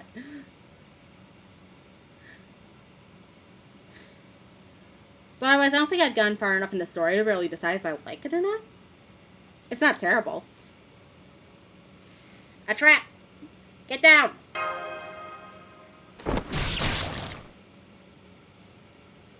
Master, oh no, you're bleeding badly. Alrighty. That hurt. There, now to finish her off.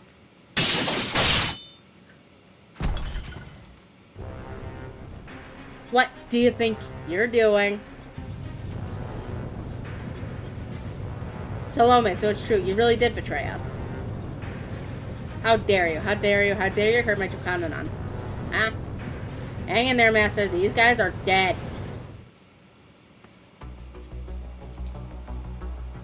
Time to go ba-bonk.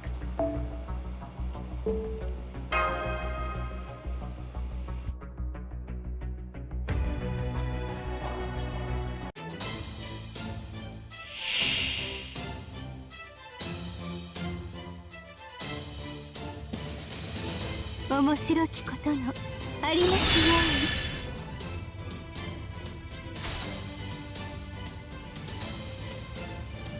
うに。Salome, honey, I'm out. 生命様直伝です。白兵戦行きます。楽しいでし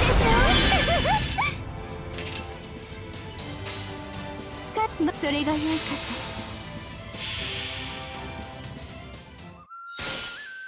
カオル湖は主に詳しくはありません。けれども心ならば源氏物語青い物語。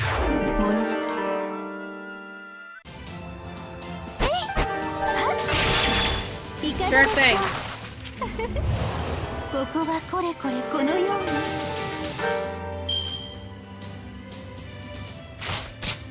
Come on.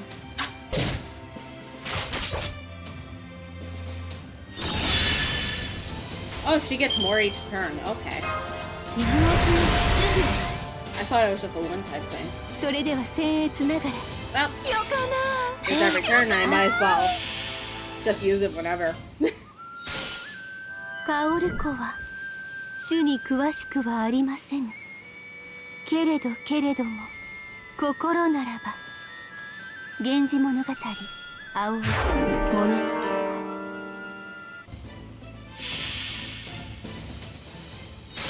さあ、あなたの首をちょうだい。ファム・ファタル・ベーゼ。あわわわ。すみません。Murasaki go grrr. 何をなさるの。 Night night, Salome. 白兵戦行きます。 Ryder's got it from here.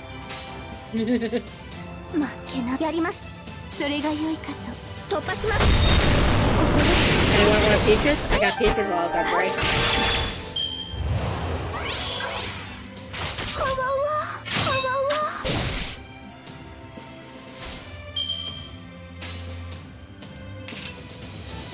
まあそれでまあこうしてこうですね。限りあれば薄墨衣朝けれど涙ぞ袖を縁となしける源氏物語青いもののけ。 Sounds like a commercial, that voice line. 思いつきました。さらさら下がる。 Man, y'all are after her. まだ Well, that's fine. Castoria is still alive, and that's all that matters in the end. Because やります。 who needs any other servant when you could just やりま do もちろん Castoria 負け means? ないぞ。ここでマックセクイズ。ここまでが目だ。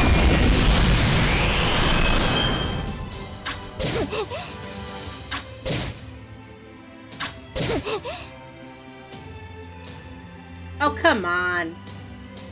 Lame ass.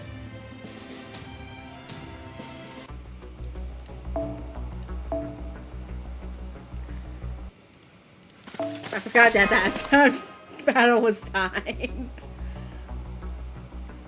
But it's fine. What I'll just do is grab a certain attack and DPS better. So... Bonk. And... yeah, she still needs that because she doesn't have a 50% charge at all. Anything like it. Let's go.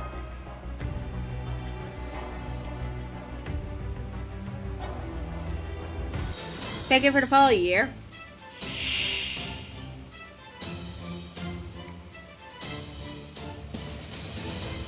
Minna, ついてきて。楽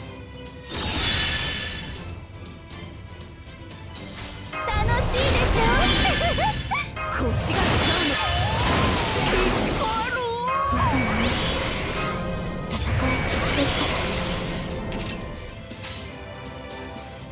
ちょうだい、ちょうだい。剣圧にて海を立つ。櫓のごとくクジラも大名道御剣か。いざ魔剣破り受けたまわる。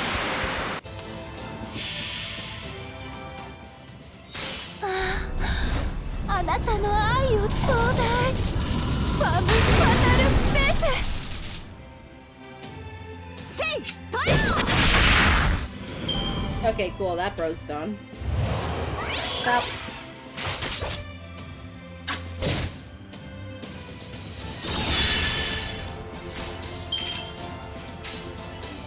兵法無尽、お見せしましょう。剣圧にて海を立つ。櫓のごとくクジラも大名道御剣か。いざ魔剣破り受けたまわる。 Alright, and now we won't have to worry about this one. さあ、あなたの首をちょうだい。ファム・ファタル・ベース。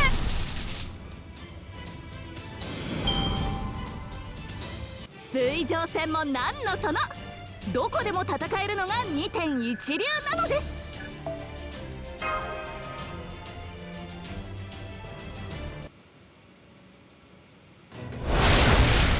Oh. Damn it, so at least I accomplished the mission. Phew, I did it, Master. Master? I'm dead.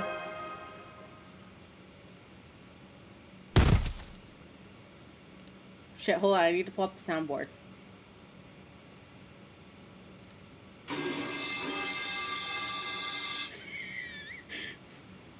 I don't know why it went to my speakers, but you know what? That works.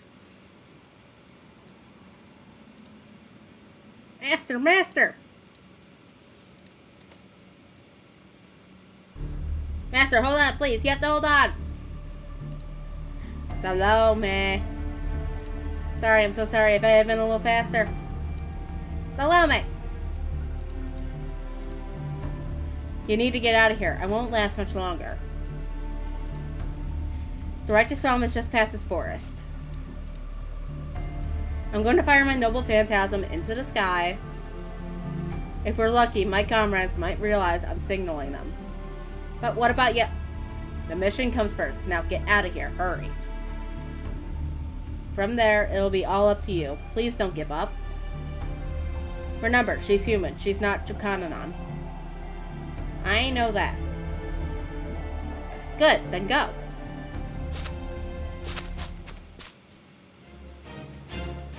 Damn it, I didn't want to die either. But my life wasn't worth much anyway. Shatter my spirit core for humanity! Noble Phantasm, release!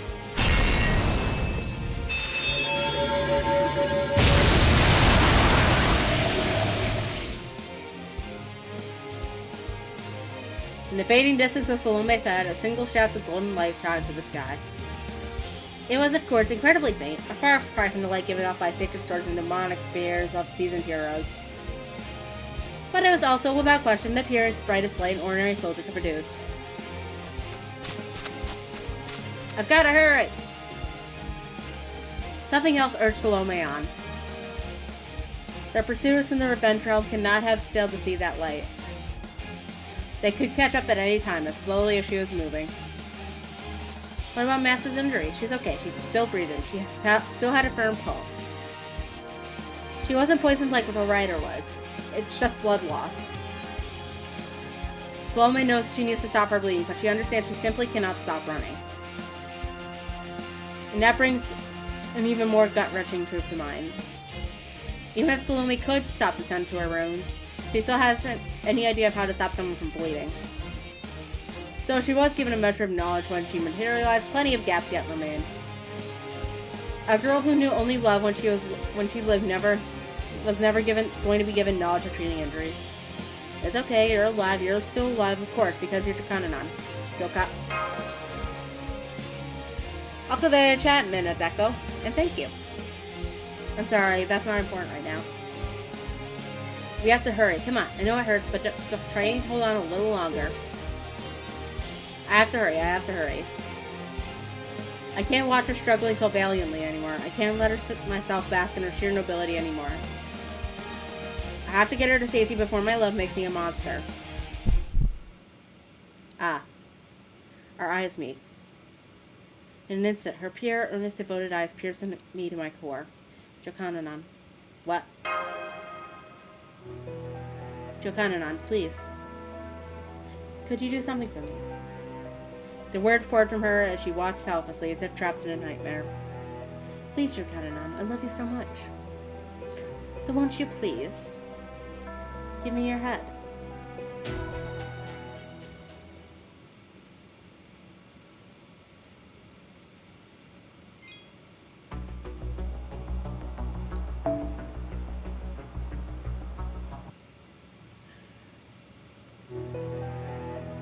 Salome awaits her answer with childlike innocence. She waits for her to make her decision, even as she fades in and out of consciousness. Her agreement is ultimately not a factor. Salome will take her head all the same. Jokananon, Jokananon, Jokananon. How could I have failed to recognize my love for you, even though I've been so close to you? Now go on, answer me. What will you say to my servant self with my servant powers? Will you bravely refuse? Will you pray to God? Will you smile at me, or will you try to reason with me? I don't care which you choose. Any of these would be what Jokananon would do. Now, what is your answer? I would like to live, thank you very much. Huh? Please don't kill me. I still have comrades who are waiting for me. Huh? What are you saying? She begs for her life. That can't be right. If she was Jokananon, if she was a saint, she would have chosen to die nobly or to try and persuade me as to why she should be allowed to live an honest life. Either way, a saint wouldn't fear death.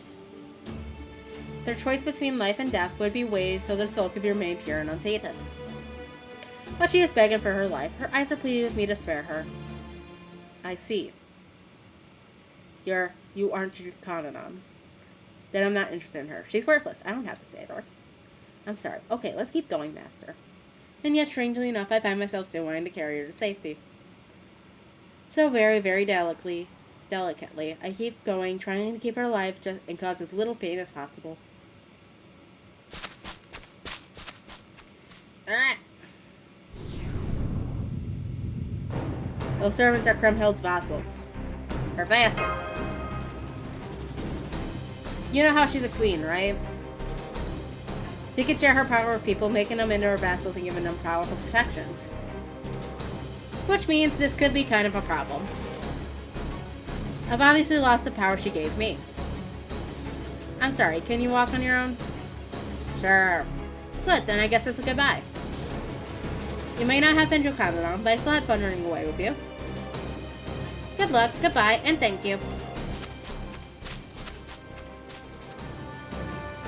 Now then. She doesn't have nearly enough magical energy left, but the power given to her through her command spell is still active.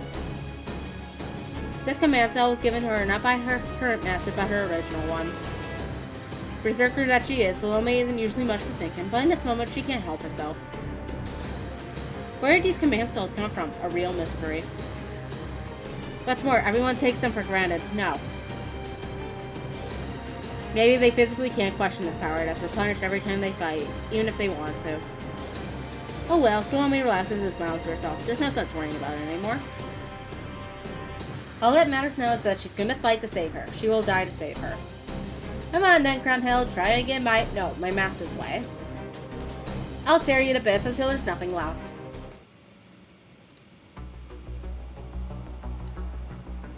Now then, according to the wiki, I won't be able to use whoever the hell I put in here, because they're gonna be stunned the entire fucking time.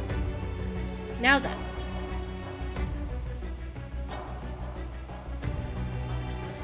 And let's see here. So, I get to do whoever I feel like. So we're gonna do Emotional Support Voyager. Let's use Emotional Support Voyager. Alright, Jesus, take the wheel.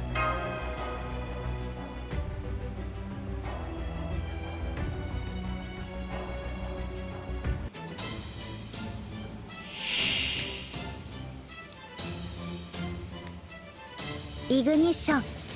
Lift off.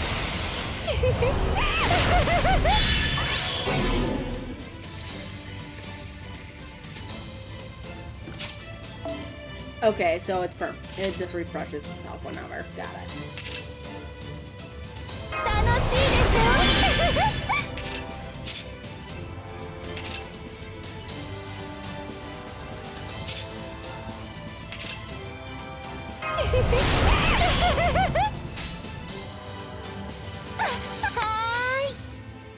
気持ちがいいどうどうどう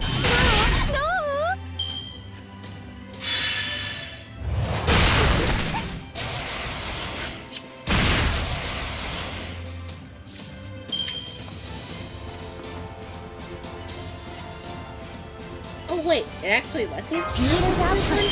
Wow. Anyway.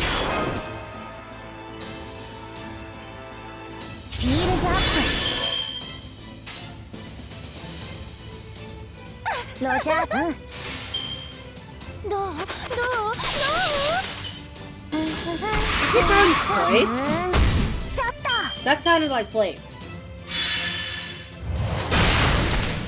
Ah!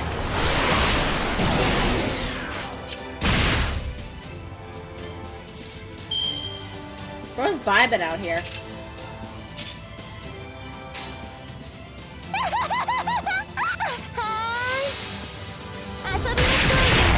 遊びましょうよ遊びましょうよ綺麗なお盆でしょ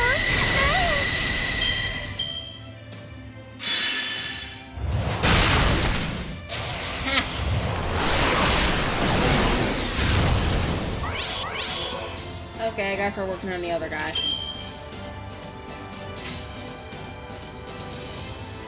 ちょうだいどうどうどうあなたの愛をちょうだいファム・ファタル・フェスどうどうどう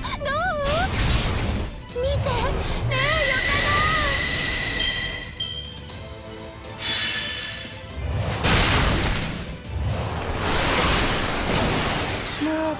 There goes support Voyager. Now then.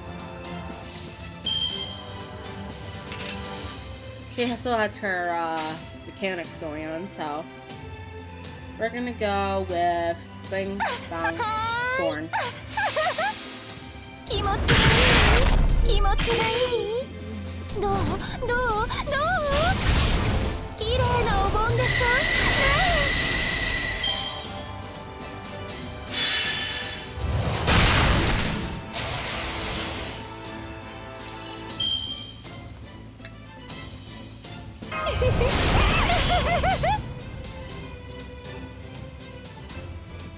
She laughs like Cat from Victorious. はーい気持ちがいいどう気持ちがいい見てねえよかな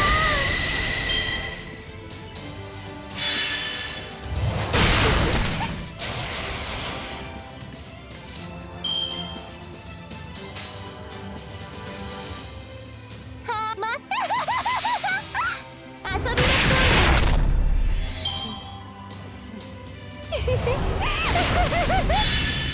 うマスターの首ご褒美にちょうだい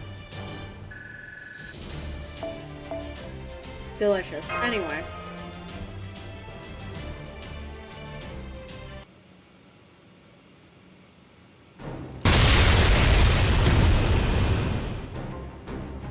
Oh.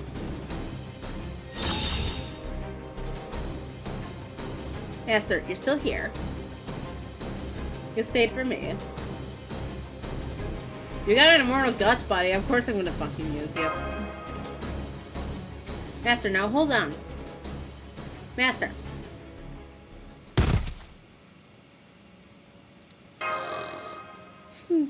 Me. Oh, she's just asleep.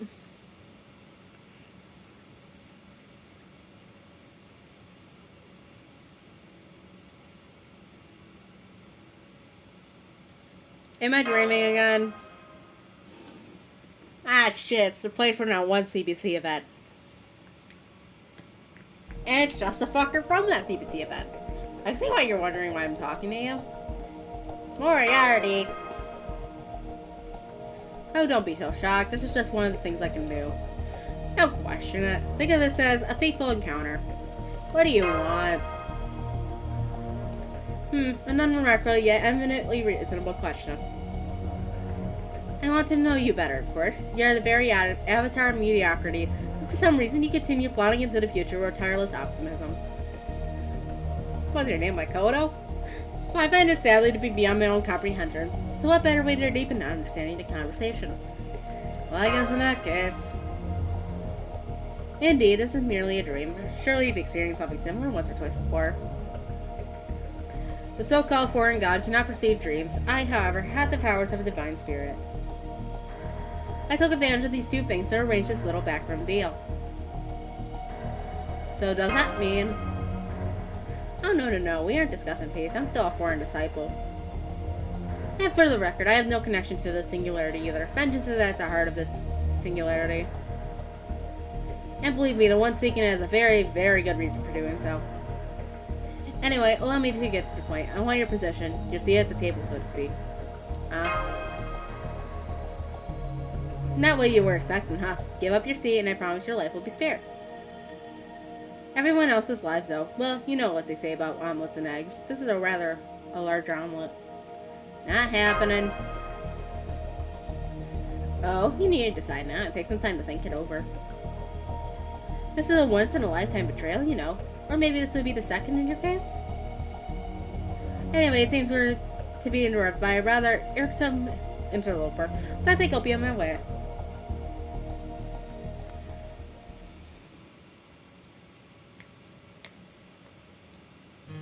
Oh, you're awake. Hee. I still can't believe you fell asleep at a time like this. You okay? You're kind of caked in blood. Me, I should be asking you. I guess you fell asleep because you just completely ran out of energy, huh? I didn't know how to stop your bleeding, but it looks like your Mystic Code managed to slow it down. Your heart's beating just a little stronger now. I see you're covered in blood now as well. I know, I look a mess.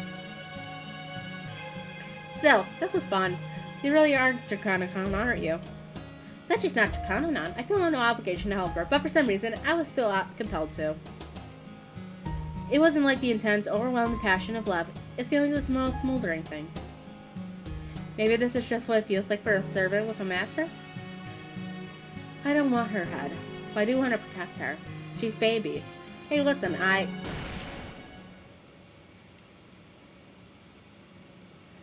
that a fucking gunshot? Oh yeah, we're supposed to be in America in this, aren't we? Yeah, I think our pursuers are here. It's the fucking cops. Come on, we better go. You're almost there. It's not much further now.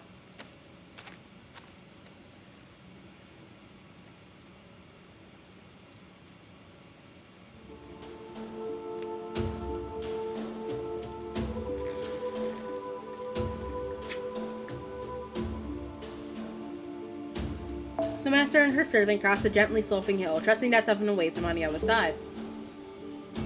Neither is likely to last much longer. Blood still seeps from their wounds. They're both near to losing consciousness. Even so, they're almost there, just a little farther. Keep moving, keep moving, keep moving. There, I see ya! Both master and servant look up in unison. They immediately spot another servant waving his arms in big circles. Hey, over here! It's our favorite femboy! As the night draws close, the master breathes a huge sigh of relief. Hey, are you okay? I see. Good. I'm glad to hear that. Okay, I better head back now. You mean you're coming? That's right, there in the righteous realm seems like it'd be awful for my skin, so no thank you. He flashes a dazzling smile and splatters the blood, make her seem all the more beautiful. Next time we meet on the battlefield, we'll be enemies, then you'll see how strong I really am. Can't change your mind about that, can I? I'm afraid not. Goodbye, my Nachikananan. Goodbye, you perfectly ordinary son of a bitch. Perfectly wonderful friend, totally. She really did want to live, didn't she? That's why she was so afraid of death, so hungry to live. She stood up after all that so she could live. Me? My joy comes from taking people's heads. It wouldn't be safe for me to be anywhere near her. So, this is goodbye. Reluctantly, she turns her back to me. I do the same. Our backs touch briefly. She takes a few slow steps forward. I feel her moving away, so I do the same. Running probably isn't an option for me right now. I'm that close to death. The gunshot, it pierced my spirit core. Every second is agony. I don't want Master to see that, though. I want to remain the terrible, beautiful, dependable servant she knows, right to the very end. So I put every ounce of energy I have into pretending I'm fine. I like to think it was a performance for the ages.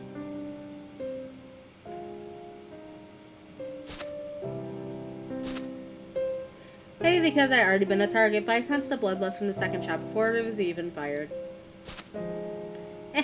So they're just wasting their ammunition. Then again, maybe this is what they call assisted suicide. When living is nothing but agony, that's the only salvation I can ask for. The only salvation I need. Ah! Oh, we get a CG. Wild. The pain's gone. It really was salvation. I'm mad. I'm broken. I know that to a certainty. But even so, I want to believe that at least his feelings smoldering within me isn't a lie.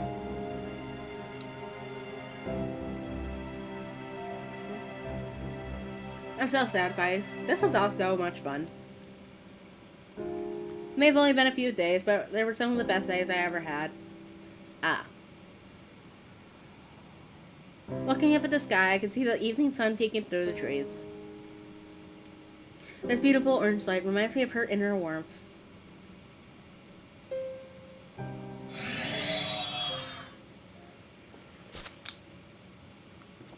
I guess I should chant a prayer for her? That's what other monks would do. Forgive me, foreign princess. This is what happens in the world at war. See, killed her? Yeah, she's gone. Guess my work here is done. Shall I pursue your majesty? No need. The traitor has been dealt with. As for the master of Chaldee, just knowing which direction she went is enough for now. Grating as it is that the righteous realm has her. The very fact that he chose to act now is significant. For the time being, I'm satisfied that Salome didn't end up on their side as well. Assassin, you stay here and keep an eye out for any other scouts in the righteous realm.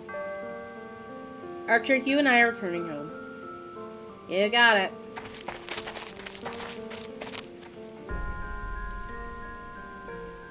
You poor woman. It wasn't love he felt. It wasn't even affection. He felt nothing more than the pity the strong so often feel for the weak. But he mistook it for something worth so much more. You poor, poor woman. How sad that such an ordinary feeling to anyone else was something desperately precious to you.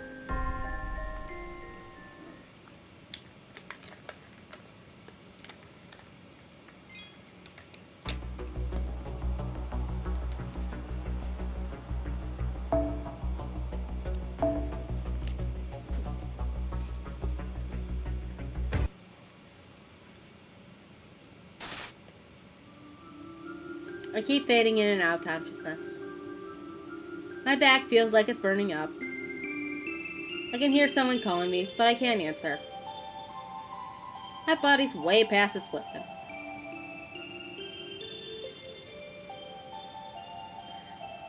Are you really okay? I hope I can see her again.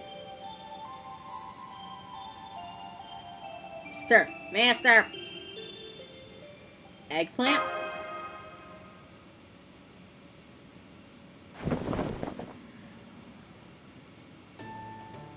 Master, what awake! You're awake, what a relief!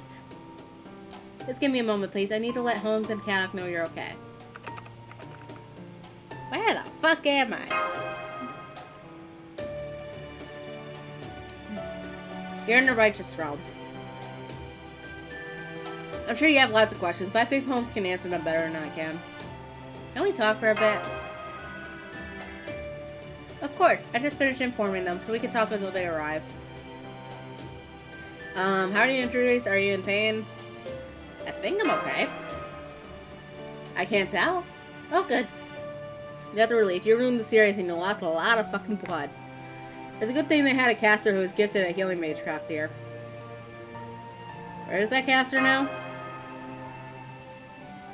They said they were done and all you needed now was rest. I've been here keeping an eye on you in the hospital. Well, not in person, of course, but still. Thanks, I guess. Oh, no, not at all. I just wish I could have done more to actually help. So, you finally woke up, huh? I'm delighted to see you once again. It's the boys!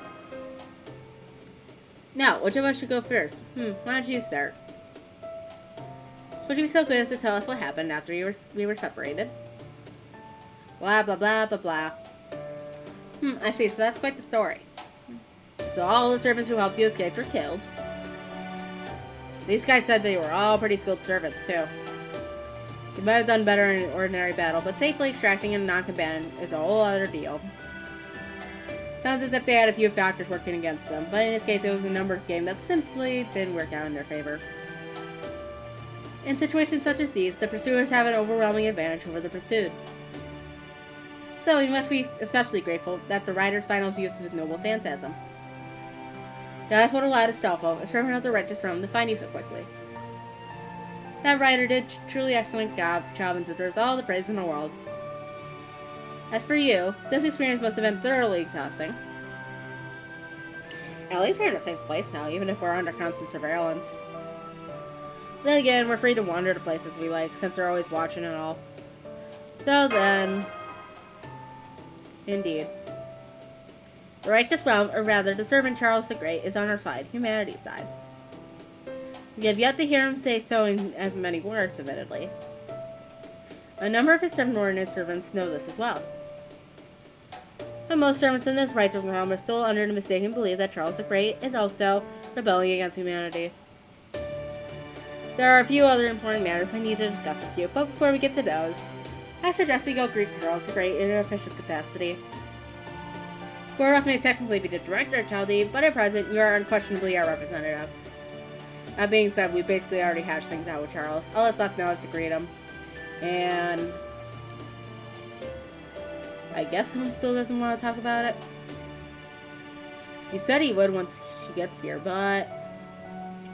Oh well, I guess the greetings will do for now. That and a thank you. Gotta do it, especially since it was Astolfo, one of Charles the Great's own paladins who rescued you. Got it. Just so you don't forget. We're talking about the most powerful guy in all of European history here. Just don't piss him off. Suppose you don't get... I don't suppose you could give me a quick etiquette lesson? No, whatever. You'll be fine if you just kneel, I'm sure. That's it. Worked last time. Why wouldn't it work now? Okay, so I've got to greet him and thank him. Hey, hey! How's she doing? Oh, hey, you're awake. That's great. How's the wound? All better? Yay! Oh, I'm a Salpo. Hi! I'm one of the Carl de Drosta. Charles the Great Swellflagons. Charles. Who cares? You're gonna go say hi, right? Come on, let's go. Didn't even get a word in. Yeah, get used to that. Come on, Gaddock, you too. We don't want to keep His Imperial Majesty waiting. Waiting really great, son Charles the Great. Is this really the time for terrible puns? It's just don't bother. Any reaction just makes him laugh more. See? Stoffel, will you shut up? Christ, you're like a little kid laughing at farts. Are farts not funny? No, they are not. I don't believe you. Oh, my apologies. I am Roland. One of Charles the Great's 12 paladins. Nice to meet you, I guess. I'm relieved to see you in good health. Why are you being all formal, Roland? How come you're not showing around Starco like usual? Look, Astolfo. It's not as though I go around stark naked because I like... Okay, no, I do like it. I don't go naked all the time. Even I know when it's okay to strip. Oh yeah? How are you feeling about now? I'd say about 70% of me thinks it'd be fine, 20% doesn't care, and 10% says it's a bad idea. Only 10%? The face of a man popping stomach medicine like just no tomorrow. Don't worry, 10% of me is equivalent of 80% of most people. Even I don't think that makes sense. You're right, it doesn't, does it? Come on, follow me. I'll take you to see His Imperial Majesty. Try not to think about it too much. Stress kills. Okay, I'll leave the start to your remarks to you. Nope, not my style. Really? I don't think I've heard anything but snark from him. Huh, why does it feel like someone's talking shit behind my back? Why does he look so concerned? He looks so sad. Doesn't he look angry? He just looks upset.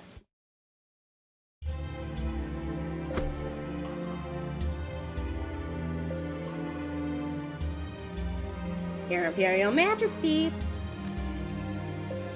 I, Roland, in my final paladin and Astolfo, brought you to Master of Chaldee. Indeed. The Imperial Majesty is absolutely thrilled. Hold on. Huh? Tell me about my servants. You mean the ones who helped me escape? Indeed. Your Imperial Majesty, I don't think... It's fine, I need to hear what happened. I owe him that much. You heard His Imperial Majesty, Master of Chaldee. As you wish. Blah, blah, blah.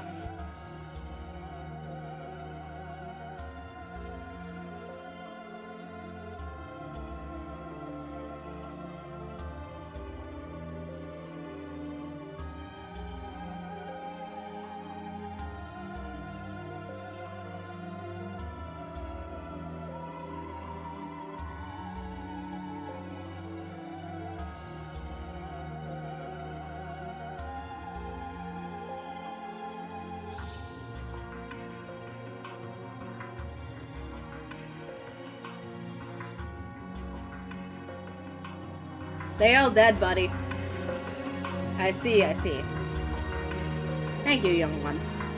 Your Imperial Majesty, I think you should... Huh? Oh, yes, good work. Thank you. Now then. Is now a good time?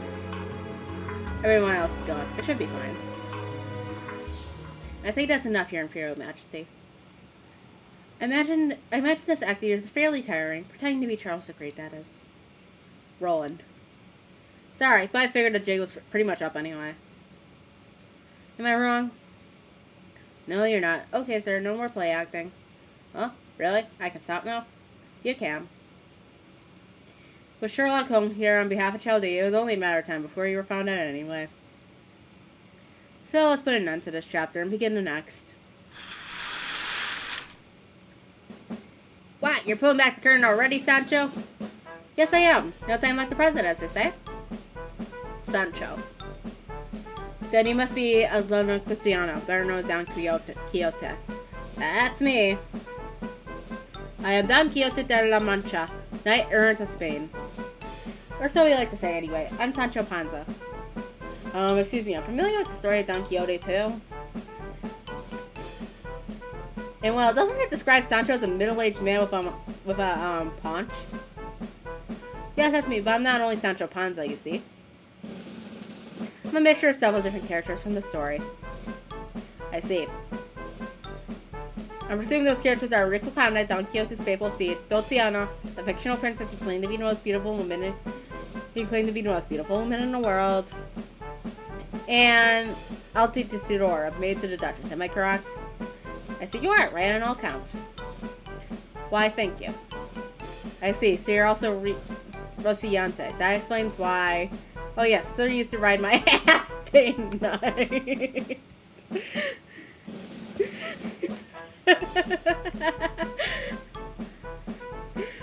I'm sending this to the Discord with no context.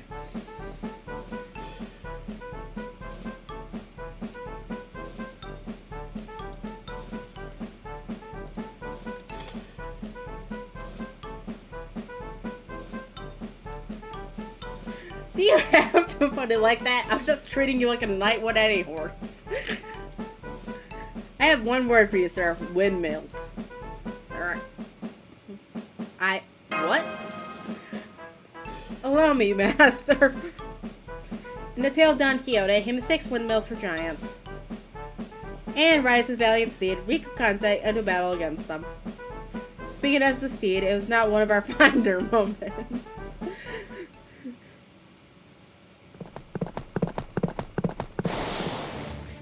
I have you now, you evil giants. Come, Rio Conte. Let's show him our metal. Sir, those are quite clearly windmills. I see some things are still beyond you. Sir, wait. I said wait. Come, Rio Conte. These are my beloved Dulciana's bride. And there he goes.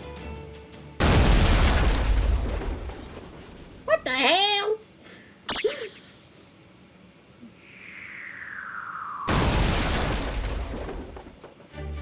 I did tell you, sir.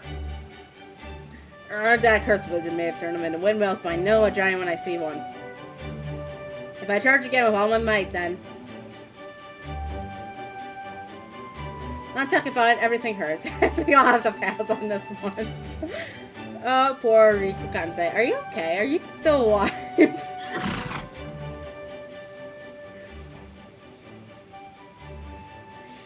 And that is one of the world-famous Don Quixote de la Mancha's best-known exploits. Suffice to say that Rico Conte was present, and it did not go particularly well for him. That poor horsey. I could have sworn those windmills were giants. Oh yeah, I know what you mean. There were times I went crazy and mistook a sulfur for a proper lady. Excuse you, what do you mean mistaken? All of you know that is exactly what I am. What kind of proper lady falls asleep and drools all over her hippogriff? Yeah! Yeah! Is this a comedy bit? You got it. Aren't you two supposed to be knights? Ahem. Anyway, there you have it. It just goes to show how much trouble you can get into when you can't tell what's real and what's not. Now then, I believe it is time we got into more pressing topics. Namely, why did you claim to be Charles the Great?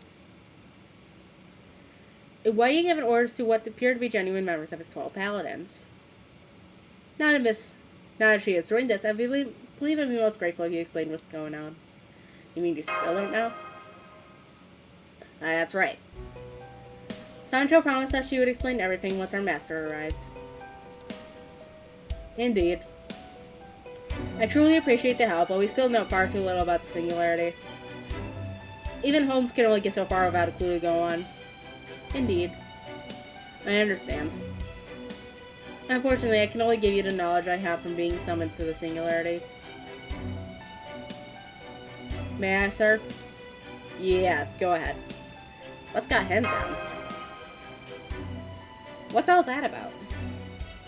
After we were summoned to the Singularity, we learned that most of the other servants here planned to rebel against proper human history.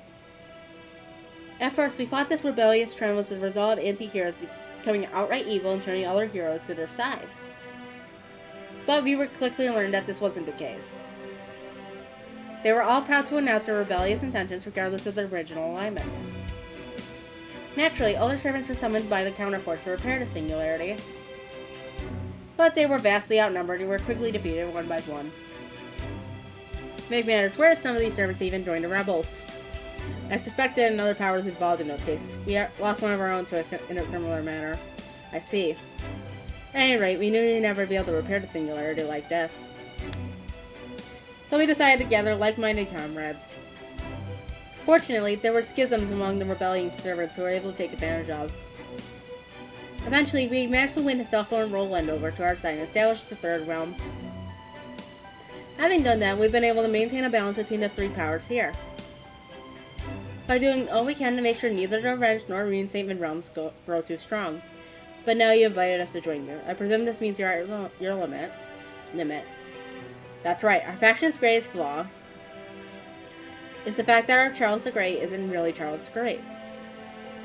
So far, we've been able to skate by on the name and the fact that we have two of his paladins on our side. But we won't be able to keep that pretense up much longer. In fact, it may already be too late. I believe our subordinates will begin to suspect something isn't right within the next few days. Did I take it they believe you to be rebels against humanity as well? I'm afraid so. There are a few exceptions who are still on humanity's side, like the servants we went sent to infiltrate the Revenge Traum. But most of our servants believe we are also rebelling against humanity. Though I admittedly led them to believe this. Then tell me, what do you make of those servants? This certainly isn't the first time servants of proper human history have chosen to stand against it. They all have their own thoughts, ideals, dreams, and their own orders to follow. For most years, destroying their enemies in combat is a perfectly reasonable solution. There have also been servants who have been corrupted, essentially turned evil.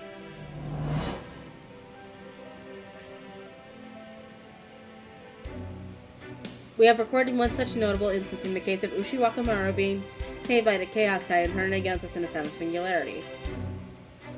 But there do not seem to be any such factors in place in this Singularity. These servants have all been summoned as normal and retained their original intellects and personalities. But to have so many servants choosing to rebel against proper human history is frankly bizarre, and that is putting it mildly. I've had the same thought, so I tried asking a number of them about it. As far as I could tell, they don't seem to have come to a decision logically. It's almost as though they're driven to rebellion at an instinctual level. Whatever the case, they seem incapable of stopping themselves from rebelling. Some appear to be more compelled than others, but both the Revenge and Reinstatement realms are actively disposing of anyone they deem uncommitted. As a rule, some servants are significantly influenced by their master's personality. A servant can become a monster under an evil master, or a kind-hearted familiar under a good one. Those differences are minuscule when it comes to heroic spirits, so for this kind of rebellious spirit to take root so instinctively. What do you think, Kato? Do you think they have a truly evil being for a master? For example, someone like James Moriarty, perhaps? What do you think, Administrative Advisor?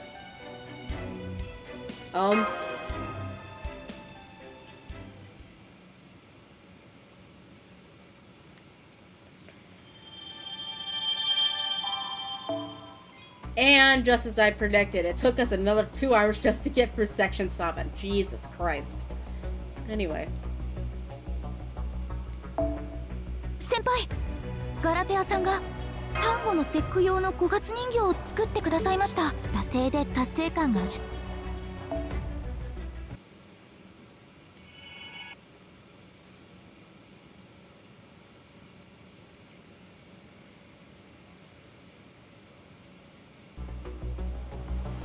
Oh, we got a cutscene. Like actual video.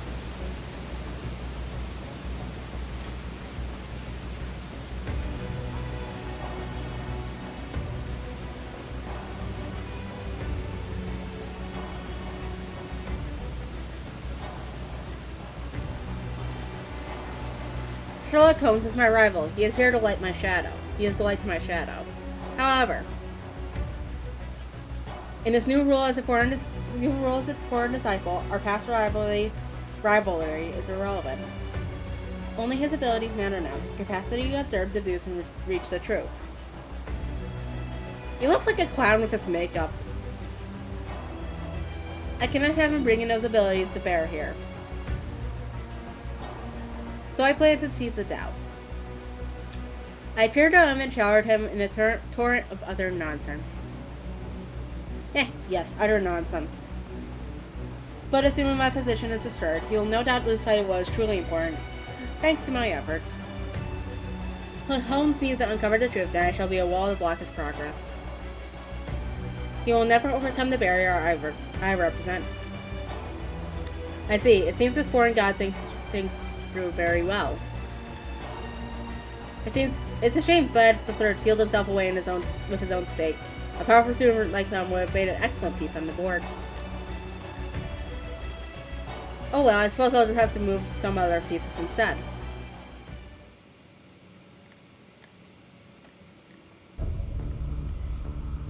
But what about I just can't say?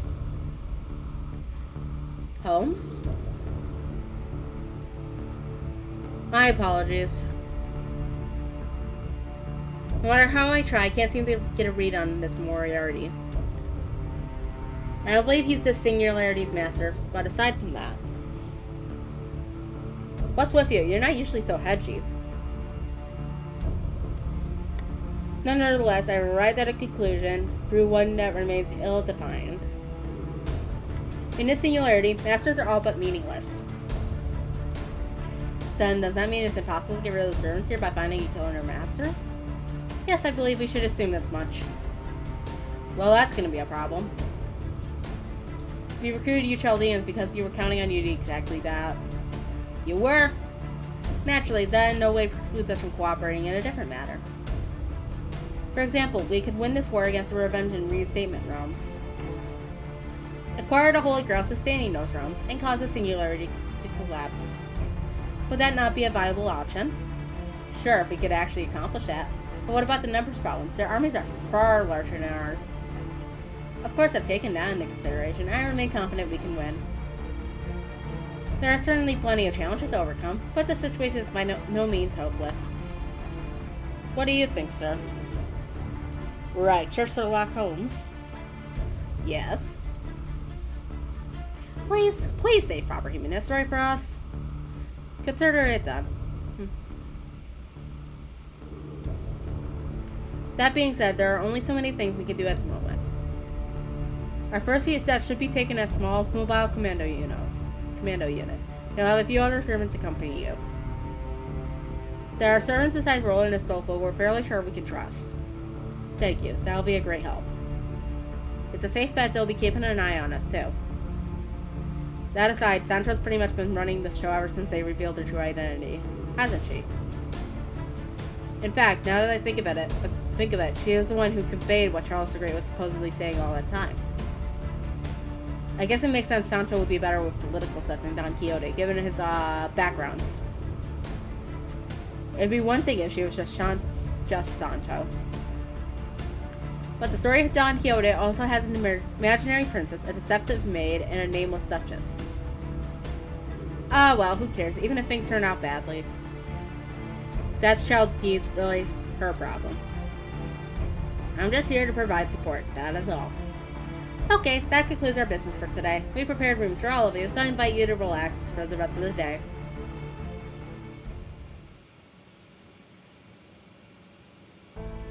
Well, sir, you heard them.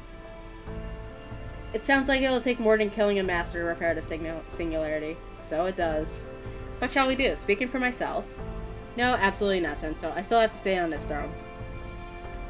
I have a duty to uphold, no matter what anyone else says. Isn't that right? Yes, sir, if that's what you want. Alright then, I've come up with a few possible missions for the commando unit. Good. And please, allow me to select a servant who will keep an eye on the Chaldeans. We may be low on personnel, but we're still in charge of the entire realm. There's a large population of capable servant resources to choose from.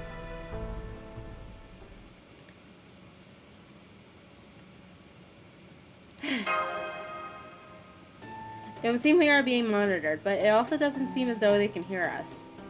I could put up a light soundproofing bounded field for good measure. Want me to? If you would.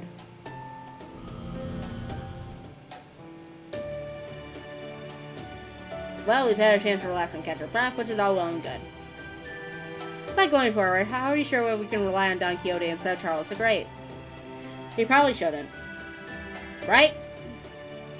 Nonetheless, this is still the only option available. Both the Revenge Realm and the Reinstatement Realm are fully functioning autonomous societies. They have demonstrated clear hostility to all proper human history.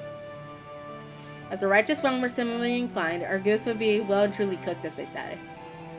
Well, yes, I suppose that's true, but still. Never mind that now, Gordy. Isn't there something else you should be doing first?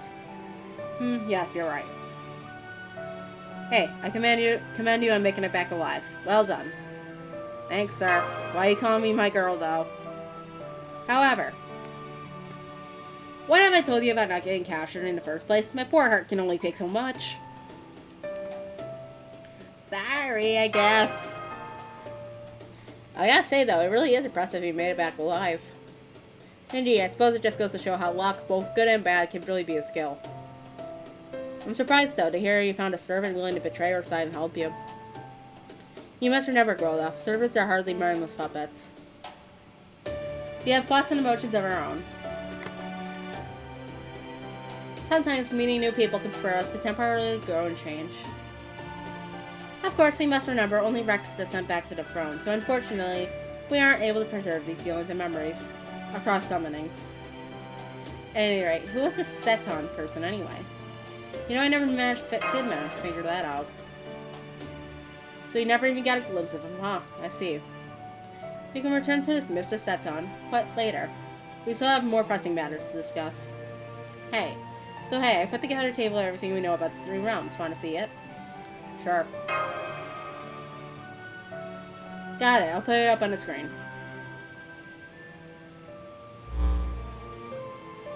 Nice Excel sheet.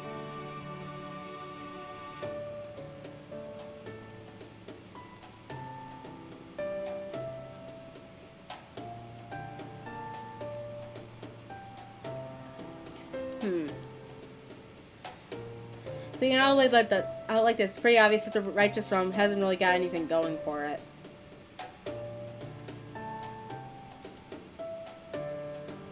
Kind of amazing they managed to survive this long. They must be quite skilled in battle, and let us not forget the natural defense this location affords them. I expect they also have countermeasures for servants attempting to use their spear forms to sneak in. They may be servants, but they will easily be intercepted if they are on foot, especially if they were to march in large numbers. Not to mention if one of the other factions were to attack, the remaining faction would no doubt be quick to take advantage of that opening. I actually planned all this out intentionally, but it's an impressive state of affairs all the same.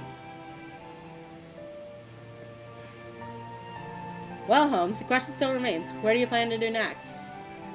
First of all, we should discuss the Moriarty calling himself a foreign disciple. It's safe to assume he's operating behind the scenes, while we could try to pursue him. That would not help to resolve the Singularity's root cause. Then you're going to work with this realm to help to destroy the other realms, as you said you would earlier? Indeed, I don't believe we have any chance of negotiating something else. Well, that should be fine. This isn't a lost battle after all. Since they're not the ones who started this war, they must be prepared for the consequences. At first, you're going to start off in a commando unit, right? Wonder what that'll involve. Pardon me, may I come in? I'll switch to the comms over audio only. Remember, in this mode, your response will only seem like a soliloquy. Sure, door's open. Thank you. I'm the Righteous Realm servant who will be part of the commando unit. My name is Zufu. I'm a caster. It's you! Zufu, doesn't that mean you're... So you've heard of me. Mash is still back at Chaldee, or the Stormborger, because her Ortonax has been busted up because they hadn't had a chance to repair it between both Lost Belt 6 and Tungska happening. So she's out of the picture until she's able to get that repaired. Look at that! Summer 5 becoming relevant. So you've heard of me. I'm the court sorcerer Emperor Qin Shi Huang sent to search for Mount Horai and the elixir of immortality. I see. A pleasure to make your acquaintance, Miss Sufu. I'm Sherlock Holmes, detective, and this is Cat Exemplis Elaine. At least that's what the secretary told me your aliases were. I understand that you can't speak freely for a variety of reasons.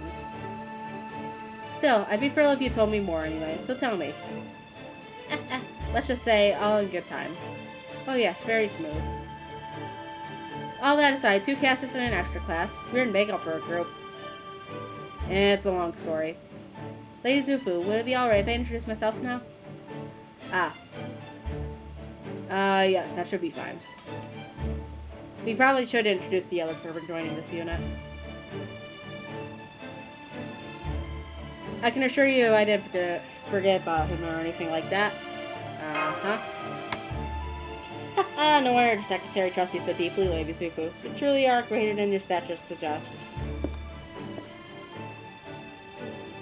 I am Dirma Dumima, one of the Knights of Piana. Oh my lord, it's the guy from the Fate Zero event! I'm also known as the Armada the Dazzling. Pleased to meet you. Dear!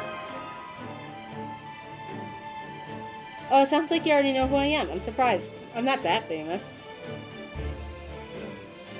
Or perhaps we met another singularity during a Holy Grail War. If we have, I'm afraid I have no memory of that. But here, I'll be proud to fight alongside you.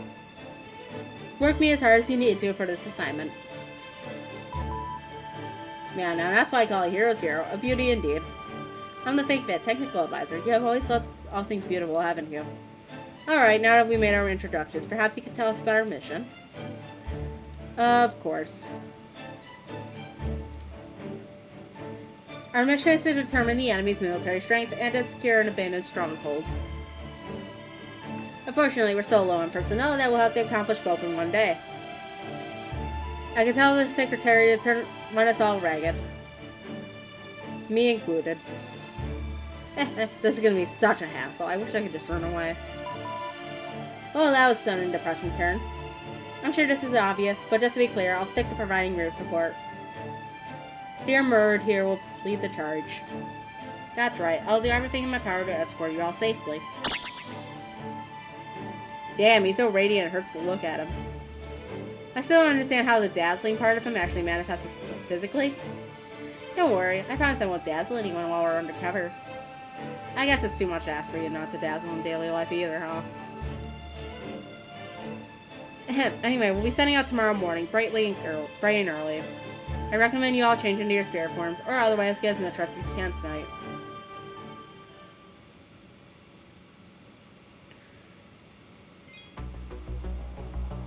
So this is why I decided to release Sufu for this anniversary event. Because she's actually relevant to Traum. I did not realize which sermons were relevant to Traum and which weren't.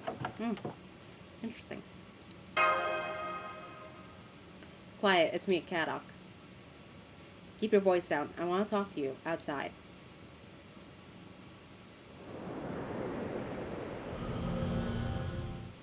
Okay, that should do it. Are you ready, Mash? Yes, I'm here. As you requested, Da Vinci is working on the Ortonex. Yeah, because it has nothing to do with Python. That's like her whole character motivation. That's why she has a Python doll that she's carrying around everywhere. Dr. Goldoff is asleep, and the Nice Half are all dozing off, too. I'm the only member of Chaldee currently on active duty. But why do you want us to talk to us alone? Just to be safe. After I woke up, I revealed you records of everything that happened after the Russian Lost Belt. Including records about the man from Chaldee. He's not really Dr. Roman. I know. I don't know who he is either, but we'll just have to put that aside for now. More importantly, do you remember what he said about there being someone who can't be trusted? And what Archer said afterward about something feeling off? Of course. I really can't believe you went and reported everything when they told you they were when you very clear you should have kept it secret. I guess he wouldn't be if you hadn't. You remember those records too, right, Mash? Did you ever think about who the man from Chaldee might have meant? It's all there in your report. I've given it some thought, yes, but it just seemed too far-fetched to take it seriously. You're not exactly sounding like a mystery lover here, so you dropped it, just like that, not another thought? Not at all, it was the opposite. I believe I thought about it as much and as logically as I could. But no matter how much I thought about it, what he said, it never made any more sense. How so? Well, if someone on Chaldee's staff can't be trusted, that would have mean one of them is a traitor. But there's no evidence anyone has betrayed us, and more importantly, no motive for anyone to do so. We call this kind of mystery a why done it. Alright, I've heard of those. Whoever told me about him also said, there's no meaning to be found in figuring out how done it's where mages are concerned. Now when they can do almost anything, including things outside of the natural realm. But the reason they committed a crime, the why done it, that is always meaningful. Right. And that clears everyone on Chaldee's current staff of suspicion. I can't see any reason for a member of our staff to want to help wipe Earth clean. If they were just hiding their motivation, they would have tripped up long ago. If they didn't have any reason to reset Earth, they wouldn't have any reason to help prevent it either. Yeah, that's true. The crime's already been committed here, so why would the traitor go on to help the organization trying to do it? The same goes for the servants, too. That includes me, Captain Nino, Da Vinci, and Holmes. None of us have anything to gain from Earth being wiped clean. If anything, the opposite holds true.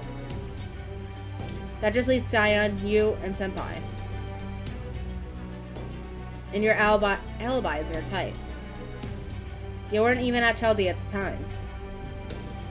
Senpai, of course, isn't a viable choice either. Frankly speaking, if she gave up on everything, our mission would fail at that very instant. I guess. I suppose Scion, as a member of the Atlas Institute, could see this incident differently than we do. And that, in turn, could potentially give her some kind of motive to betray us, maybe. But she's already done something that invalidates that theory. When the foreign god used a pursuit of black hole to destroy the Wandering Sea, Sion stayed behind to the very last second, at a very realistic risk to her life. If she wanted to betray us, that would have been the perfect time and place to do so. Frankly, if she had known what was going to happen ahead of time and then escaped on her own, we would all be dead by now. Are you really not all that suspicious that I did something somehow? Oh, I know, so they could have predicted that I'd eventually come back to Chaldee. True. But it wouldn't even make sense for you to have started this conversation if you were the traitor. Yeah, just to be totally clear, I didn't betray anyone. Well, I guess that's not true. I did betray all of proper human history once. But I definitely don't have the guts to betray anyone holding the controls to a collar that could kill me at any time. I think you have plenty of guts, but aside from that, I agree with you. Betraying someone to save your own skin, when you know that betraying them would get you killed, it doesn't make sense, no matter how you look at it. And that's not all. Me, Elaine here, the staff, the servants, our actions have all been consistent. That case is more complex, sure, but it still tracks out in terms of consistency. Long story short, I betrayed proper human history, lost to you guys, get critically injured, recovered. And now, I'm helping you guys out with restrictions on my behavior because it beats getting locked up or killed. Sure, I wasn't exactly being virtuous, but I was being consistent, yeah? That's true. In the end, I have to think the one from Chaldee was messed up. But, yeah, do you have an idea of who it could be, right? Senpai. I'm not sure, but I do have just one more question. I think you can answer with a search of the library, Mash. And if that leads us to a clear answer, you could just forget all about it. But if it doesn't, then I think we might be onto something. I already went ahead and launched the library search system, just in case. What's your question, Kadok? It's about servants. Let's start with Da Vinci. Chaldee summoned the original Da Vinci, and her successor unit is carrying on her work in her stead. So we know that Chaldee's her summoner, and she was helping before the incineration of humanity. Nemo was summoned by Sion Eltanon. At least, that's what the records say. He's got some phantom and divine spirits mixed in with him, but we also know his summoning is legit. And the servants Elaine's contracted with, including you, all, of course, should all be fine. Kadok, you don't mean... Yeah, I do. My question's about Sherlock Holmes. Who summoned him? And when and where did they do it? What do you mean? A master does more than just serve as a battery for their servant. Through their contract, the master serves as an anchor to keep them rooted in reality. That's the biggest reason they need masters, even when those masters have no help in battles between heroes. Compared to that, the magecraft support is just a nice bonus. But what about rogue servants? Good question. Yeah, there have been servants in other singularities who didn't belong to either Chaldee's side or the enemy side. But it was the land itself that summoned them, using the power of the Holy Grail, which spawned the given singularity. In an attempt to put history back on its original track. Basically, rogue servants use the land as a kind of vessel, so it's no surprise they could act without a master. And of course, were also rogue servants in some of the Lost Belts who didn't depend on the Holy Grail. Beowulf and Rushard leads to mind. Then maybe that's what happened with Holmes too. We first met him in the Atlas Institute, so... No way. Huh? We didn't meet, but he was at the Mages Association in London. Oh, that's right. Sorry, I guess I wasn't thinking straight. Yes, you're right, Senpai. He himself said that he had left a message for us in London. In London, you managed to safely acquire the information I left at the Mages Association, right? It was just paperwork, but it must have been worth £1,000 for you at the time. I could definitely see the land summoning him in London. That part makes sense. But then, how did he show up in Camelot and Shinjuku? We've asked Holmes about that. And he said that he managed to prolong his materialization and ray shifted on his own. You mean like Miyamoto Musashi? No, he can't do that repeatedly. She could. He said twice was his limit, and it came at the cost of seriously weakening himself. According to him, those two force ray shifts effectively rendered him incapable of combat. I see, so that's why he did almost no fighting in Shinjuku. After Shinjuku, he and Senpai Master formed an official contract. That got rid of his, well, debuffs, and also made it impossible for him to ray shift alone. At least that's what he said before. I see, well that all makes sense. But still, something's still nagging at me. I can't figure out what it could be. Still, I can say this much without a doubt. Holmes of all people would never betray us. There's just no way. When you take all of his accomplishments, his attitude, his motives, and everything else about him into consideration, it's obvious there's no theory that could possibly explain why he would have done such a thing. I trust Holmes completely. How about you? I'm not sure. I've heard some spoilers. Oh well, it doesn't matter either way. I'm just giving you guys some food for thought. Having said that, you two. Can you just forget about this whole discussion? This is Holmes we're talking about here. I don't want things getting awkward if you trust him. And if you start dying home now, it's not gonna take long for Sherlock freaking Holmes to figure that out. It's easier said than done. Maybe you should try to hit my head to make me forget. How would I do that? I could just use a really basic spell for sealing away memories. It can only be cast if the target consents to it, though. It comes with some restrictions. What about me? How can I forget about this discussion? There's a file in Chaldee's library on the store border. Number AG 134458. I hit a memory sealing spell scrolled there under the Alpine Goods section. All you have to do is inscribe the date and time. Okay, I'll try that. You too. This is only a seal. It probably won't make you forget completely. Your subconscious will still remember this conversation. So if you really trust Holmes, then to keep observing him and downing him. So we can put this at rest and trust him that much more. Got it? Alright, see you tomorrow.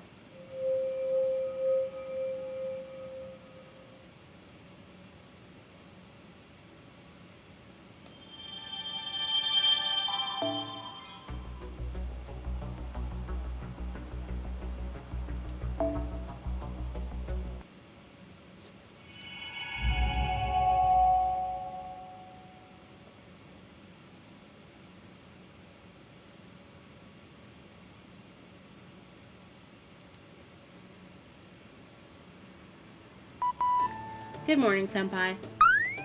Well, morning. And a lovely morning it is. Right you are. It looks to be perfect weather for your first day of work as part of the new commando unit. There's not a single bad omen to be seen, I think. Morning, everyone. It's me, Skufu. I know it's short notice, but I think we should get going right away. The sooner we leave, the sooner we can get back and rest up. Yeah, no, you can see the Python plushie right here.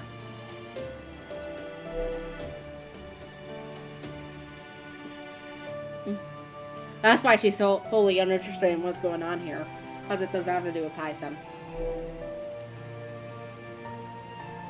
Already planning your break, huh? Maybe this is because I was such a hard worker in life, but ever since being summoned, I've been seeking for breaks more than anything. Launch. Why'd she just cut rid of her ears? Good morning, everyone. I hope you're as excited to get started as I am. How are you this peppy this early? If you guys haven't come along, I'd have to work with him alone. My stomach aches just thinking about it. Be as it may. Just because it's morning doesn't mean we won't run into any enemies. We'll have to take advantage of this opportunity to demonstrate how useful we can be. Then I'll take the front line, just as we discussed yesterday. Lord Holmes, Lady Elaine, you two shall keep to the middle.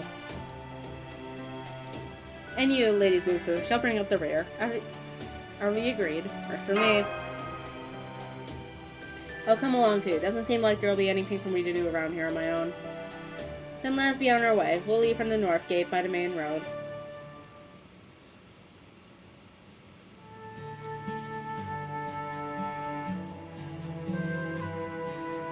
You know, I've been wondering since we got here, does commerce even function in this realm? Better than you think. Of course, all transactions are made with QP. Besides, there's no point in hanging on to more enhancement resources than you need after killing a demonic beast. That's how the servants of all three realms enhance their spirit origins. I still have a long way to go myself, but at least I'm doing better than you guys. Well, yeah, not even a fucking servant. Oh, hang on, I actually want to do some shopping while we're here. She buying rocks? Hey, can you see me? That voice. It's Charlie. Hey, looks like we both got away clean. Good rats. Why the hood? Oh, this? Let's just say I've got my reasons for wanting to keep myself around here. Everything okay with you? Yep, everything's fine. Honestly, I'm more worried about you. Well, you seem like you're doing fine, so never mind. So what are you gonna do now you're free? I think I'll just hang around here for a while. This place isn't nearly as savage as the Revenge Realm, so I've got a feeling things will work out. How about you? You're off on a mission? I wish I could help you out. I really do, but I'm afraid that's easier said than done. Sorry. No worries. Okay, I'm gonna go give it my best shot. Awesome. You've totally got this. Alright, I think I'll get going too. Bye. Bye, Charlie. See you later. Hopefully show up in my roles later. Something wrong? Oh no, everything's fine. Then try to keep up. This mission looks like it's gonna be a real bitch. Both coming and going. Huh? Oh right, I guess you wouldn't know since you were passed out. Our destination is way up in the mountains, and there's no ropeway or anything to get us there. Yikes.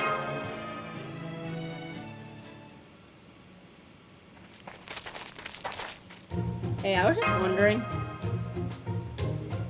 What is it? Are we gonna have to do this on the way back too? What do you think? I think maybe we should take a little break then. I don't think that's a good idea. Huh? Why not? There tends to be a lot of snakes in this area. Wait, snakes? That's no big deal. I could just cast a simple spell too. I believe these particular snakes are called Orochi in the Far East. Why are you only mentioning this now?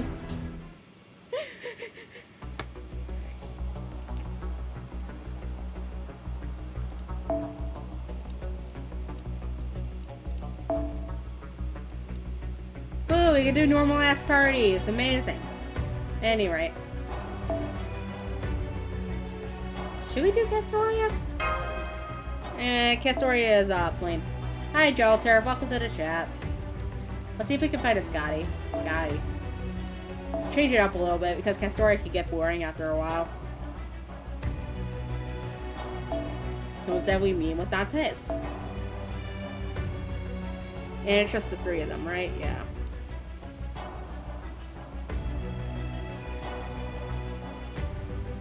Okay, and? I know I get dull. That's why people put me on in the background. Let's see here. We'll get more bond points for that. Do this for extra bond. Just maximize fucking bond. That. Oh shit, wait, these. I should probably be using sabers. Luckily, you're just about done.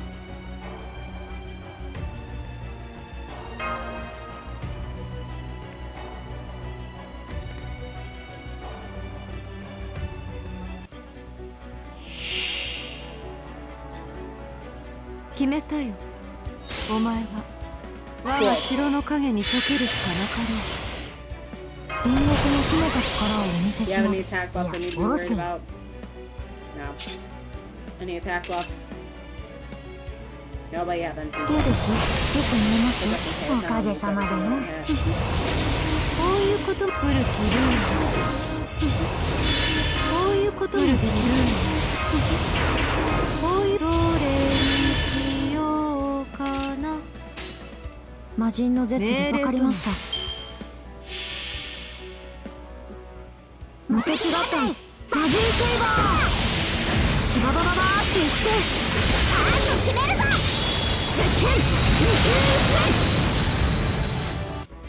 Nice.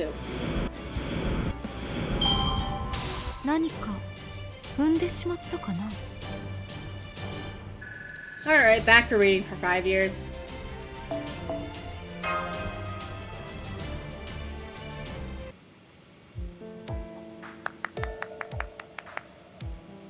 What's going on? What did you get confused about? Anyway, way to go, everyone. Then again, it's not like we could take any credit. Yeah, Okitan came out last summer. Then again, it's not like we could take any credit. She spoiled my camera rolls. I helped technically. Of course you all helped. Your aid was invaluable. Stop being a prince. Yeah, well, that's good to hear. So, you're a caster specializing in summoning, huh? Well, I guess you could put it that way. Wonderful. I feel as though I gained a seasoned warrior for an ally. You don't know half of it. The sheer strength of her summoning shadows often leaves me even me speechless. Suffice to say, I suggest you expect the unexpected.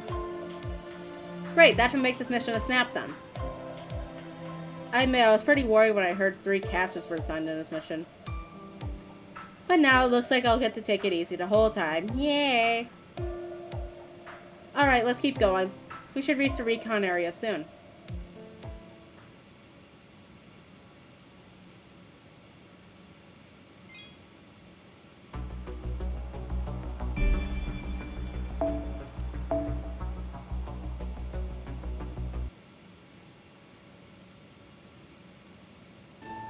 Come to think of it, Musu. As a matter of interest, I must inquire, did you ever succeed in finding the elixir of immortality? No. I think maybe, or maybe not. Or maybe it didn't matter either way. Did it matter? Ah! Can you please forget I just said that? On the off chance Emperor Qin Shi Huang gets summoned. I don't want to get this coming back to bite me. Then again, maybe it's okay, since I doubt they'd get summoned to the singularity anyway. They won't, right? Wait, is Zufu from, the Lost Belt?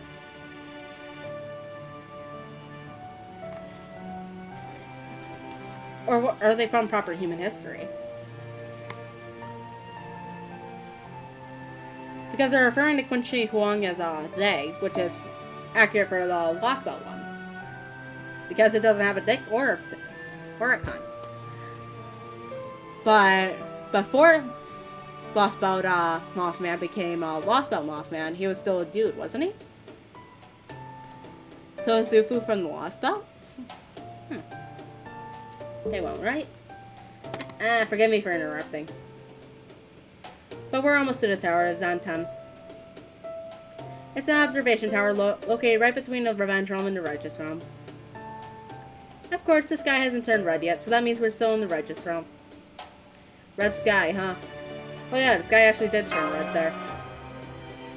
The Revenge Realm dyes the sky red to demarcate its domain and demonstrate its vengeful spirit. It's their way of telling outsiders, this is my territory, trespass and die. You know, since land can't actually talk. Mr. Wadubana, would you be so kind as to tell us more about what this mission entails? I believe we were told to gauge the enemy's strength. That's right, we learned a small battle on Hebetscation here not too long ago. Our objective is to find out what kind of servants are in it. Of course, depending on the situation, we may also decide to eliminate them. How small is small in this case? How about 10 to 12 servants or so? They do outnumber us a bit. But we should be able to handle them just fine. And I'm told they're all no more than Phantom Spirit level servants. So now we just have to decide what our first move will be. A tower, huh?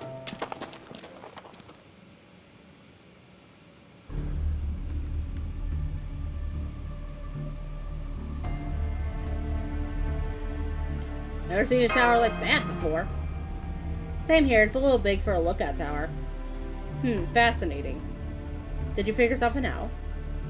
Not from the exterior alone, no, but we'll have to make our way inside first. Shh.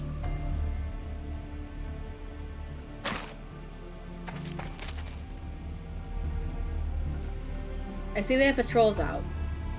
I don't see any lookouts standing watch outside, but I do have at least a few somewhere.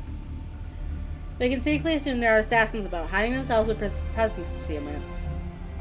Probably 2, no 3 of them. And if I were in charge of where they were stationed, I'd post one on either side of the doors and another behind the first 2. And I'll try drawing them out of hiding. Now that you've narrowed down the field of possibilities, I should be able to use an effective tower start. I'll also put up a soundproofing bounded field while I'm at it. If we're lucky, we'll be able to make it into that tower without anyone noticing. Amazing. We're lucky to have you with us, Lady Zufu. As long as you appreciate it. Alright, is everyone ready? Ready. Indeed. All set. Good. Motion forbidden, spirit enlightened, body pacified, then add a dash of tongue twisting and silencing. What? Enemy spy, can't move.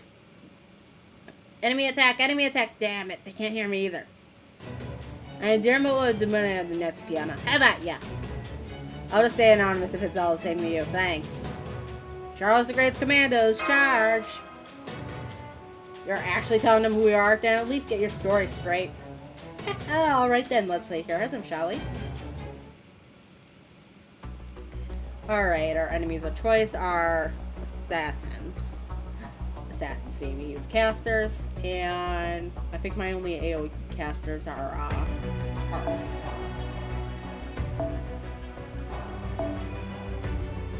Because yeah, if we go bonk, bonk, then oh, we do have Nero, but Nero isn't finished.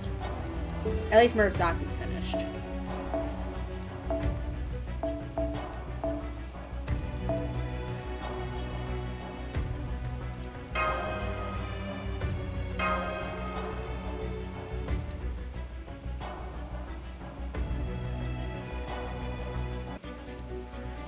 こういうのは少ないですけど。めぐり合い生命様、時期が高いです。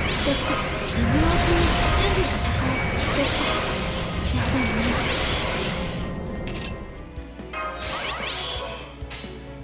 各機が森も、ええ、まあ。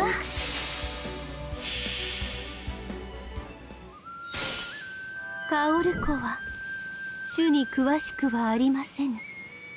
けれども心ならば源氏物語葵物書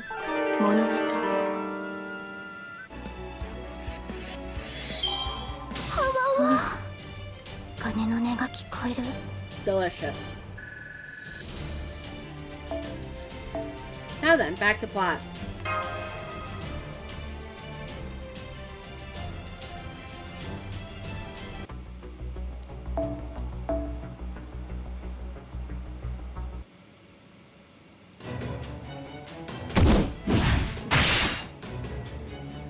Damn it.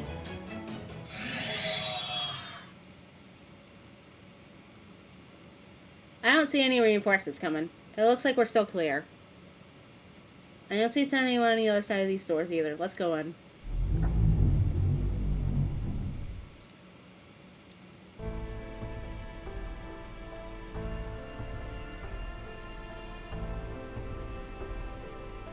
So yeah, Joe, thanks for joining in chat. At first glance, there doesn't seem to appear to be much of note here. Let's see what's on these documents. And what do they say? They appear to be on the plans for this tower. What, anything significant? Miss Sufu. Huh? I suspect this tower may be directly connected to a ley line. Would it be possible to confirm that? I might be able to tell from the basement. Then would you be so kind? Huh? You want me to go down by myself? No, thank you. Fair point. Go with her. Got it. I'll come too. It could be dangerous with only 2 casters. So where are you gonna go, Holmes? To the top of the tower, of course. Then let's head down and see what we find. Come on. Oh, alright. This looks like it's gonna be a major pain in the ass, though. That's fine. We'll just go bonk. Any luck? So this goes here and that goes there. Huh. Why would they do this? Alright, let's ask them. Them? Who? Those casters working over there. I'll leave them to you. Oh! I can't move! Good luck, and you might want to hurry. Sensor casters will probably figure out how to break that spell pretty quickly. Next time, give us a little more warning, would you?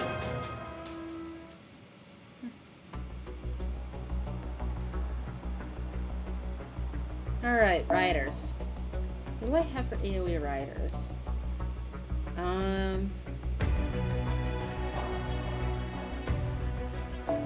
have a lot of them, actually, if I remember correctly.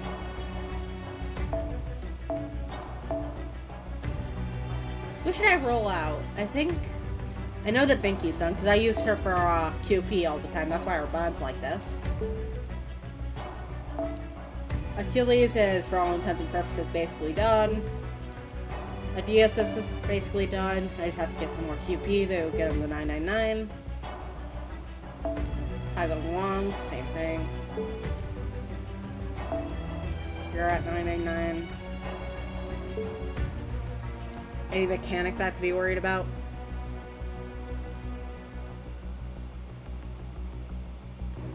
No funny mechanics.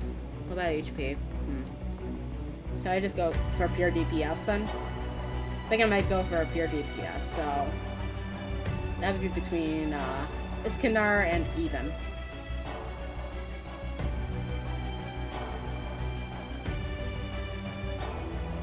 Eeny, miny, mo. Catch a tiger, python. I didn't want either of you. Da da da da da da da. Eeny, miny, mo. Psych. Ivan time.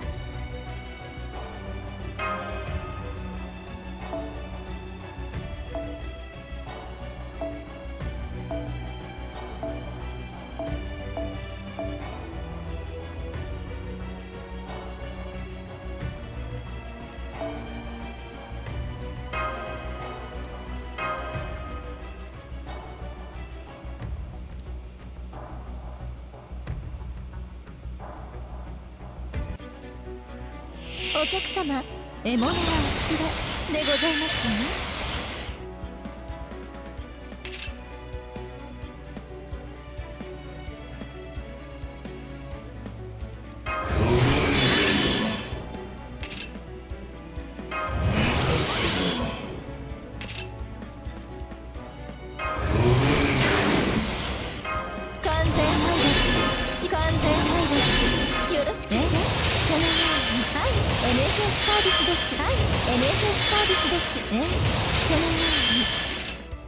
失礼、こちらの話です。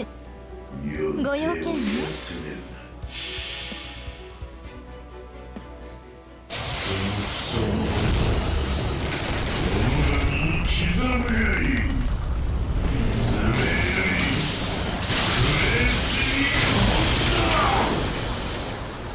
？Oh, we have a survivor. 目障りです。 Kill him, my boy. Die. 契約を続行しますか？いい判断です。それでこそ私のマスターかと。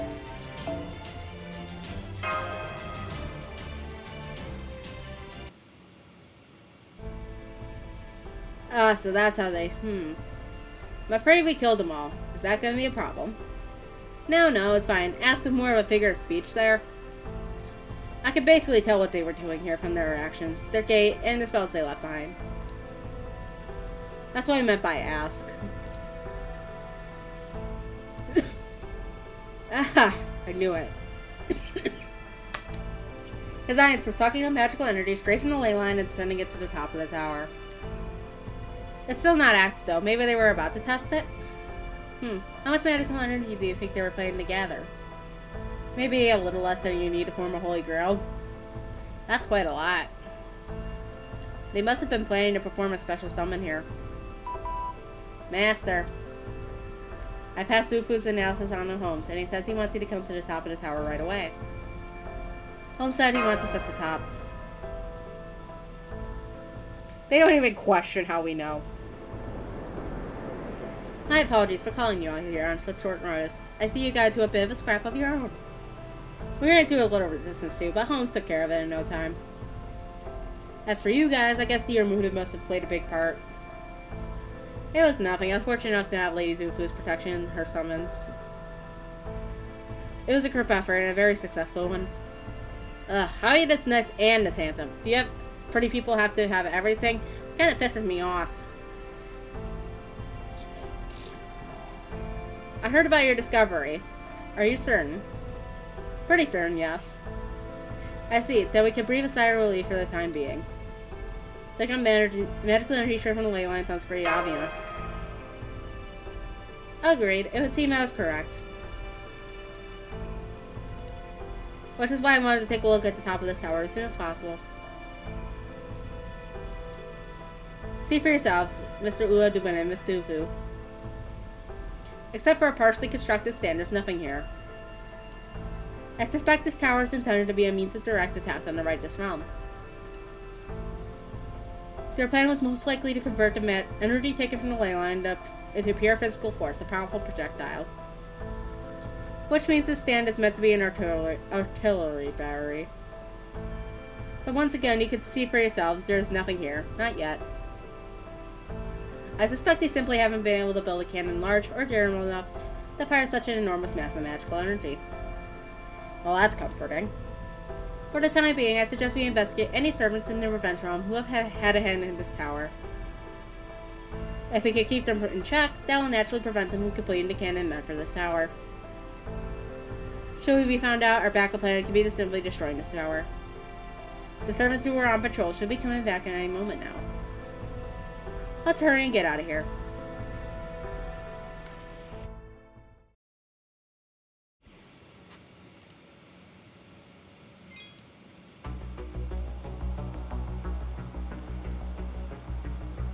Well, it's a good thing I have blue fruit.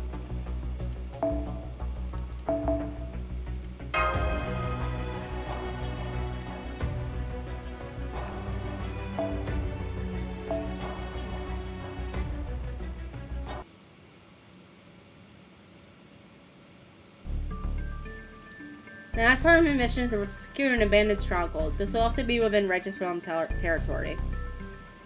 It would take us about an entire day to get there on foot. So we're going to borrow a horse-drawn carriage from the nearby safe house and take that most of the way. I love not having to walk. A safe house, huh? Do you perhaps have one in every region?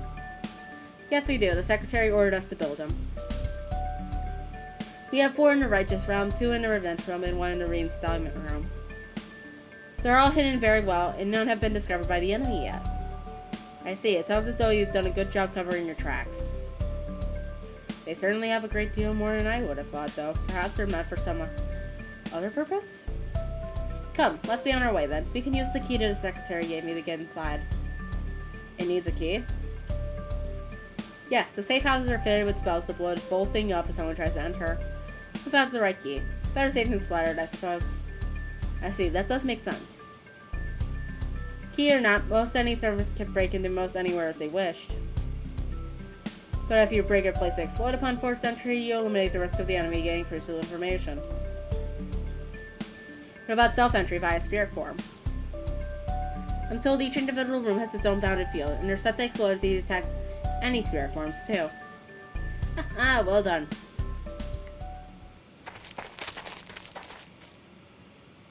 This'll why. Really don't see any buildings out here. It's here, underneath the broken down wagon.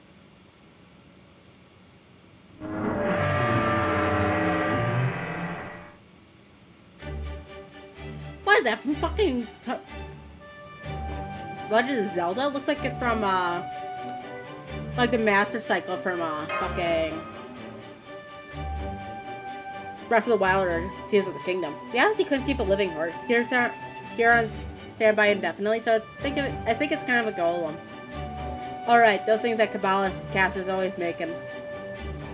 The Revenge Realm uses demonic beasts to pull their carriages. I hope we'll get a chance to ride one of those, too, at some point. Oh, you've got spare weapons here, huh? Mind if I take one? They're no more for decoration than for defenses. They're only meant to be used in emergency. But if you're alright with that, then by all means. Besides, nobody else is gonna use them. Yeah, that tracks. Oh, you got protective mystic codes, too. I don't suppose I could also... On second thought, never mind. How come? Because I don't want my collar reacting to it and going off? Oh, right. So they got Western wine, but no Shaoxing wine here, huh? And no beer either, damn. Oh well, once we're done with this mission, I'll just put in a request with the Secretary. Alright, we better get going. I'll be the coachman. The rest of you can just sit back and enjoy the ride. It never works like that. Be warned, I'll be driving pretty fast, so it may get bumpy, right? Yeah.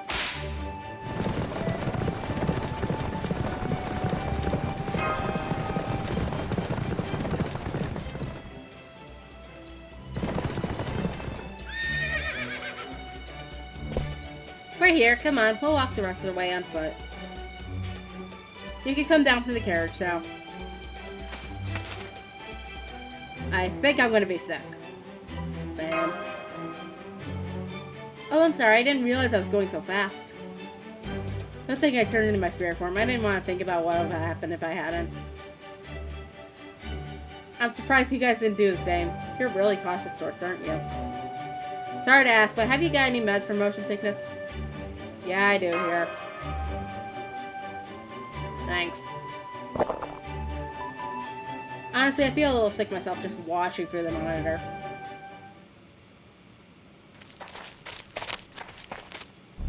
Okay, now that we're all settled in. There's a stronghold up ahead that the Revenge Realm meant to use as a bridgehead for invading the Righteous Realm. Luckily, the Righteous Realm just barely managed to eke out a win, forcing the Revenge Realm servants to retreat from this region. Unfortunately, we suffered a lot of casualties in the process, so we couldn't lay claim to the fort itself. We can't just abandon it out here, but we also don't want to do anything to draw attention to ourselves. So we decided to start storing supplies here in secret, but make sure we let it look abandoned. Even as we bolster its defenses. But since it's abandoned, demonic beasts have taken up residence. So the first thing we need to do is destroy them. Once we're done with that, supply crews will come to stock the place, so we just need to concentrate on ridding these demonic beasts. Then let's go take care of these beasts now. By the way, there aren't any demonic boars around them, demon boars around them, are there? Can't guarantee there. Why? Got something against them, dear Muda? But one killed me, so... may you rest in peace. He's not dead yet, though. Actually, I was already... yeah, right. How was that funny to him? I'll put up a bounded field around his stronghold to make sure no demonic beasts escape. From there, well, you know, I'll figure something out. I'm not hearing a lot of planning in this plan. Hey, if anything, you should be admiring me for my flexibility. Well, here goes nothing. Let's begin.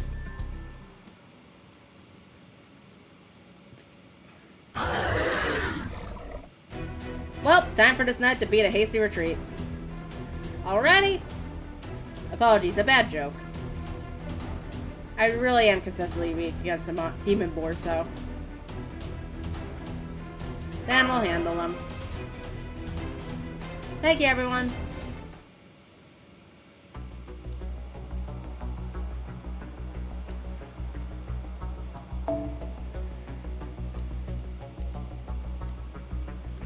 Let's see here.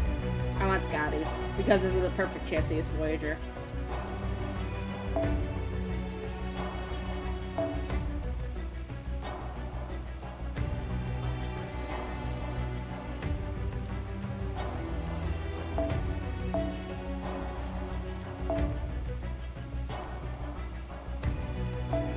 And then, as we have one big guy, I'll slap down whoever has the highest single target DPS, so that's you.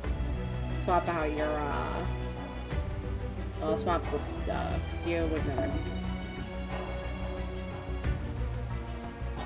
I need one of you. Cool. Let's go.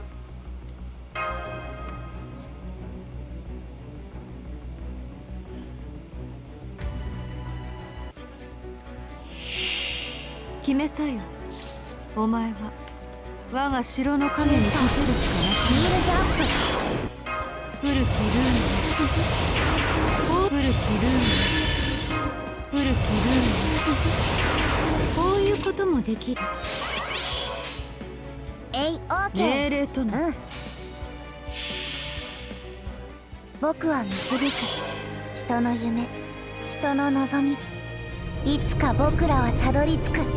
ペイル、ブルー、ドット。I like how there's like... what? ビージュ。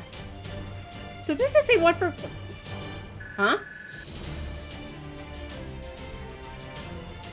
Wait, no, I was expecting for him to be able to do that in one hit.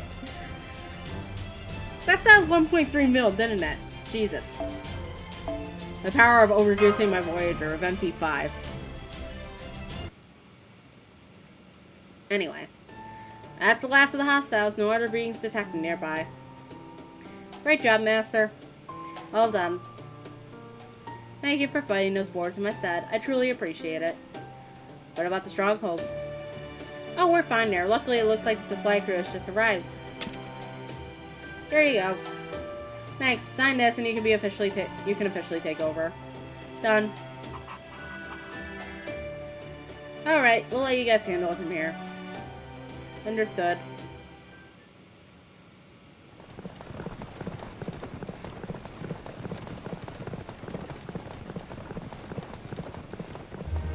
Yeah, I'm glad we're taking our time on the ride back. More importantly, this would seem to bring our first mission to a successful conclusion. Feels like a pretty roundabout way to accomplish our goal. But I guess this is just what we have to do in a weird singularity like this. Looks like we're in it for the long haul, yeah? Indeed, although in that case, there's one person I'm concerned about leaving in his current state. You mean Count Vlad? Precisely. According to what I've heard, both his Spirit Order and contract remain intact. I suspect he's still right where we left him. We should at least collect his body and bring him somewhere safer. Why don't we talk to Charles the Great about it? Good idea. It would be prudent to ask for assistance. Past assistance.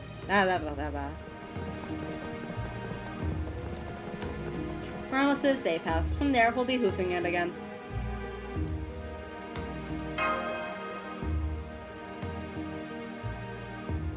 Almost in unison, the two majors let out a sigh of bone-deep weariness.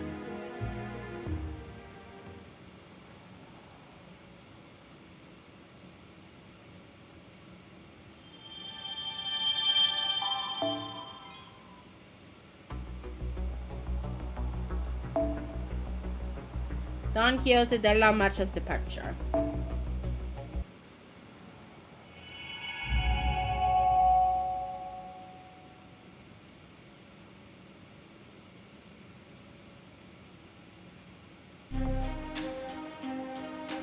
That concludes my report, sir. Sir? Can you find out whether there are any other such towers near the Righteous Realm? The capital is too well protected to infiltrate, but yes, we can still survey his periphery. Then do so at once. I'm curious to know more. Gaster, can you investigate this tower more thoroughly? You can have more personnel if you need them. It will be done. Is there something important in this tower? At the moment, all three realms are more or less evenly matched. The Revenge Realm consistently goes on the offensive. Our Reinstatement Realm fends them off. And the Righteous Realm watches from the sidelines, keeping both sides in check. Now, both I and my military advisors believe the Revenge Realm is about to undertake a large-scale invasion very soon. If they're going to succeed, they'll need some way of ensuring their victory. They can't take their time to wage war because the Righteous Realm is bound to interfere. Which brings us to this tower. It only makes sense to assume there's something more to it. Then, if there turn out to be other such towers, investigating one of them is enough. Finding other such towers, feel free to destroy them. Understood. Alright, that concludes today's War Council. Now, Pope Joanna will perform a memorial for those we lost. While I regrettably won't have time to do so myself, I urge those of you who do have the time to attend. Of course, my liege. Thank you. And may everyone be blessed, rest in peace. That's it for today's prayer. Thank you all for coming. Come on, Bradamante, let's go. Yes, Your Holiness, I'm honored to accompany you. So that's where Bradamante is. I really liked the service today. Oh, any particular reason? I just made it feel like there weren't too many casualties. That's true. But as no lives are more valuable than others, neither are fewer lives lost or more acceptable than many. Yes, Your Holiness, I'm sorry. To die is a sad thing, though that may be a cold comfort for me since they're dying on my behalf. You're right, death is a sad thing, but that doesn't mean we regret our choices. We're proud to die if it helps our rebellion against proper human history, strange as that may sound. Are you certain of that? About what? Until Charles the Great leaves the Righteous Realm. Was he not your king when you were alive? Yes, he was, but I made my choice to support the Reinstatement Realm over the Righteous Realm. I really felt like yours was the right cause, Your Holiness. Of course, I know some servants here still mistrust me because of my past associations, but it's alright, I believe you speak with conviction. Thank you, Your Holiness. Say, would you like to have a meal with me? A meal? That's right. I know servants don't need to eat, of course, but a good meal still does wonders to lift morale. So I've been asking His Imperial Majesty to have servants that feel at home in the kitchen start making meals. I see. Even if you don't feel hunger, I'm sure you still like good food, don't you? Yeah, yes, of course I do. Although I must ask what kind of cuisine is it. That I do not know. But I've never heard anyone complain, so I'm sure it'll be fine. Now, come on, let's go eat. Okay, let's go eat.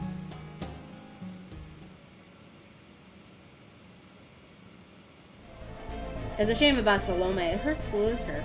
You think? I will say I was surprised that she never did cut off the Chaldean's head. But I always thought it was only a matter of time until she did something like that. Didn't you feel the same?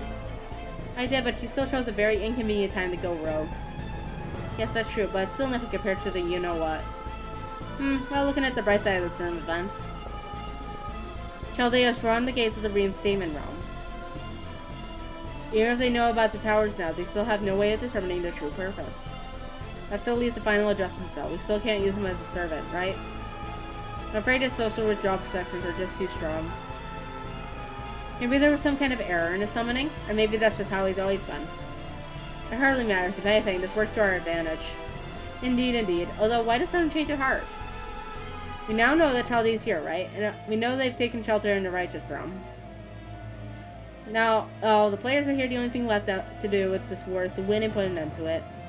So you're saying we're heading towards the total annihilation. Fine with me. It doesn't matter if you or I meet our ends here. This is what it means to rebel against proper human history. Am I wrong?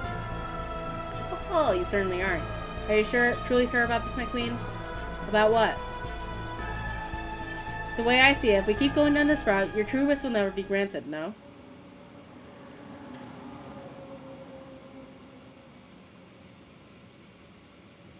If anyone else has been in that room at this time, they would have ensured their lives would be forfeit. Such was the sheer, all-consuming power of the bloodless permeating the entire place. Say that again, and I'll kill you. Oh, my apologies. I certainly don't need any more bloodlust like that directed at me. An old man like myself can only take so much.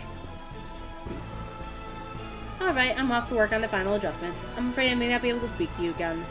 For a while. Oh really? That's the best news I've heard all day. Ah, you wound me, my queen. My wish, huh? My wish? Of course I have a wish. My husband, someone's hero, a deceitful man. I wish I could have shown him how this is all on his shoulders. Woman, child, an elder, his closest friend, a complete stranger, I don't care who. All I wanted was to throw someone's intestines in his stupid face. I wanted to ruin everything he protected, everything he cared for. Everything he had left no room for me. If he saved 100 lives, I wanted to take 1,000. Though of course that would never be enough to hurt him. Not when his heart was as hard and radiant as a diamond, his magnanimity as boundless and deep as the sea.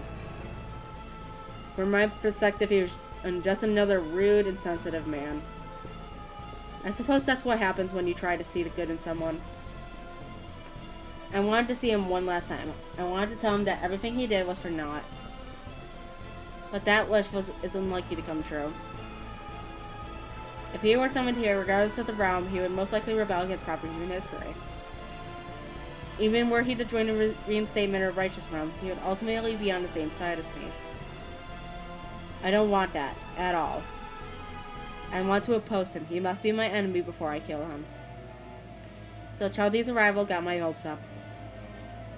And unfortunately, I'm told that her group did not bring him with them.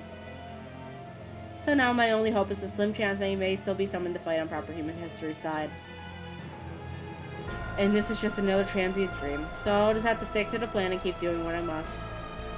I have to say though, I'm really not the type to fight hard for a master. This prayer had weight. This wish had sincere ring to it. Yes, it was sincere and powerful enough that I didn't think twice about aiding the rebellion against proper human history. Even though we don't even understand what sort of master I'm working for. The righteousness of this wish is what drives us. Good day, Queen of Revenge. Oh, it's you. What are you doing here? I'm here only to deliver some encouragement. Nothing more, nothing less. My goal is to see one of the 3 realms contain all the Holy Grails. I don't care which one it is. I just want you all to give it your best effort. There's one thing I want to ask you. And what's that? Is that what Master wants too? That's a difficult question. This is our responsibility coming to bear. There's a reason all of you are fighting and destroying one another. There's one being here who must not win, and that's of no concern to you. I see.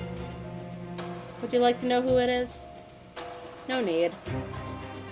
I just couldn't think of anything else to say to an intruder that appeared unbidden in my stronghold. Your answer doesn't matter to me. It seems I'm not very welcome here. Have you any information on either the Righteous or Reinstatement realm for me? I'm afraid sharing such thing wouldn't be fair. Then you are, if possible, even more useless. If you insist on following me around any further, I'll see to it that all 3 realms know you for a stalker. Well, I certainly would prefer to avoid that. Still, are you sure there isn't a question you want to ask me? Say about the aspect of a certain servant. Can't bring yourself to ask about him, huh? Pity. Very well then, I shall take my leave. Farewell, good for nothing.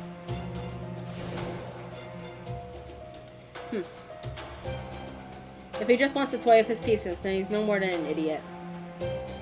If he wants to maneuver himself around the board, then he's no more than a participant. Still, he's chosen to come down to the board, even though he's qualified to run the whole game. In one sense, I suppose there's a certain kind of integrity to that.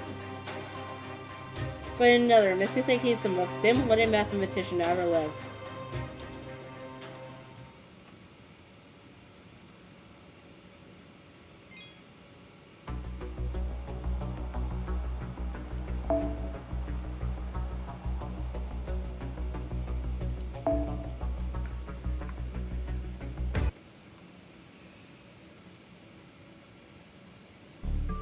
I see. So you want to save your companion Vlad III. Oh, Count Vlad, the great hero of Romania. I forget that he's also known as Vlad the Impaler. Maybe he can be reasoned with. He'll be fine so long as you don't call him a vampire. His moves still remind me a hell of a lot of the Dead Apostles, though. No, sir, you can't trade places now. They notice a difference in your auras immediately. Yeah, I guess you're right. At any rate, we certainly can't leave him like that. The fact is, the righteous realm needs all the strength it can get right now. All the more so with wisdom and intelligence. I see, so you require someone with a great deal of military expertise. We do. I'm educated in many fields. So far I've been able to keep us locked in a stalemate. But I can take us no further. I can't see a path to victory for us. So then, the best course of action is you have to save Vlad III, and if possible, to trade him. Would you mind letting us handle this? So, what you're saying is that I have healing and or restorative noble phantasm along strong enough to return Vlad III to fighting form. Am I correct? I can't promise it'll work flawlessly. To be perfectly honest, it'll be a gamble. A gamble? You know gambling is bad, Sancho. I have to agree. There are any number of mages who have ruined themselves by taking major risks. Really? There are? Oh, right. I suppose he wouldn't know since he grew up sheltered in Chaldee. As a rule, my girl, mages are arrogant creatures who think they can bend all of creation to their will. The majority think that way. It gets worse the more talented they are. I see. I suppose that makes sense since magecraft can do what would otherwise be impossible. And since they think there's nothing they can't do, they get carried away and think they'll come out ahead every time they take a chance. Their magecraft lets them see others cheating and helps them notice patterns and trends. So they figure out they can use that to their advantage to cheat and win at just about anything. Basically, there's no scenario which I don't come out on top here. That tends to be how they start thinking. But it's called a gamble for a reason, right? That's right. In fair and impartial game of chance, the mage has the same chance of winning as they do of losing. And yes, that means about half of such mages will win those gambles. But when a mage wins big, what do you think they'll do next? Bet the farm, that's to say. Exactly. Strange enough, they believe they've already won the next round as well. You really know what you're talking about here, Chubbs. Makes sense if you gambled and lost. Oh, no I didn't. I absolutely won. That's why I'm still alive, even under these circumstances. Fo was saying, way to look on the bright side. Thank you, Furball.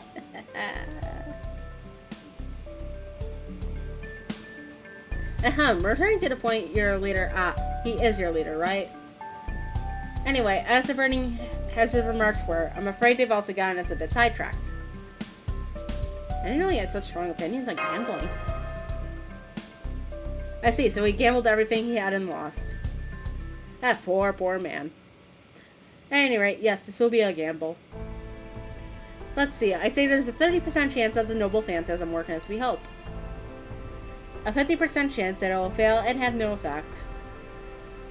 and a 20% chance that it will go disastrously wrong and damage the spirit origin. What do you say? The choice is yours. Are you willing to risk it? Sure. You sure about this? I mean, I know Vlad can't make the call himself right now, but I think if he could, he'd say the same thing. I see. I see you understand your servant very well. I commend your decision. Alright, sir. Were you not listening, sir? We're heading out. Out?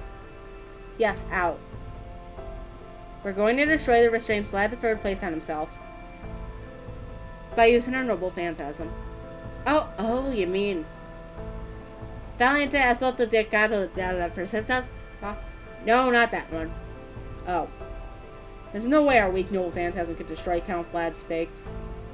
Then, do I really have to go? That, sir. Yes. Is a secret. Sancho? She's got a real impish side to her, doesn't she? Are you alright, Caddock? Do you have a headache? Oh no, I'm fine. Ugh, I hate myself sometimes. Damn it, Caddock, stop wasting your mental energy on things you can't change already. You've got to stay cool, calm, and collected. Just think about what you can actually do. That's the best possible thing you could do for yourself right now. That aside, Holmes isn't any different, is he? I thought I was doing a good job of acting normal and not looking at him unless I had to, but damn it, it's no use. I've got to save the thinking for when he's not around, like usual. The risks are just too great. I shouldn't have even think about trying to figure out what the world's greatest detective might be. Yeah, cold. Caddock? Sorry, I just suddenly got chills. It felt like someone was pouring ice down my back. Ice you say. Maybe it's a caster's curse or something? Yeah. What's wrong, Lord Caddock? You okay? You ate something funny? You know, when I was still alive, I once ate a lizard and told everyone it was a dragon meat. Oh yes, that was a good one. A shame it didn't make it into the story. I guess their Avantes didn't want to include any weird food stories. No, it's not that. I'm good with food. Then what is it? Just let it go, okay? It's nothing. I'm fine. Perhaps we better leave well enough alone, then. We want our teasing to come back to bite us. Now then. I take it you've made up your mind. Then we should leave right away. But what will you do about your throne? We can't exactly declare that Charles the Grey is going on an expedition, leaving his castle undefended. I'll take over while you're gone. We'll be fine. I mean, it's not that I'm not worried, but Roland will probably do a better job than me, at least. There's something lovely about improvising when you're low on personnel. Feels like we're sticking a finger in a dike here. What the fuck does that mean? I only know that as a slur. Anyway.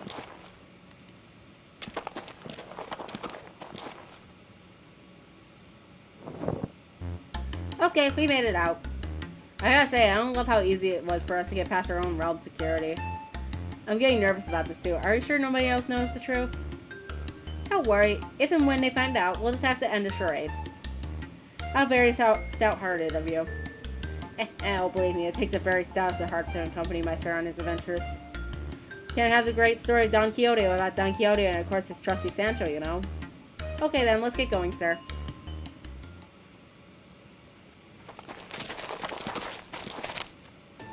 I'm exhausted. Already? I guess I didn't realize just how much I'd let myself go until now. I'm sorry to interrupt your break, but I'm detecting hostiles nearby. Did you hear that, sir? We have enemies here. Oh, enemies, huh? Good thing that water put me right as rain, then. Okay, Master Chaldi. Time for you to see just how I became the legendary Don Quixote de la Mancha. Come, Sancho. Yes, sir. Let's give this a good go, shall we?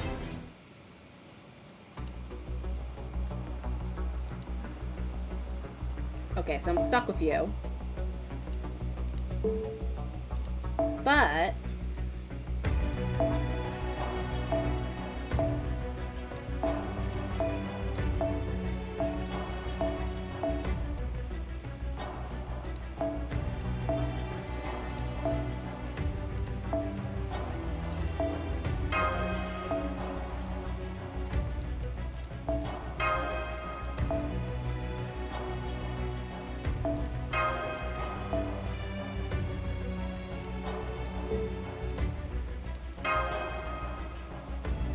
Oh wait, that's the wrong CE. Why the fuck did I put that one on?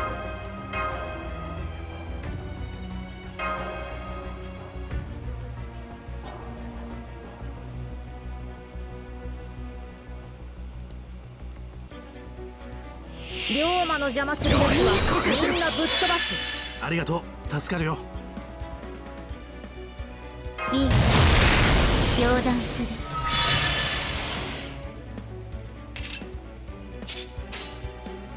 いいでしょう。任せとけ。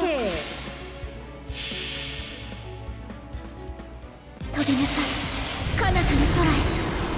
お前はたとえ残骸であろうとも。これで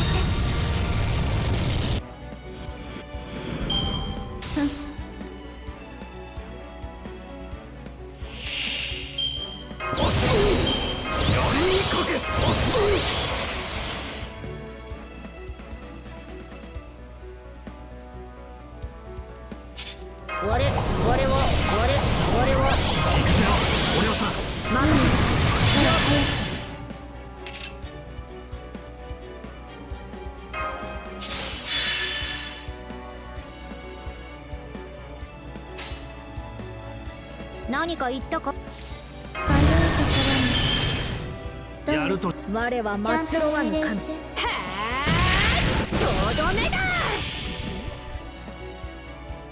これがわしらの宝具。行くぜよ、お嬢さん。ああ、どこまでも一緒だ。白き竜よ、我が罪の腹を行け。あん。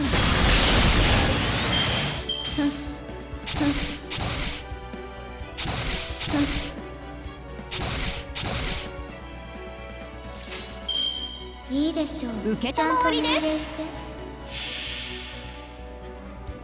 飛びなさい、彼方の空へ。お前はたとえ残骸であろうとも。こ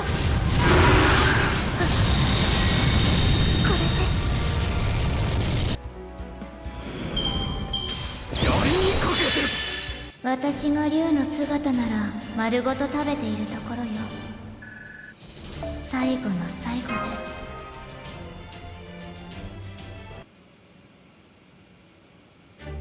Victory is ours!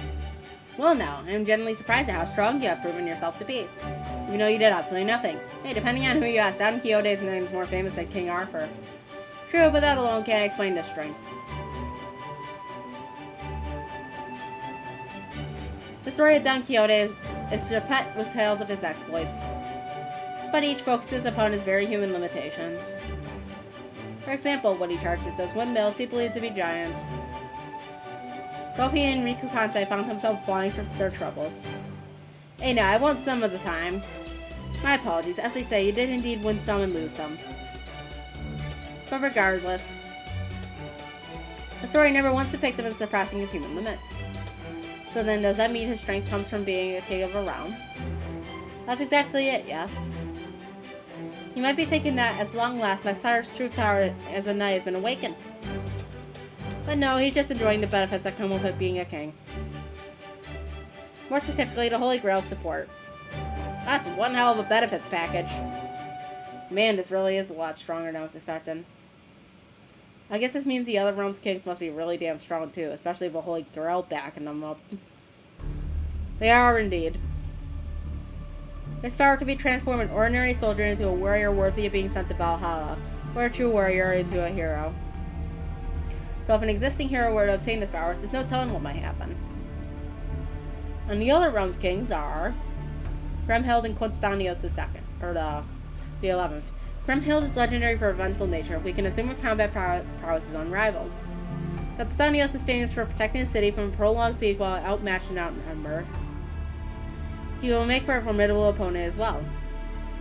And I'm an old farmer from the sticks who's dangerously close to the age of retirement. And a seasoned knight errant. Can we at least agree on that? Of course, sir. I think it's wonderful that you never stop dreaming. Right? Wait. Does that mean this is a dream after all? No, sir. This is all very real. Well, I'll be there soon. Are you sure you can do this? What do you think? Can I do this? Yes, sir. You absolutely can. She says I can. They say they can. I heard. You don't have to tell me again. I don't have to tell him again. Are you sure we can count on this guy, Holmes? Oh, yes. Tell me, Mr. Forget me. How should I address you? Miss is fine, Lord Holmes. Very well then. Tell me, Miss Sancho. Is this noble phantasm meant for support? It is.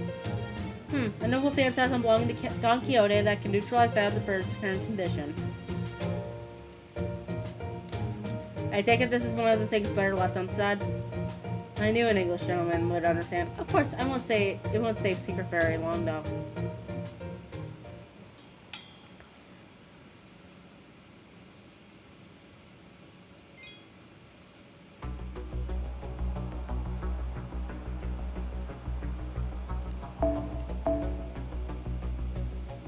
Okay, we're up against Vlad the Third for like 3 rounds.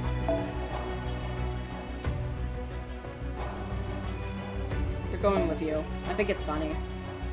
Because we're gonna just throw every single high-ranking single target server we have at him.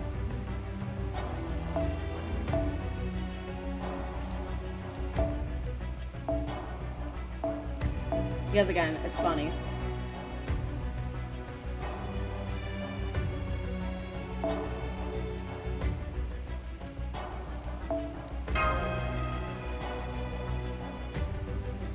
Okay, Lobo doesn't have that maxed out. That's an issue.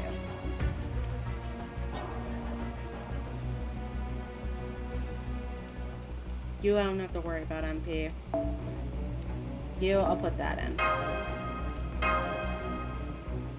Okay, we'll be fine.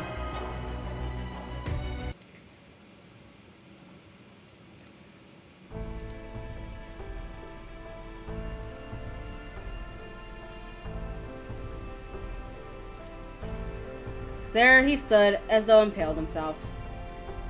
Caked in blood and buffeted by the wind, he looked nothing so much as like a rotting corpse. But he was still alive.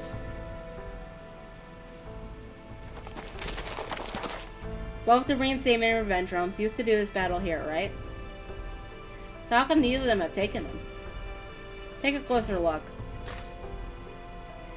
What's the rock for? Eat!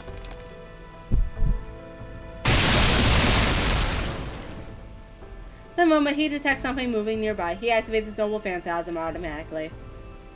He must have programmed for one of a better word, his mind when he staked himself. Damn, he really is a monster. Hey, that's uncalled for. I don't mean it like that. I mean, I can't even begin to imagine the strength of his mind. Remember how powerless we were in that chaotic mess?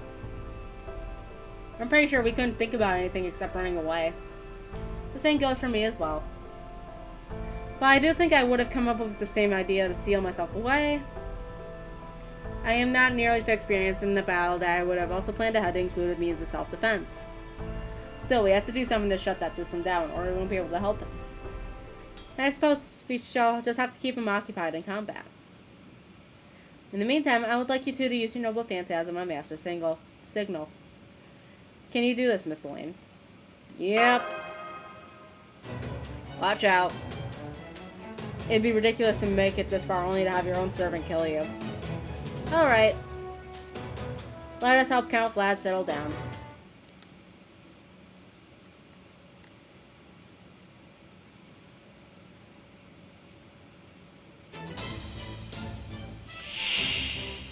What, he looks normal in combat?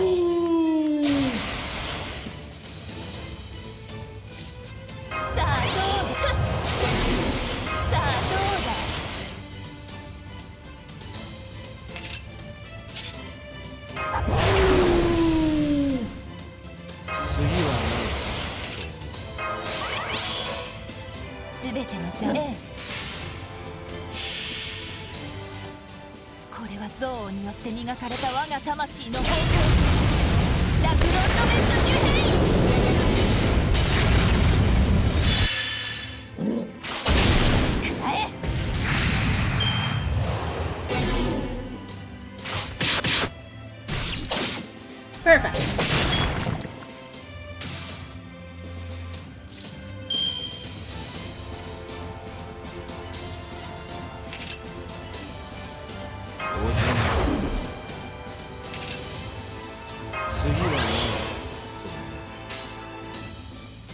ああ了ああそこだけもはやメガネは必要は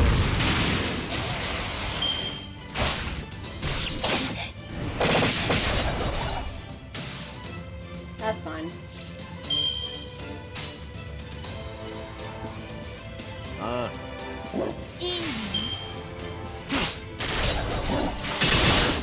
の？どうして私は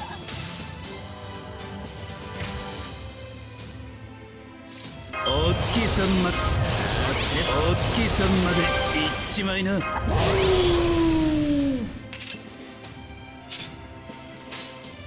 シュメロスケ参る。承知。 Orc. 吹き止め必殺ゴールデン。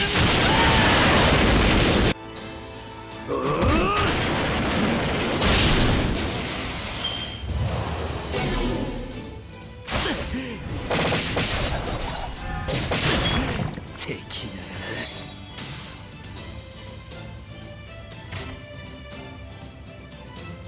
来るがいい。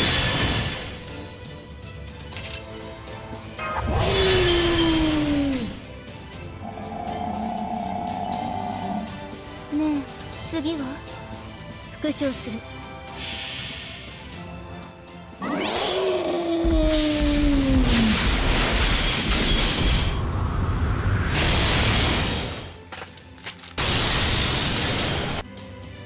そこだ。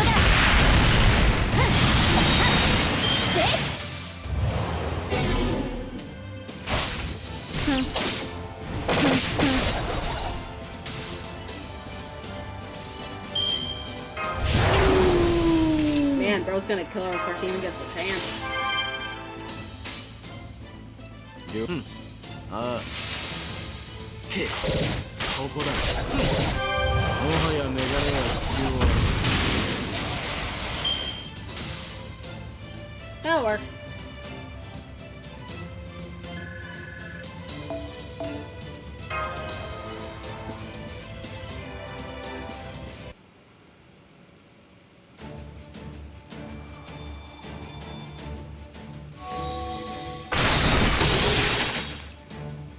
Now.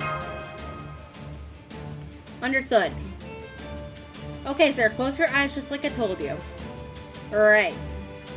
Go back, go back, go back. Books end. Dreams conclude with the coolest flash of reality. All fades into the past like a passing fever. We must abandon our dreams, that we might more fully live our lives. Activate Noble Phantasm. Returns to reality. Chester Gentilio Zonos Quixano.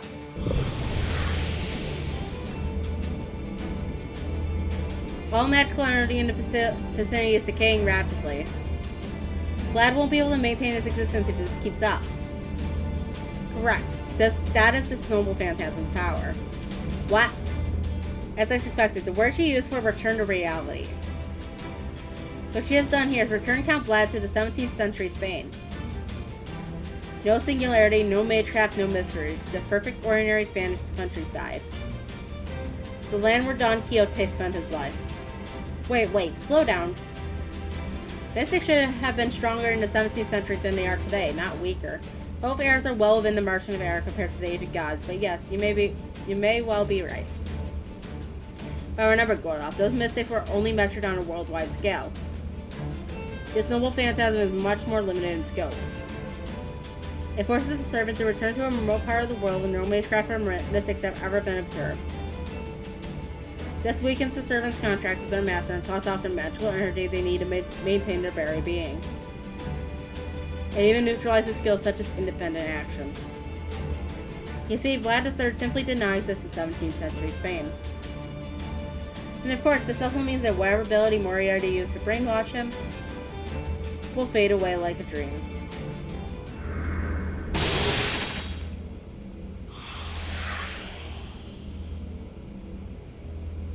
All that said, I'm afraid this isn't much we could do. You see, this Noble Phantasm has one major flaw. It does? Yes, if we use it for too long, we will disappear ourselves. I see, so that's why I feel so at peace right now. And you're okay with that? Cut it the hell out. Okay, that's enough. No more noble phantasm. Abort, abort. Good, none of them vanished, so the noble phantasm effects are still somewhat present. Then Count Vlad's desire to rebel should be gone now, just like Miss Sancho planned. Though the state of his combatabilities remains unclear. Count Vlad, are you okay? Heh, never thought I would see my master ask after my help. I suppose it just goes to show how far I let myself go, so to speak. I'm relieved to see that you've returned to your senses, Count Vlad. What about your inclination to rebel? It has subsided considerably. The seeds are still planted in my mind, but they are sufficiently weakened that I can control them. Still, how did you do this? I wasn't expected to be rescued until after the singularity had been repaired, if at all. Well, I would love to tell you all about it, but we are still in enemy territory. Why don't we vacate these provinces first? Good idea. Whoa, this whole deer got me sweating. All's well that ends well. Sure is. Hang on, you guys do realize he almost vanished, right? What have you had? Wouldn't that have brought the righteous stone to the brink of collapse? Don't worry, Lord Caddock. That would have been a grand adventure in its own right. Yay for adventure! Yay for adventure! Come on, say something. Yay for adventure! That's not what I meant, damn it. Affectionate gay.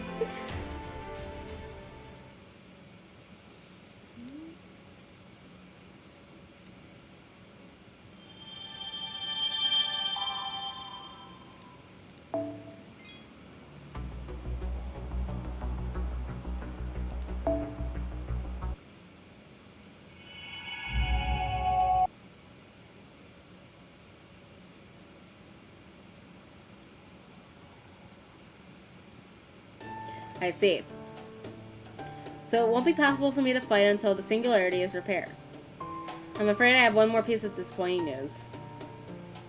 That noble phantasm took so much out of us that we won't be able to do anything for a while either. If we tried to charge at a windmill now, we'd be knocked up aside like a blade of grass. Really, Sancho, am I that weak now?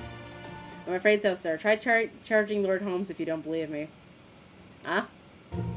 Alright, I will. Here I come. Rat!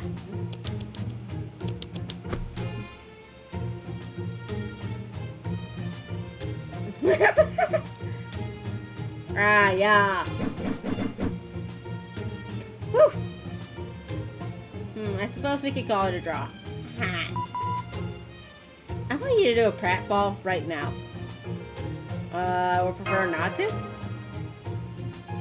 Look, I don't think you'll be good at it either, but somebody has to. Huh. So you concluded that you required my wisdom even at the cost of your powers as the king of this realm. Yes, we're simply not capable of taking things beyond this point. It's clear how things would end if either of the other two kings were to launch a serious assault against us. Even so, your unwavering willingness to give up the power you were given is no small thing. It was an act of either great selflessness or great selfishness. I am sorry, that was no way to speak to my saviors. Not at all. Very well then, let's return so I can see the righteous Rome city for myself. From there, I'll survey your military capacity and... No, wait, I almost forgot something important I need to do first. And that is... this. My true name is Vlad III. I am a servant of Chaldean Berserker class. And now I have returned to where I belong. Good to have you back, Vlad. Thank you, Master.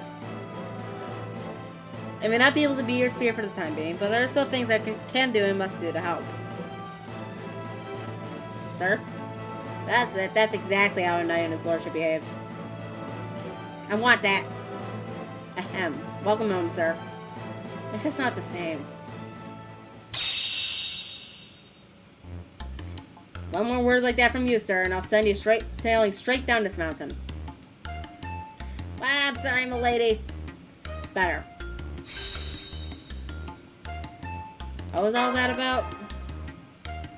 I suspect that was another one on Miss Sancho's side. Princess Dulciana, most likely. One of the reasons Don Quixote sent off on his journey is titular story was to tell people far and wide of Princess Dulciana's beauty. It's a little embarrassing, but it's true. Can you at least warn me before you transform like that? My poor heart can't take it. Deal with it. Am I the only one concerned about our current situation? Because it seems to me that losing Vlad the Third as a fighter is a major setback. You're not wrong, but in this case, I also don't think it's the whole story. We have a good number of military assets to work with on both ends. Up until now, though, we've lacked the tactical expertise to make use of them. So if Vlad can make up for that deficiency, I think there's still some positives to be gained from this. I guess that's true, but losing his combat prowess still hurts. Alright, we'll be taking our leave here. See you back at the throne, so... Goodbye! This goofy sound effects. Very well then, let's take a walk around the city. There's a lane, Caddock. If you'd be so kind as to disguise yourselves as servants once again, we could be on our way.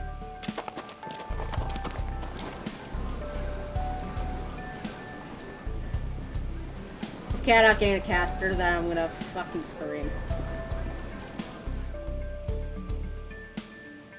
There's plenty of life here, but not much drive. Morale is fairly decent.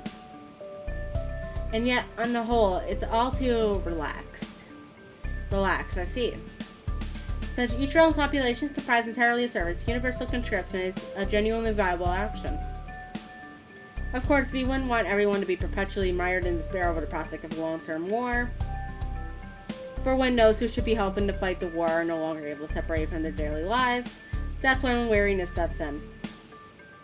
And when conflict is inevitable, weariness can and does directly lead to defeat. We were told earlier that the Righteous Realm's army is about to begin a training exercise. Shall we go pay them a visit? Yes, let's do that. Hey. Yeah? Do you think this training exercise is going to help much? Don't know, but we might as well hope for the best. That's just pure optimism. It's not productive. Welcome to the chat, Dora. And I'll probably be wrapping up the stream once we finish up with this section, just because we're going to be at the halfway point for the story. Because there's like 11 acts and or 22 acts and we're at Act 11. But yeah, we're about halfway through Traum now. Swords at the ready, and clash! Draw, aim, loose.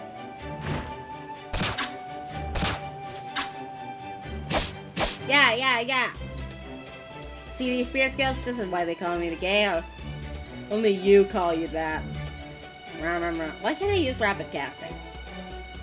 I know I put in my dues as an alchemist and then some. Wait, don't tell me. It's because my tongue is too short, isn't it? Oh, they're all going out. A lot harder than I was expecting. Well, what do you know? I don't know much about combat training, but it looks like they're doing a good job. This is even worse than I thought. And why is that? I prefer to meet with the king, with Charles the Great, before I say any more. There's no sense in having the same conversation twice. Is it that bad? It is. Let us say, for the sake of argument, that the situation was entirely in our favor. By which I mean, imagine that the other two realms have waged all-out war. And that one side succeeded in wiping out the other, but at the cost of the majority of their soldiers. Even in an ideal situation, I can tell you that we still could not win. Bad? You two, it seems you already understand the problem. Well, yeah, I guess. I mean, we are technically 2 of the 12 paladins. So we both have a decent amount of real military experience. But isn't that the case for the other servants, too? Sure. Some of them used to be heroes, or in the military, or otherwise fought in some major battles. The problem is, they're all over the place. There's no unity or teamwork whatsoever. We can lead small teams well enough, but that's it. Astolfo and I couldn't possibly lead an entire army. What's more, Diermer and Zufu are only slightly better than nothing. From what I've been told, both Krumhill of the Revenge Realm and Costanios of the Restatement Realm have full control of their armies. By comparison, our forces are no more than a motley crew of amateurs. In short, the entire fate of the righteous realm rests on whether we could transform this disparate rabble of servants into a unified army. How exactly do we do that? Since the dawn of the recorded history, there's only been one reliable way to turn soldiers into an army. Training. I see. And I do not mean the way it has been done now, wherein each servant does whatever they please. They need to be trained to work as a single army and operate as though they were all part of a single organism. If they cannot do that, then we have no hope of victory. So to begin, I would like you to inform every servant in the Righteous Realm that they are to assemble early tomorrow morning for joint training. Alright, we will. I'll put together an initial lineup and then adjust it over the course of the training. We need to know whether we would be best served by forming groups composed of all the different classes or of a single class. What sort of units we need and what we lack the most. Everything. We must review every detail. Hey, Sancho? No, sir, you can't relinquish the throne. How did you know I was gonna say? Look, I'm not proud of this, but even I know I'm not the best choice for this job. Sancho's right. Unfortunately, I currently lack the strength to stand on the front line myself. More importantly, you have already claimed to be Charles the Great. None of the other servants here would accept me suddenly taking over as your successor. You are Charles the Great now, and there's nothing you can do to change that. Escape is no longer an option. Even if the path before you requires scaling a sheer wall, you must find a way to crawl up and reach the other side. Whatever you do, you cannot fall. Use whatever lies or bluster you need to hold yourself in place. You are an emperor. You cannot change that. Okay. It's alright, sir. Don't worry. If worst comes to worst, I'll figure something out. Miss Sancho sounds fully confident in her ability to make good on her pledge. Based on his story, that should have been enough to set Don Quixote's mind at ease. But, judging by the look on his face, he is positively racked with guilt. I expect all of you to attend training tomorrow as well. That, of course, includes you. While you won't be able to summon servants with so many watchful eyes nearby, as long as you don't have them use noble phantasms, you should be able to pass yourself off as a caster who calls upon shadow soldiers to fight for you. Got it. Kadok, as a mage and master, I want you to provide advice. Damn, that's quite the job. I'll do my best, the best I can. Holmes, you are a great detective. I'm certain you can see things I cannot. Even if you may lack military expertise, it would be a great help if you could keep an eye out for them. Will you? Of course. There you have it, Master. Glad to have you on the team. What about us? You two have the most difficult task of all. What's that? Wait and trust that we will complete our task. You are not to do anything more than that. Really? So I'm just supposed to do nothing? You are Charles the Great. You can neither reveal your true identity nor take part in battle yourself. Your job is to have faith in your subordinates. Yes, sir. Master Kadok, I urge you two to get some rest. I shall do the same.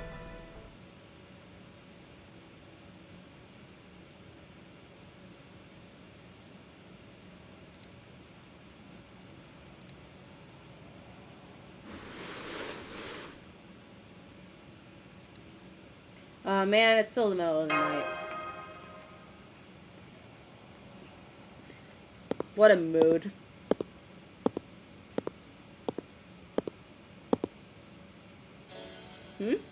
Lady. Is something the matter? Couldn't sleep. The usual. Ha! Well, elderly folks like me are notoriously light sleepers. You're much too young for that. Sancho. I'm here, so shall I make some cocoa then? I knew you know what to do, my wonderful maid. Thank you, sir. Okay, then I'll be back shortly.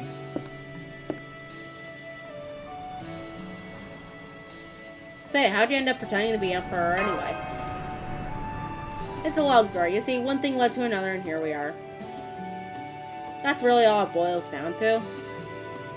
I knew I was the servant of proper human history, which immediately put me at odds with all the other servants. I suppose you could say it was a stroke of luck. I was just about to say something to them when Sancho clapped a hand over her mouth and acted like we were on their side. Then, with what we learned by sneaking into the Revenge Realm, I knew things could go on as they were. I may have been able to retain my body in that realm, but I would have lost my mind. I'm a coward, you see. And the Reinstatement Realm wasn't much better. Their motives and methods may differ from the Revenge Realm, but they were still rebelling against proper human history.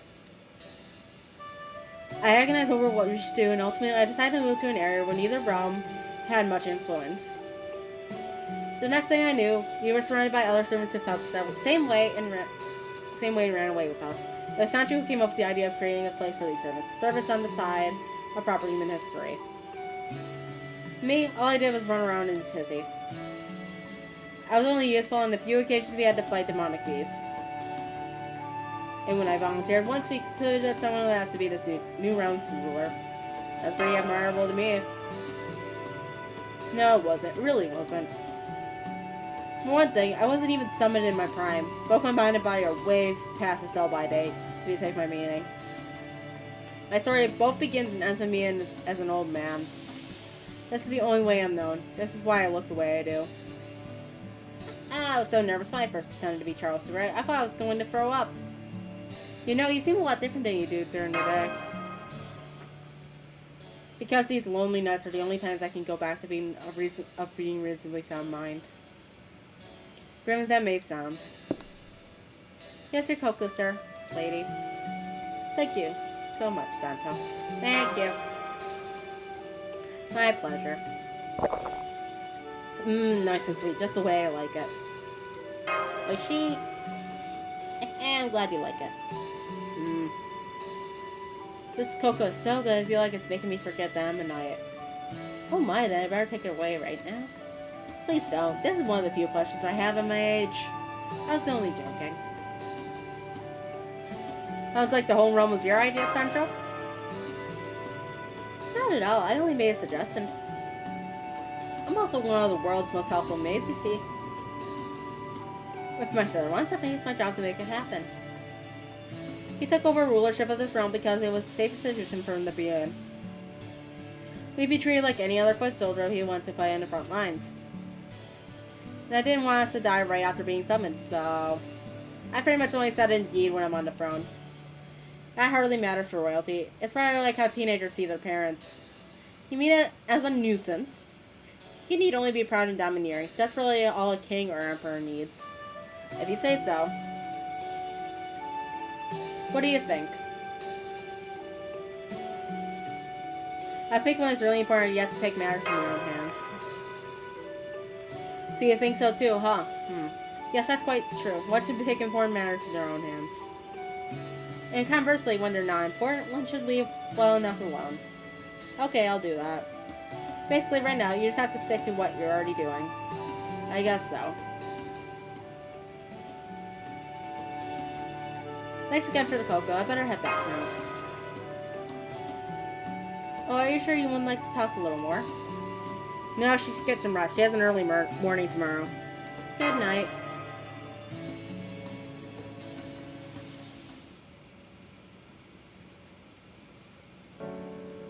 Was that a mistake? It's hard to say. I have to work up the courage to apologize. What do you think of the Master Chaldee, Sancho? You both know how terrible of a judge of character I am. I think she's a good person, and above all, I think she's very willing to forgive others for their mistakes. Sir, you do know what Chaldee coming here means, right? It means she and her companions have come a long way to be here, so there's no need to feel bad for them. I know, but still. I'm afraid there's nothing I can do about this, sir. It's all down to you. Though, of course. Depending on how things go, an apology might be the last thing they need. I guess we should head back to the throne. It's time to return to my duties as Charles the Great.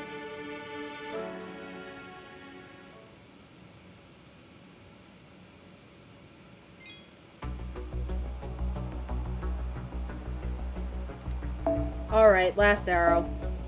And then we're going to be ending the story for today. That's right, we're almost at 7 fucking hours.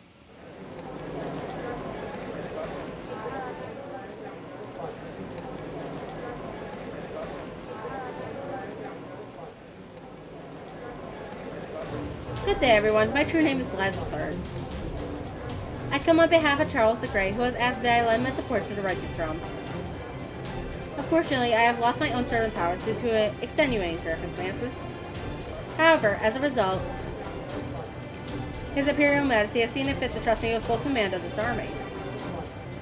You may consider me your general, marshal, or whatever other high status position suits you. If any of you object, speak now.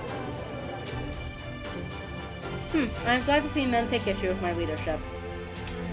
Now then, without further ado, I would like to begin your military training.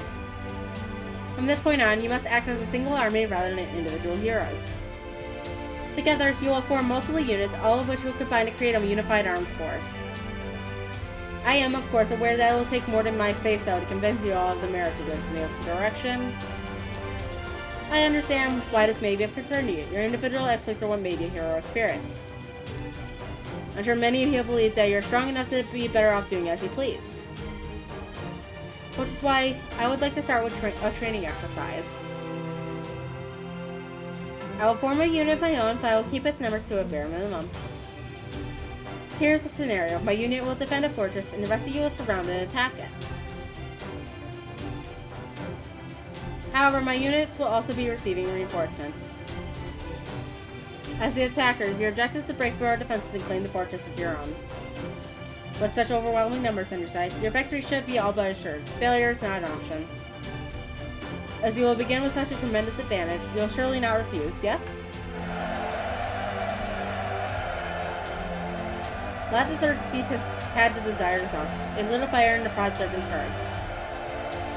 Let's do this thing. You must the wrong servant. You're gonna regret this. That fortress is as good as Mars. As these and other indignant war cries rang out, Vlad III instructed the castles to construct a temporary fortress.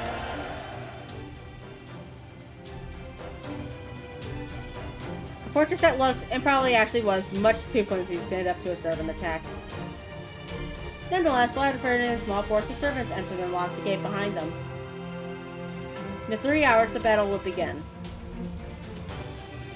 The servants Vlad III chose for this unit ran around hurriedly to try and prepare the best they could.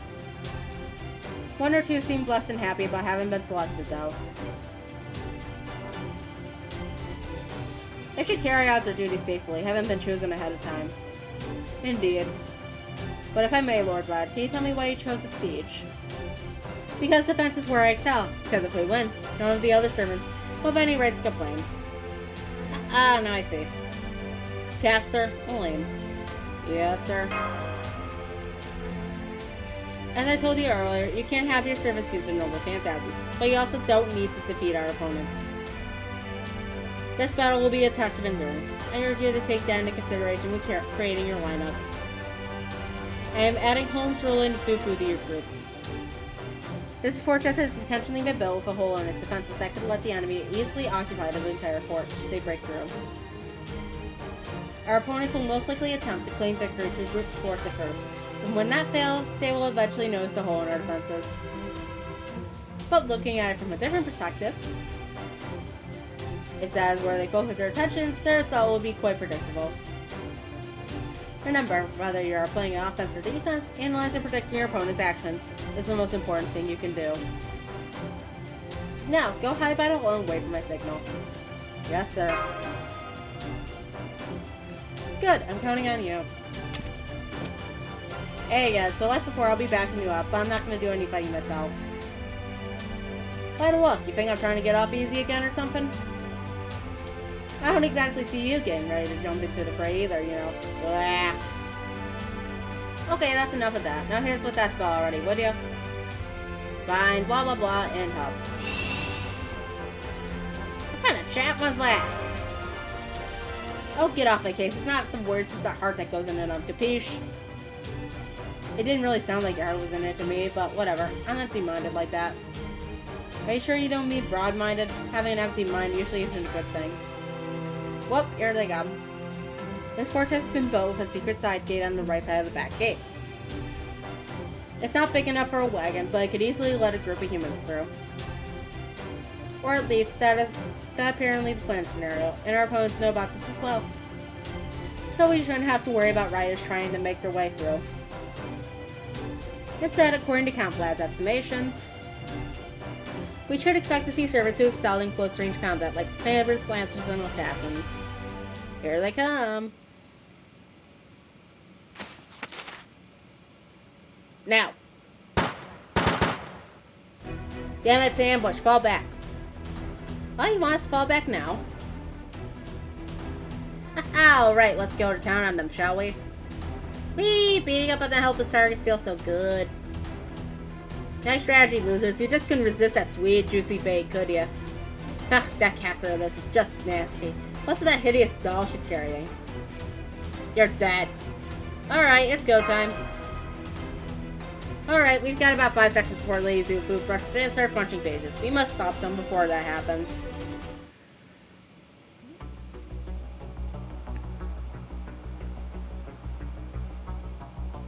Can I move these two? Nope.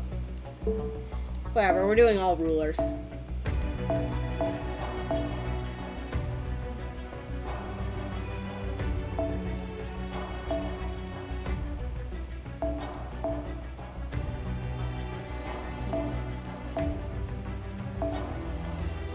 Beautiful. And your CEs don't matter, so I'm just going to throw up bond CEs. Alright, let's go. Meme time.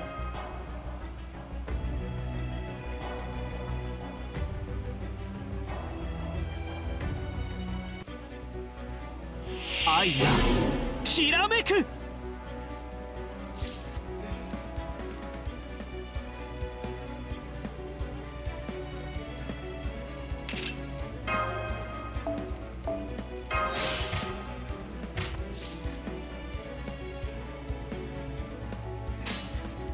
命令でお願いですか？大きすぎるかしら。素直にないわ。バレンティン。独学に向け愛のもとへ。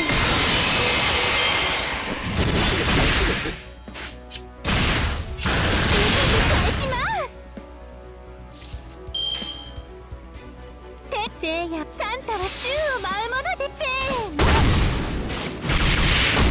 ルチャローラのクリスマス場外乱闘の時間です。セールストの雨あられ。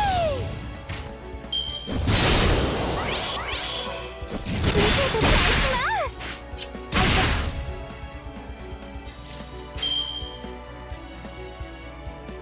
せいやを踊り明かしましょう。ふう。せーの。この辺りですか。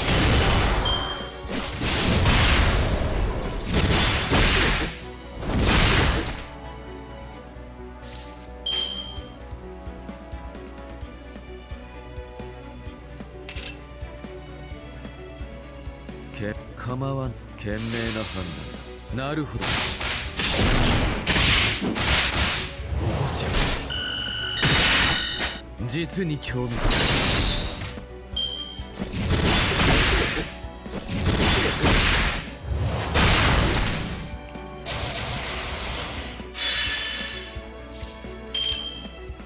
ドキドキするでしょ。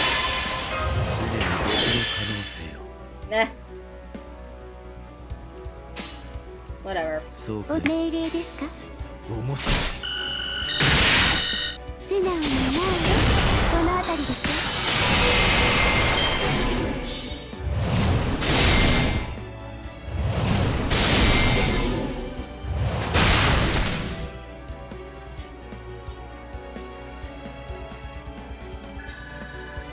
Oh, I was that close for Samba Quets? Wild.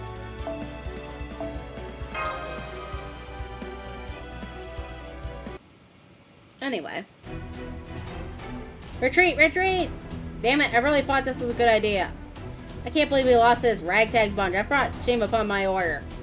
You said, how the hell did riffraff like this get the better of us? Yeah, you better run, you rat bastards. I'm coming to punch the lights right out. Right now. I'm getting out of here! Don't think they'll be coming back anytime soon. Thanks, Zufu. Alright, looks like our work here is done. It looks like things are playing out more or less as we expected. But let's go check in with Count Vlad to make sure.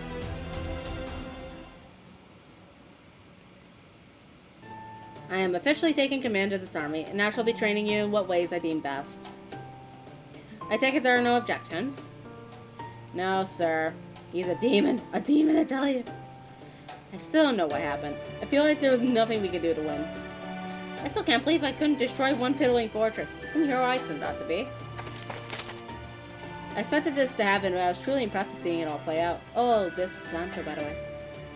It was terrifying. Terrifying. Are you two okay? Oh yes, we're fine. The castle is almost deserted right now. I never understood how terrifying a fully unified army could be until today. Yes, sir, I knew saving him was the right choice. Now that Count Vlad is in charge of our military affairs, we should be more than equal to the task ahead. Indeed, so then, yes, I think now is the time to make our own move, after we discuss it with Count Vlad. Thank you all once again for your help.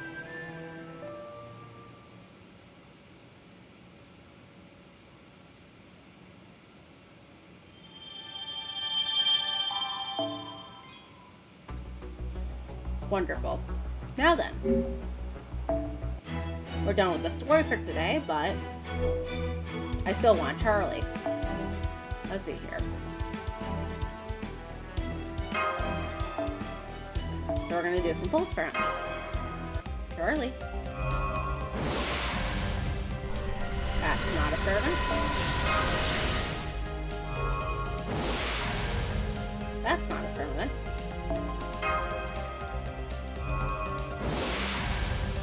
That's not Charlie.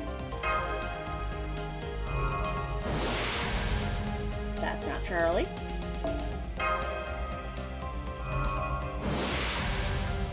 That's not a servant. And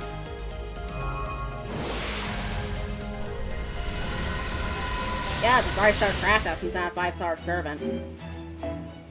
ようこそレオナルド・ダ・ヴィンチの強化ラボへ I don't think there's anything relevant for me to here to work with. No. 我神聖だマナプリズムと交換 I'll grab these three just in case I need them for 用 later 意した on 甲 in 斐 the があった story. な And there's nothing else I need from down here. Yep. まだ見ていく時間は戻らないものだ最終確認はしっかりしたかい Anyway, we're gonna end the stream here for today once it's no longer 6:59. アイテム交換だねいいよそういうのも嫌いじゃないしよ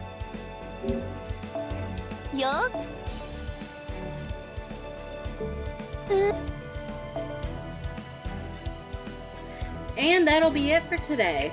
Thank you for everyone who came, and see ya tomorrow.